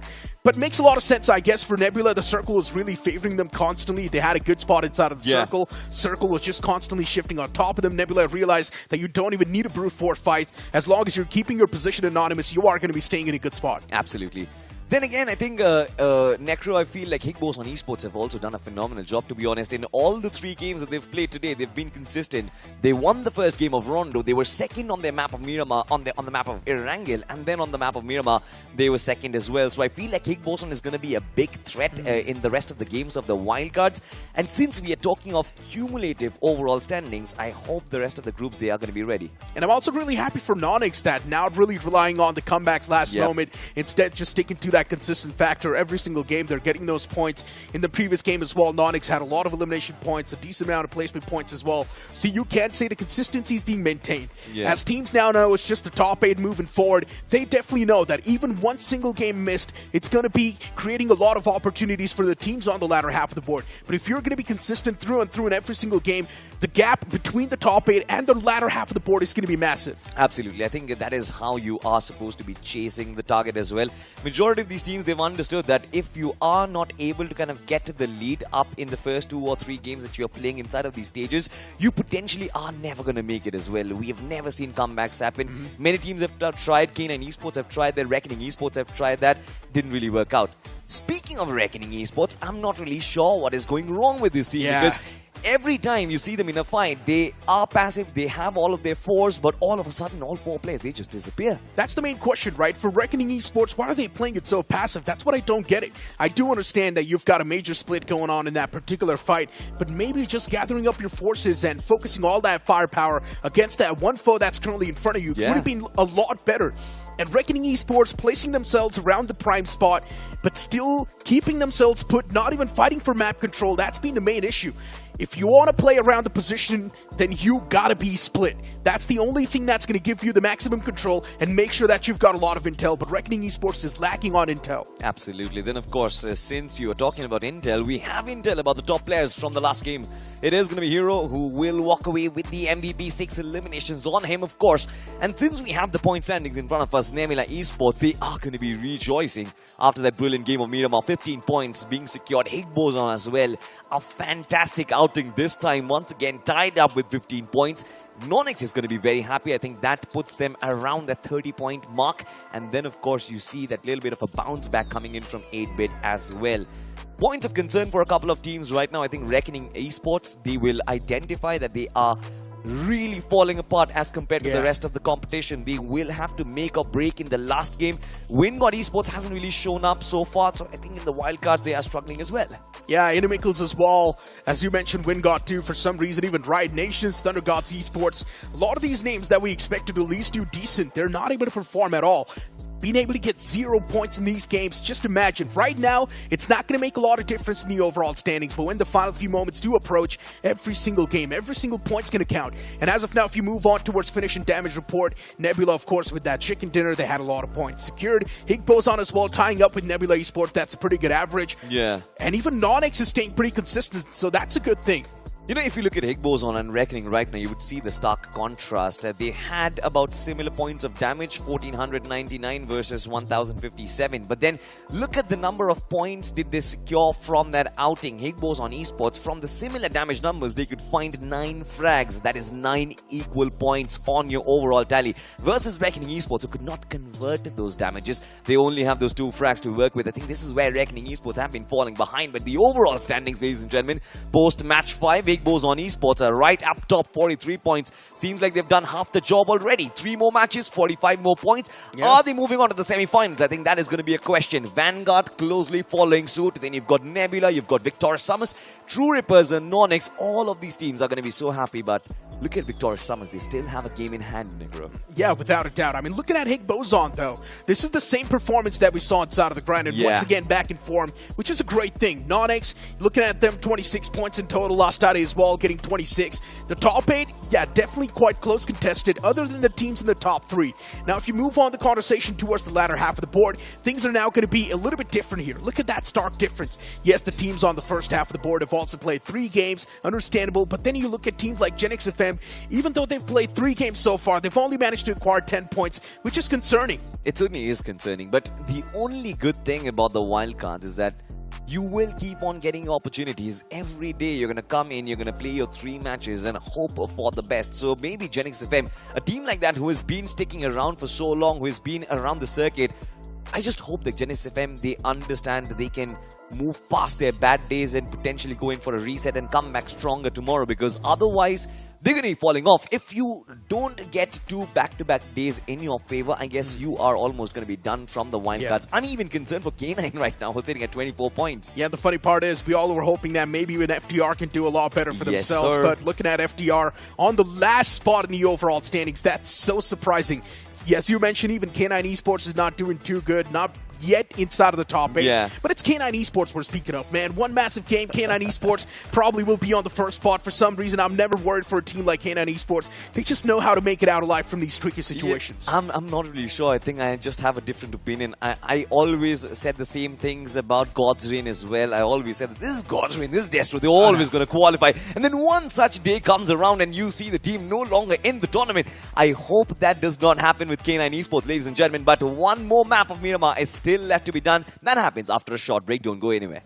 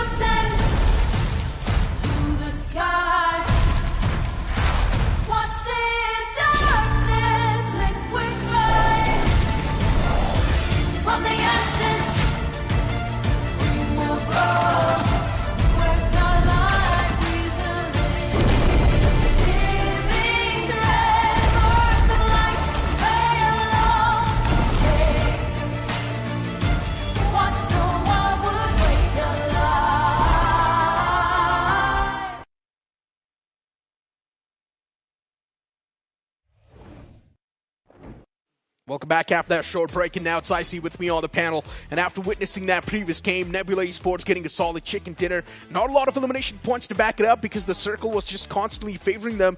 But it's just all about Hick Bozan now on that top spot in the overall standings. They're looking pretty polished. I think as of yet here, Hick Bozan and Victor Summers is the closest to potentially make it to the top here. But Hick Bozan obviously the most consistent, right? A chicken dinner and two top 2 finishes. But now Victor Summers is going to be coming back in again. I think that's going to be something that I'm looking forward to as well. They did get a chicken dinner in the previous round as well, and now going towards this game, if they do pretty well in this game as well, it is going to give them a chance to fight for the top 2 at least. And even you guys have got a chance to boost the prize pool off this BGIS 2026 all the way up till 4CR. All you need to do is just keep on playing your classic games. You will be earning those exploration points. Use those exploration points to earn in-game rewards for free, by the way. Just keep on playing the classic games. But back towards the conversation once again that we're having right now. Speaking of Victor Sumas, definitely in a red-hot form as of now. Even a recent third-party tournament, Victor Sumas did win that, so you can't say they've got to win at the sales with them, and that's why they're just constantly storming through with that.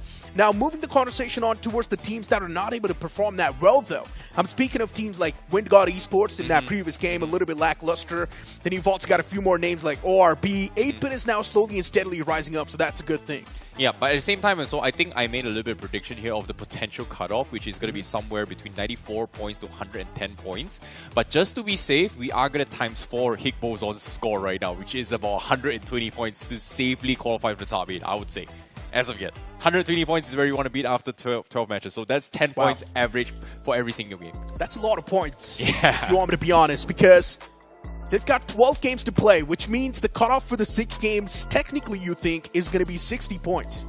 So 60 times 2, that's going to be 120. I think that's too much. No. We're only looking for top 8. Yeah, so technically, out of all the teams, I think it's going to be 90 over something. Plus.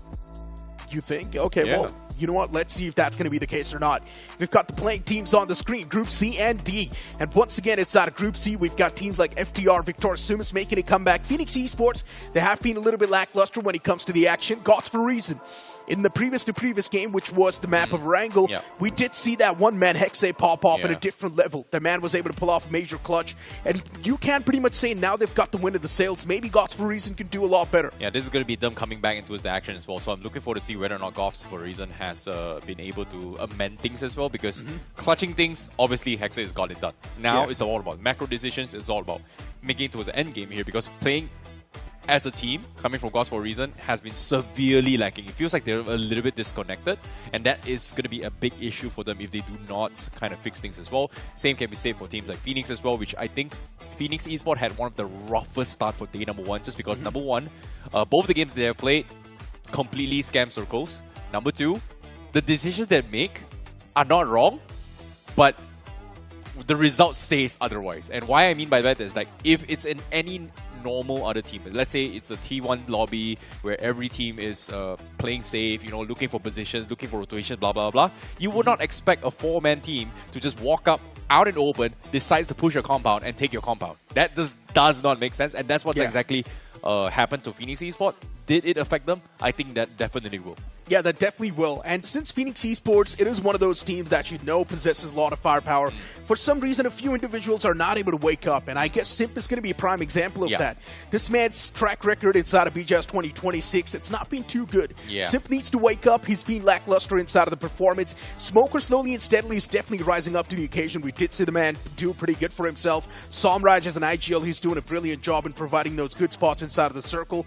But it's just Simp that's currently a little bit of a weak link. If he's going to wake up, that's going to do a lot of good for Phoenix Esports. It's interesting, right, considering the fact that his track record in 2024 was amazing, 2025, last year BGIS was amazing, but now, I don't know. Is he going to wake up? We shall see, because we're going to be jumping in towards the final game for day 1 of the wildcards as of yet.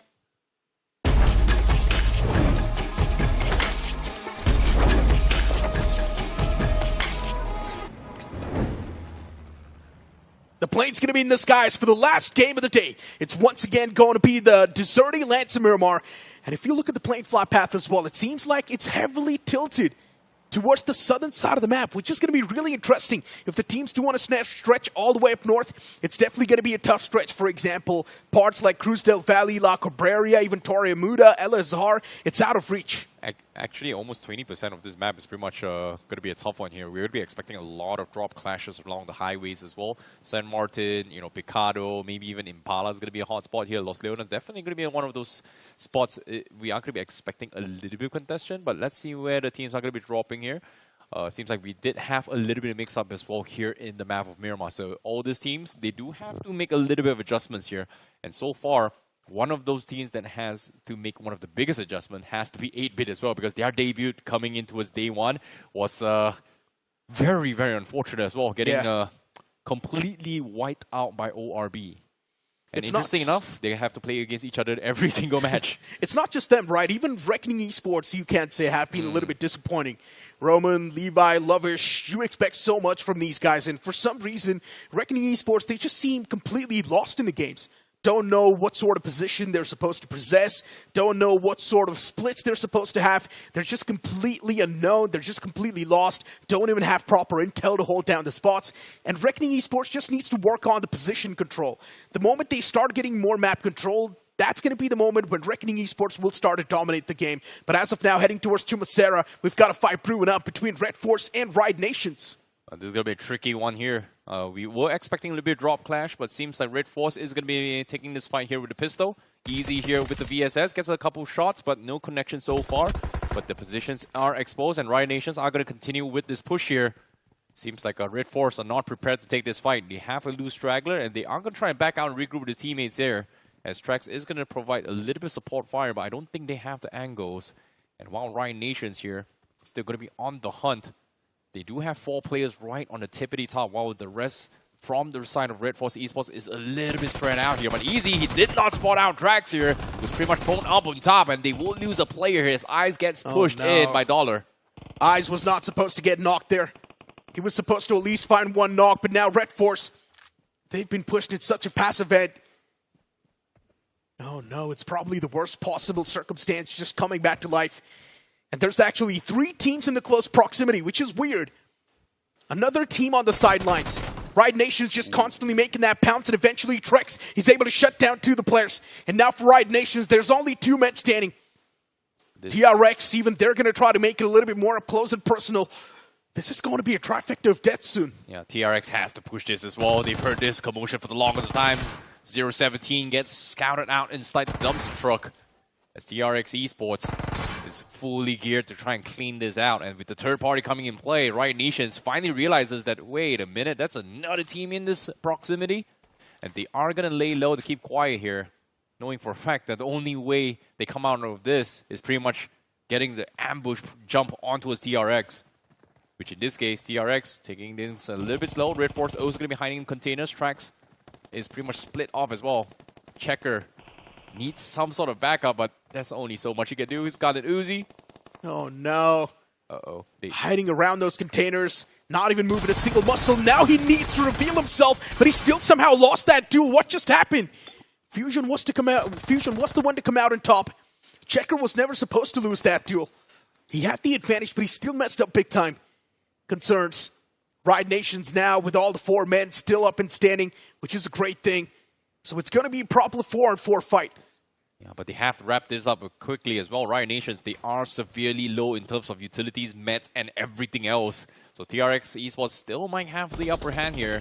It seems like they do have a couple of shots in on the other side. Dollar hasn't been able to patch himself up. Adi is pretty much stranded as well. And TRX Esports knows he is isolated and decides to go in for the push. And now Adi, he needs to make a big play here in the 1v2. He's going to try and run out and open to bait some sort of reaction, cooking up a nade. But easy peasy, he's up and close and personal. And with that Winchester not doing him any good, TRX Esports is able to gobble out 1 player from Riot Nations.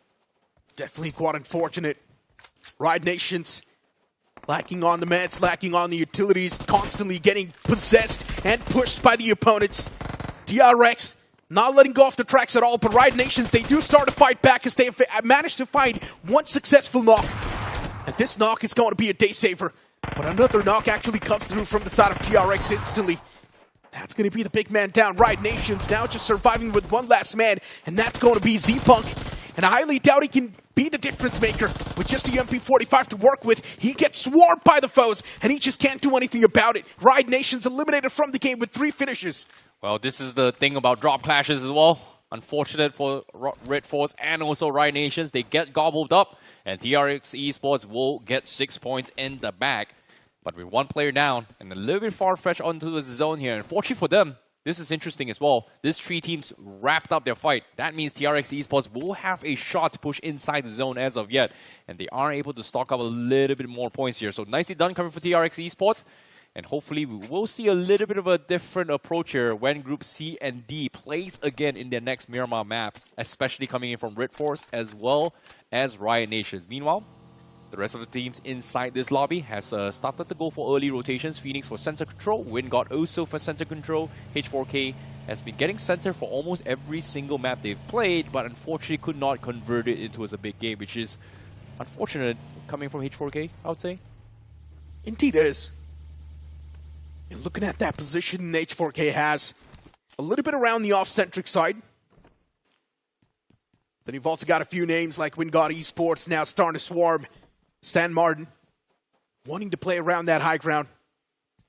TDR still around El Pozo, looking to make that pounce around the centric part. FDR taking things a little bit more slow and casual. Waiting for the circle, waiting for the course of the action to take over. Phoenix Esports being a little bit more proactive, contesting that centric part, which is understandable.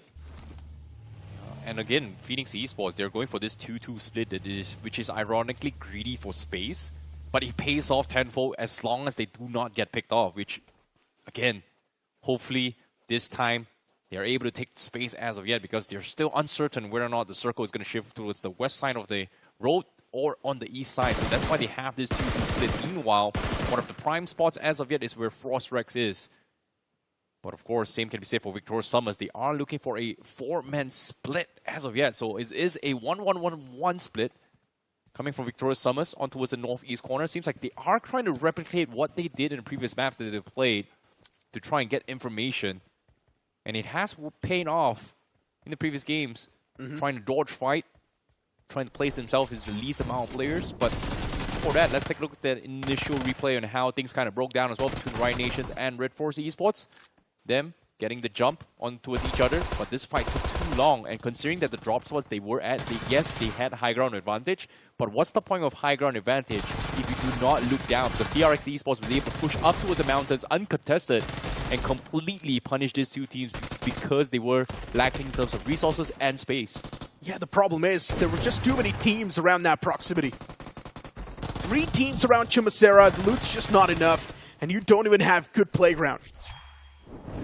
And that's where you saw teams sort of suffocate to death. Riot Nations lacking on loot. The opponent's Red Force lacking on man number. Just couldn't do anything about it. It's Circle sad, actually taking a curveball shift on the right side. 7 ace now in the prime spot. And you've also got Victorious Summers looking pretty decent. Yeah, Victorious Summers, they can look to gatekeep teams coming from the west side, but seems like they are going to try and rotate their way in towards the east side instead. Phoenix completely missing the mark inside this zone, but they are going to try and make a little bit of rotations in. But like you said, 7 aces in prime spot. They do have a decent amount of compound, but they do not have high ground advantage here in this case, or will have the prime spot if they are able to secure their spots where Aman is. But the question here is, are they going to stay there? Is going to be the question here. It seems like Aman wants to try and push for center even more.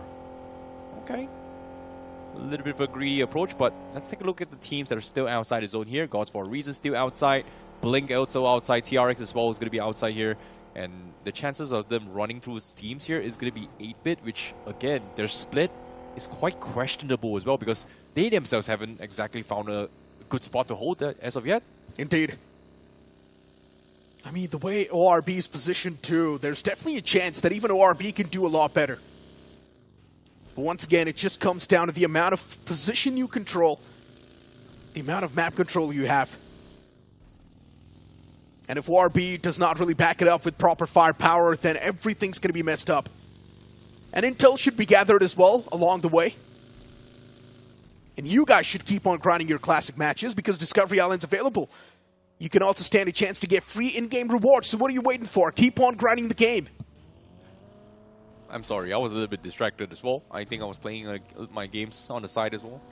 Yeah. So I was actually, trying to help boost the BGIS prize pool and get myself some rewards. Yeah. You guys can do it. I believe in you. We've already got a lot of money accumulated, so Keep on going, guys. Force CR is going to be the goal. Gods for a reason as of now. Hacienda del Patron's going to be the position where they're around.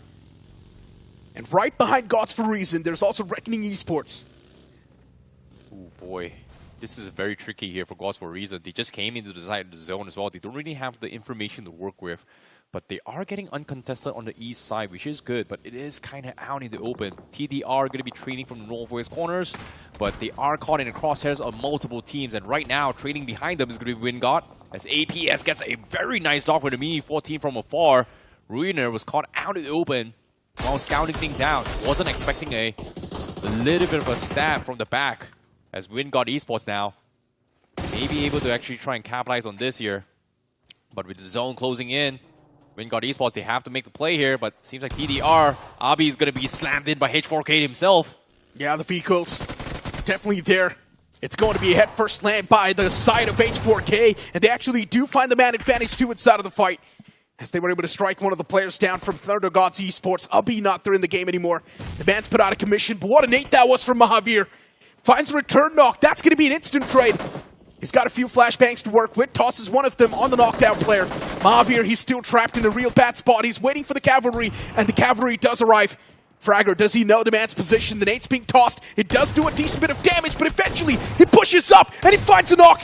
That S12K now proven out to be quite devastating. Wow. As he pushes up the stairs. He gets another knock handed out. H4K dropping down to man number now. It seems like the tables are being turned, and it's being flipped completely against him. Oh my goodness, now a 1 versus 1 as well. Fragger versus Rage God. Fragger playing absolutely out of his mind, but at the same time, Wingard has heard all these commotions. They may look to try and third-party this as well. TDR was pinned, but as of yet, it's not over yet. H4K, Rage God, caught out in the open. TDR needs to be picked off. A perfect nade by Rage God will shut down TDR. What looked like a good slam, now things has taken a little bit of a twist here. As they lose 2 players, but they will gobble up those points. But interesting enough, Wingard did not decide to third-party this at all. Yeah, Wingard's just scared, let's be honest. The way things have been looking like for Wingard, just don't even want to be a part of the action. Stay away from any sort of fight, just play for the placements. That's what Wingard wants to do. Lacking confidence. Which is, of course, not a great thing. Wingard should have went for the third party. These could have been free 2 elimination points if they wanted. But just too scared to approach. Well, seems like the zone is a little bit too far off. They are making the call to actually rotate in from the north side. And as of yet, Orb does have a good spot. Same can be said for Victoria Summers, 2 of the prime positions in those compounds inside the zone. But the question here is, it is going to be a 50-50 coin flip between Hacienda del Patron and the open terrains of water treatment. In this case, is no man's land. So if the circle shifts on the northeast corner, Frost Rex is going to have a very, very good time farming finishes. But if it shifts to Hacienda del Patron, well, 7 Ace is going to be happy here because all they need to do is absolutely nothing. And just camp in those compounds. I also like the split that Reckoning Esports has, but it's also filled with too much risk. It's a 4-man split they're going with. Each man for himself, but also needs to make sure that you're not going to be knocked out. They do have a lot of map control on the southern side, but there's still a chance that T7 might just be the disruptor. Phoenix Esports on the left, they've got a 2-2 split going on as well. Things are being a little bit slow and lackluster. Yeah, now that you mention it as well, Phoenix Esports and Reckoning Esports is trying to make a little bit of a play here. Phoenix Esports hoping that it's going to go northwest or southwest, but they have to go for this split. But it seems like the circle actually shifts towards the east side, and it seems like there is not a lot of playing grounds to play with. Reckoning Esports is going to be happy. They do have like 50% of control down to the south side, but everybody else has to play out in the open. A tricky spot to be in here, but Phoenix now getting run in here with TRX. There's a chance that Phoenix might just be suppressed in this fight. But still, Phoenix, they've found themselves on the advantageous side of the spectrum, which is a great thing. TRX, they probably do want to win this fight no matter what, but the floor is lava. And one of the men is knocked out. Crawling back to safety, that's what he does, the nade. It does too much damage, and Phoenix Esports, every single angle being held pretty well. Playing this fight perfectly, the position is going to be key. And Phoenix Esports, they wipe out the opponents without even breaking a single sweat. Very, very quick takedown here coming from Phoenix Esports. But at the same time, they have to go. Time is of the essence. Zone is about to move in as well. Stage 5 is going to be a very, very tough one, and they need to push inside the zone. And as of yet, the zone is going to be pretty open as well. Almost 50% inside the zone is unplayable. It's going to be open terrains after open terrains. So by the time this zone closes in, at least 4 teams is going to be eliminated potentially. But we shall see how they hold, because as of yet, Windgod's still training on the outskirts here. And they are training behind Frostrex. They may have had the high ground, but seems like the high ground is not in play. As Orb still has the compounds to work with. They are going to duck low inside the edges of water treatment. Not a lot of vision to work with, but it does give them the safety net to play the end games. Yeah, this is not the Frostrex we saw in the previous rounds. Frostrex is playing so suppressed. Previously, Frostrex would fight for map control, would fight for a good spot inside of the circle, but right now, just adjusting with whatever that's left over. Windgod Esports making that pounce against ORB. This is going to be an interesting fight. Nothing is well coordinated. And for ORB, they're going to be the one to kick things off. That one Nate's going to be able to find that knock against Infinity. And now for that ORB, the man's position is also compromised. But the utilities from their side are too deadly. Windgod Esports dropping down a man number slowly and steadily. Yaman, this one single lap from the outskirts, he's been too deadly. And Windgod Esports just not having enough men to fight. Well, all this commotion has attracted a third party as well, as Frostrex is going to be chiming in. Cyrus has been knocked and confirmed, while Aman is on the hunting spree for those points. It seems like Windgod had no choice but to push in. And just like that, Orb will be able to gobble up the players coming in from Windgod, while Frostrex looking to try and chime in. Ryzen is the last player left from Windgod. It's going to force the disembark in towards the garage, but Frostrex still having a little bit of high ground. He knows for a fact that Arman is still out in the open. Stunner needs to find a way to save his teammates, but the floor is lava. Frozen continuing to drop all those utilities, but he doesn't know where Aman is. Oh my goodness, he's whiffing the mark. And Aman is also so brilliant, constantly staying on the move. Tossing out those smokes to create that cover on the move as well. Not really placing himself in that same spot over and over again. For Windgod Esports, it's not done yet. There's still that one man standing. But I've got a question erupting in my mind. All of that passive nature for what? Just to get eliminated like this? The fight was so uncoordinated. Windgod Esports did not even know what exactly to do in that fight, but they still went for it. Oh my goodness, let's take a look at the zone right now. Frostrex does have a decent amount of space to work with here, but Gods for a reason is going to be the next team to watch out for, while the rest of the world have to push out in the open. This is going to be a tricky spot to win as well. 8-Bit has been playing center control for the longest time in the south side, and they have a decent amount of compound, but everybody else, they are going to be caught out in the open. And this is such a tricky spot to be in, especially for teams playing on the outside, but now, as of yet in Northwest here, this is going to be a 3-way showdown that has to conclude, because if they don't wrap this up quickly, they won't be able to look outside. But before that, let's take a look at the replay here. What happened between Victorious Summers and Phoenix? Somraj went in for a solo push, winning his trade, but immediately gets traded off by Scary Jaw. So it is a 1-for-1 trade. It was definitely quite an unorthodox push that came through from Phoenix Esports. And for Victorious Summers to eliminate Phoenix Esports, since they were so uncoordinated, was much more easier. And this is the main concern. Why is Phoenix Esports so uncoordinated? Why are we seeing some unorthodox moves being made from the side of Phoenix Esports while they're supposed to be one of the top dogs, while they're supposed to be well in chain? They're supposed to work like a well-oiled machine, but that's not the case. Phoenix Esports are making a lot of rookie mistakes, and that's constantly costing them games.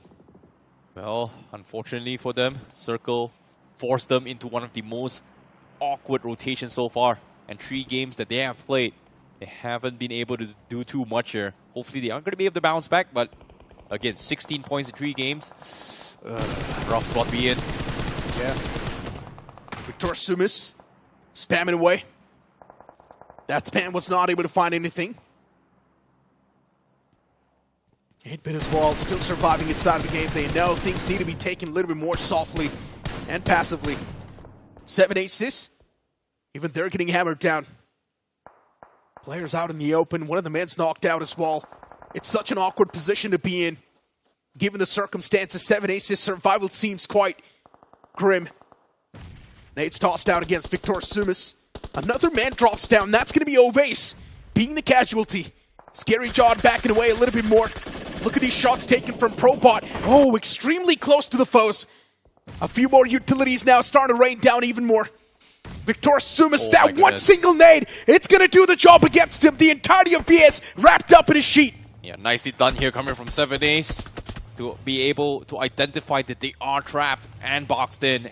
And this is what I'm talking about of this circle itself. There's just not a lot of playing field to work with. Now stage 5 about to conclude, 10 teams remaining. 7 Ace has pretty much cleared out the western side except for 8-Bit, who finally decides to push out from the safety net of those compounds. 0 finishes yet for 8-Bit. But it seems like they don't want to take the risk to push out again. But we shall see how the circle actually ends in as well. But on the finish feed, we do see Reckoning Esports starting to make a little bit of bounce back as well, because we are starting to see a huge cluster of teams gathering on the east side. The next circle, though, that's going to be important. And there's a major chance it might just shift away from Reckoning Esports, and I think that's going to happen. And that's what happens. Oh boy. Shifts away from Reckoning Esports. Now even they need to start taking those fights and keep on moving up even more. It's going to be such a compact position for Reckoning Esports to be in. They cannot even spread themselves out even more. Blink Esports is also in the close proximity. You've also got T7 Esports around that same fray. But if you move on towards 8-Bit taking a fight against 7 Aces TRB, this is going to be an interesting flow. Utilities tossed out against 8-Bit, no connections found. That vehicle's definitely put out of commission. But Sarang still gets back in and now is on the move. 7 Aces, they should be able to wrap this up here, but 8-Bit, they have to do it as well. This is going to be a fight for control for the southwest corner. It's going to be very, very important for them. But the needs do not connect here coming from Cracks. But 8-Bit, look at this. They're so hesitant to actually push up, knowing there is teams on the far horizon looking through. But a big nade here from Skip says otherwise. That's going to be 2 now. And 8-Bit may decide to go in for the push to look up to secure these points. But it seems like they're still hesitant on pushing this. 8-Bit, they've got to make the play. But with this confirmations coming into play, seems like Skips decides to make the push, but this seems like it is a little bit too late because the rest of 7 Ace looks at him, takes him out, but he was able to find one more, and 7 Ace gets completely swamped. But what a clutch from Amy Jod. Oh, but it's not over yet. They lose Raiden, but 8-Bit will be able to win this fight. He was able to squeeze that one elimination point away, but that's all he got. 7 Aces, they tried their best, but their best was not enough. Just 3 elimination points secured, and that too, all of them came against Victor Sumas. ORB still in contention. Even they've got a decent bit of split that's going on. But now it's just a 2-man squad. Survival seems dire. Frostrex Esports out in the open. It's not the best spot to be in. The position as well is quite exposed. Frostrex Esports, though, still trying to fight back. That's going to be a mud from ORB, placing himself around that haystack. But is he going to be a threat? That's my question. Boy, Frostrex Esports, they're pretty much out in the open as well. They don't really have a lot of cover, but this circle is such a tricky spot to be in. Unfortunately for them, they do have prone advantage, which is a little bit of a win here for Kaiser, but he needs to be extremely careful here because the moment he gets knocked, the entirety of Frostrex Esports is exposed. Meanwhile, on the east side here, Reckoning, with that long split coming in from them, they're able to stall off the teams coming from the south side, but they themselves, Lavish, has been knocked here. Gods for a reason. Does have a little bit of high ground advantage for them. And they're still stuck at the deadlock, a little bit hesitant to push each other. Final 8 teams. Everybody's just waiting for that big mistake. It's a tough battle on what is the right play here. Indeed. And 8-Bit Juicy, the man's taken down to barely any sort of HP. This Nate's going to seal the deal. As Juicy gets knocked out, Hardik is the man to lead the pack as well for 8-Bit. There's just 2 more men standing in the back lines, and what a knock!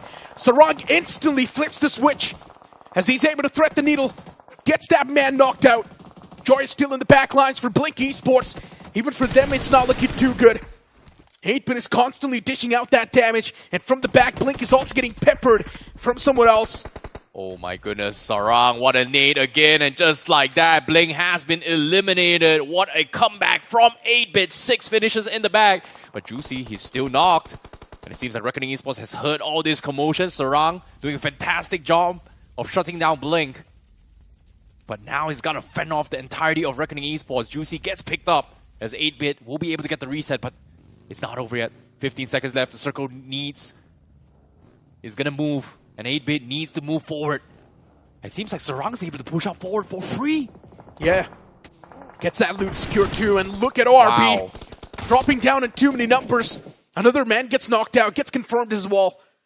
Alma not in the game anymore. The man's dismantled, taken care of. Stunner is going to be the only person standing for RB. And Stunner's all the way in the back lines. Reckoning Esports, all the 4 players still up and alive. They were fighting for map control, and they've still got it. And Reckoning Esports now knows this can be their game if they do play their cards right. They're the only team with the most amount of men standing other than Gods for a Reason. So this is definitely going to be a massive game for either one of these teams. But Gods for a Reason, they still have the high ground advantage, but zone is not in their favor.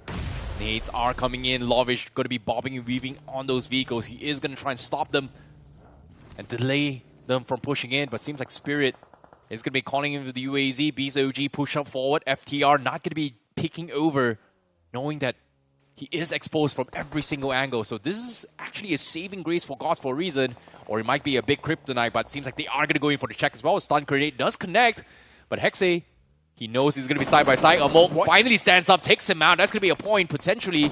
Can he convert it? It seems like Amol finds another one as well. God. Now Gods for a Reason, they crumble. They get pinned by both Amol and SO Reckoning Esports. Within the matter of seconds, it felt like the tables were flipped. The script was completely flipped as well.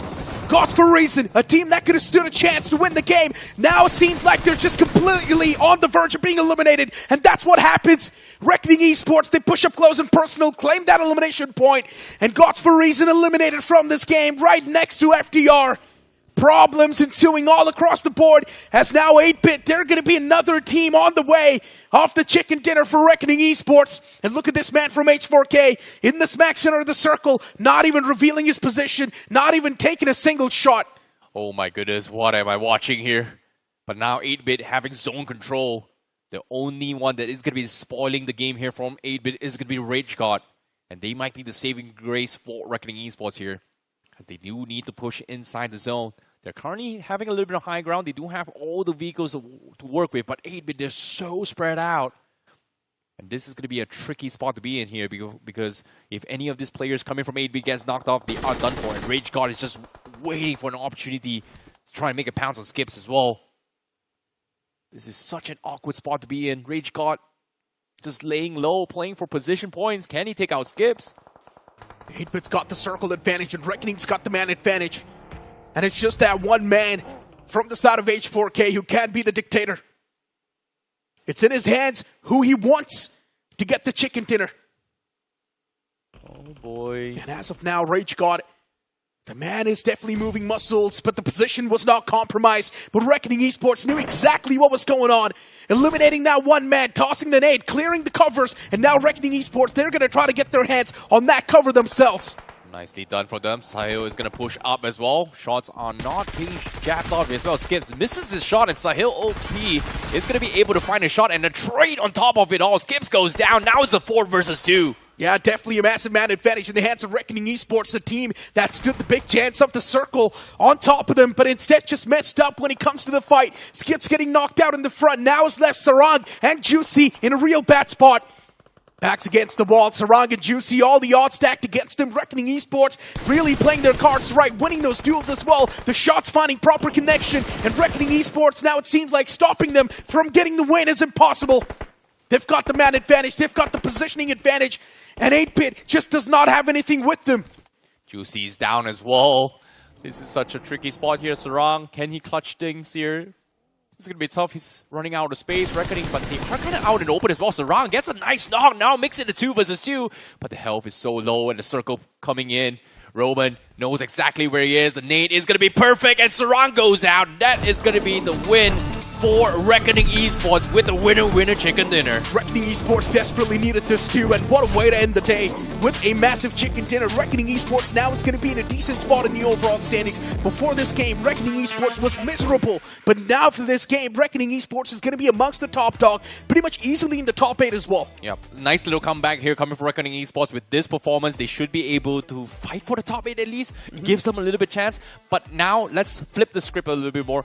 8-bit, also a good recovery coming from them as well. Consistent. Because their debut was completely off the charts here. I would say they only got 1 point, got one of the first team to get it taken out, and now with this game making the top 2, I think this is small little recovery. Great, a good start for 8-bit, but can they keep up with the consistency? Yeah, the past 2 games, 8-bit has been consistent, right? This game as well, they managed to acquire that top 2 finish with an okay amount of elimination points. In the previous game on the map of Miramar, 8-bit did pretty good for themselves. So Miramar's maybe is the way to go for 8-bit. They're doing pretty good on those maps. But as we now have the MVP, or the final blow of that previous game, things were definitely quite spiced up, especially by this man, Amok.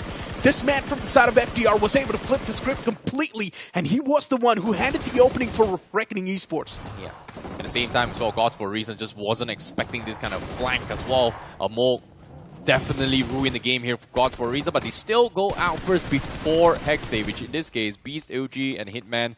They tried their best, but eventually Reckoning Esports just had the numbers as well. And of course, for 8-bit, they needed some sort of saving grace. But unfortunately, Reckoning Esports just did their due diligence. They had more information with the rest of the teams, especially when they came in from the southeast corner. Yeah, I mean, just the way 8-bit was playing, right? It was really impressive.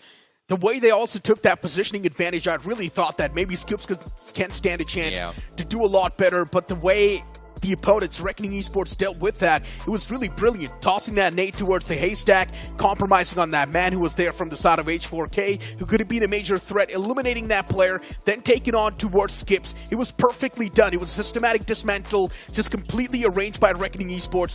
But now the conversation still just revolves around the teams that have been struggling from the start. I'm speaking of teams like Wildcard Esports, who are not able to show up to the occasion. Riot Nations as well, struggling too much. Even Red Force is going to be another name. These names, if they do not wake up tomorrow, it's done for. Yeah, it is going to be a tough one here as well here, but as of yet, the best tracking record right now has to be Higg Boson with 40 over points. So if you times 4, that's 160 points. 160 points guarantees you into the semifinals, but where is going to be the cutoff here? Because only 8 teams is. Yeah. So again, my prediction somewhere between 90 to 110 points. That is on the lower margin, but if you, I think it's going to be 120 points here. For top 8. I mean, look, in the past couple of rounds, we've seen teams just only from the top 7 qualify as well. And for the top 7, the cutoff has always been around, maybe you can say 50 points, 55 points, max to max 60 you can say. That's why I think 120 is a lot. But that's the thing, right? That's between 2 groups. This is between 4 groups, and there is 12 matches instead of 6. So I would say, yes, you're going to be double, but again, 4 groups are fighting for top 8, not just... Let's see, it's going to be tricky, man. Yeah, it's really tricky. We just can't really predict the future. We've got the top players on the screen. Sarang's going to be there from the side of 8-bit 2, getting 5 finishes. Sahil as well right there from Reckoning Esports. Definitely for Reckoning, they needed this game. With 20 points on the board, now they're going to be in a real comfortable spot in the overall standings. 8-bit as well getting 14. 8-bit has been consistent for the past 2 games. H4K as well getting 9 points. Gods for a Reason. They're achieving that consistent mark. Yeah, it is definitely good for them as well. Same can be said for Orb with 7 points, TRX with 6 points as well, Frostrex with 5. Victoria Summers having a little bit tumble this game here with 4 points. And it seems like it is going to be a little bit of tricky situation here. And it seems like Phoenix also going to be having a little bit of a tumble as well. Phoenix has not had a great game as well. This is very concerning for Phoenix. Yeah, indeed, it is concerning, right? I mean, if we move on towards finish and damage report, look at Reckoning Esports, right? With 10 elimination points racked up, 8-bit as well, getting 8. Reckoning Esports has the highest tower. The way they placed themselves, it was a pretty good position. Looking at Phoenix Esports too, I mean, for them, yeah, performance just completely missing. It's quite a big problem. And as I mentioned, for Phoenix Esports, there's just a lot of things lacking in general, including communication and synergy between the boys. Yeah, their 2-2 split hasn't been going well at all here. But let's take a look at the overall standings and how the current standings is. It seems like based on 3 matches so far, teams that has played 3 matches, Higg Boson is at the top here with 43 points, Vanguard with 40 points, Victoria Summers 37, Nebula is 37. Obviously, the teams that have played 3 matches are at the tippity top. We haven't seen teams playing on only 2 matches at the top 16, which is interesting as well because this is kind of concerning as well. Yeah, I mean, just 26 points as of now. After 3 games is going to be the cutoff, so... If you times that by 4, that should be somewhere around 108 points-ish, if I'm wrong, right or wrong. Yeah, that's what I'm saying. Yeah. I don't think 120 is going to be the cutoff, but... I mean, once again, we don't exactly know the future, what's going to happen, what's not going to happen. It's for the future to decide. But as of now, looking at the overall standings, these latter half of the boards really concerning. Nugs, Mysterious 4, PCUP, Riot Nations, FDR. At least for FDR, you can't say the last game was a little bit okay, but still just getting away with 5 points in total. That's not the FDR standards they've set so far. Tomorrow, it needs to be a nuclear day. Okay, everybody's been playing 3 matches here, so that's going to be a little bit of a concerning match here. But again, I think I just calculated as well as 104 points as of yet if you maintain the current results for top 8. So yeah, again, cut off somewhere around there. 104, maybe higher. So let's just say, to be on the safer side, you got to cross that 115 points marker. The bet 125 to be better, to be extremely safe. Okay, well, you know what? Once again, it's for the future. We do not know what the cutoff is going to be. I personally don't think it's going to go that high as 120 points. I think it might just wrap around 114 or maybe 108, somewhere around that. But we did see the overall standings on the latter half of the board. Still quite a few known names, Riot Nations being one of them. And for some reason, Riot Nations, the way they played in the past, it was so impressive. Now that transition towards the wildcard, it's really questionable. Still a lot more names, including Phoenix Esports, have been quite surprising. And if Phoenix Esports is not able to make that mark on the first day, I don't know what's going to happen in the upcoming moments. Yeah, it's going to be a tricky situation here as well here, considering the fact that I think because it is 12 matches, you have to do well in all 6 matches at least, because in the halfway point here as well. So 3 games per day, 4 days.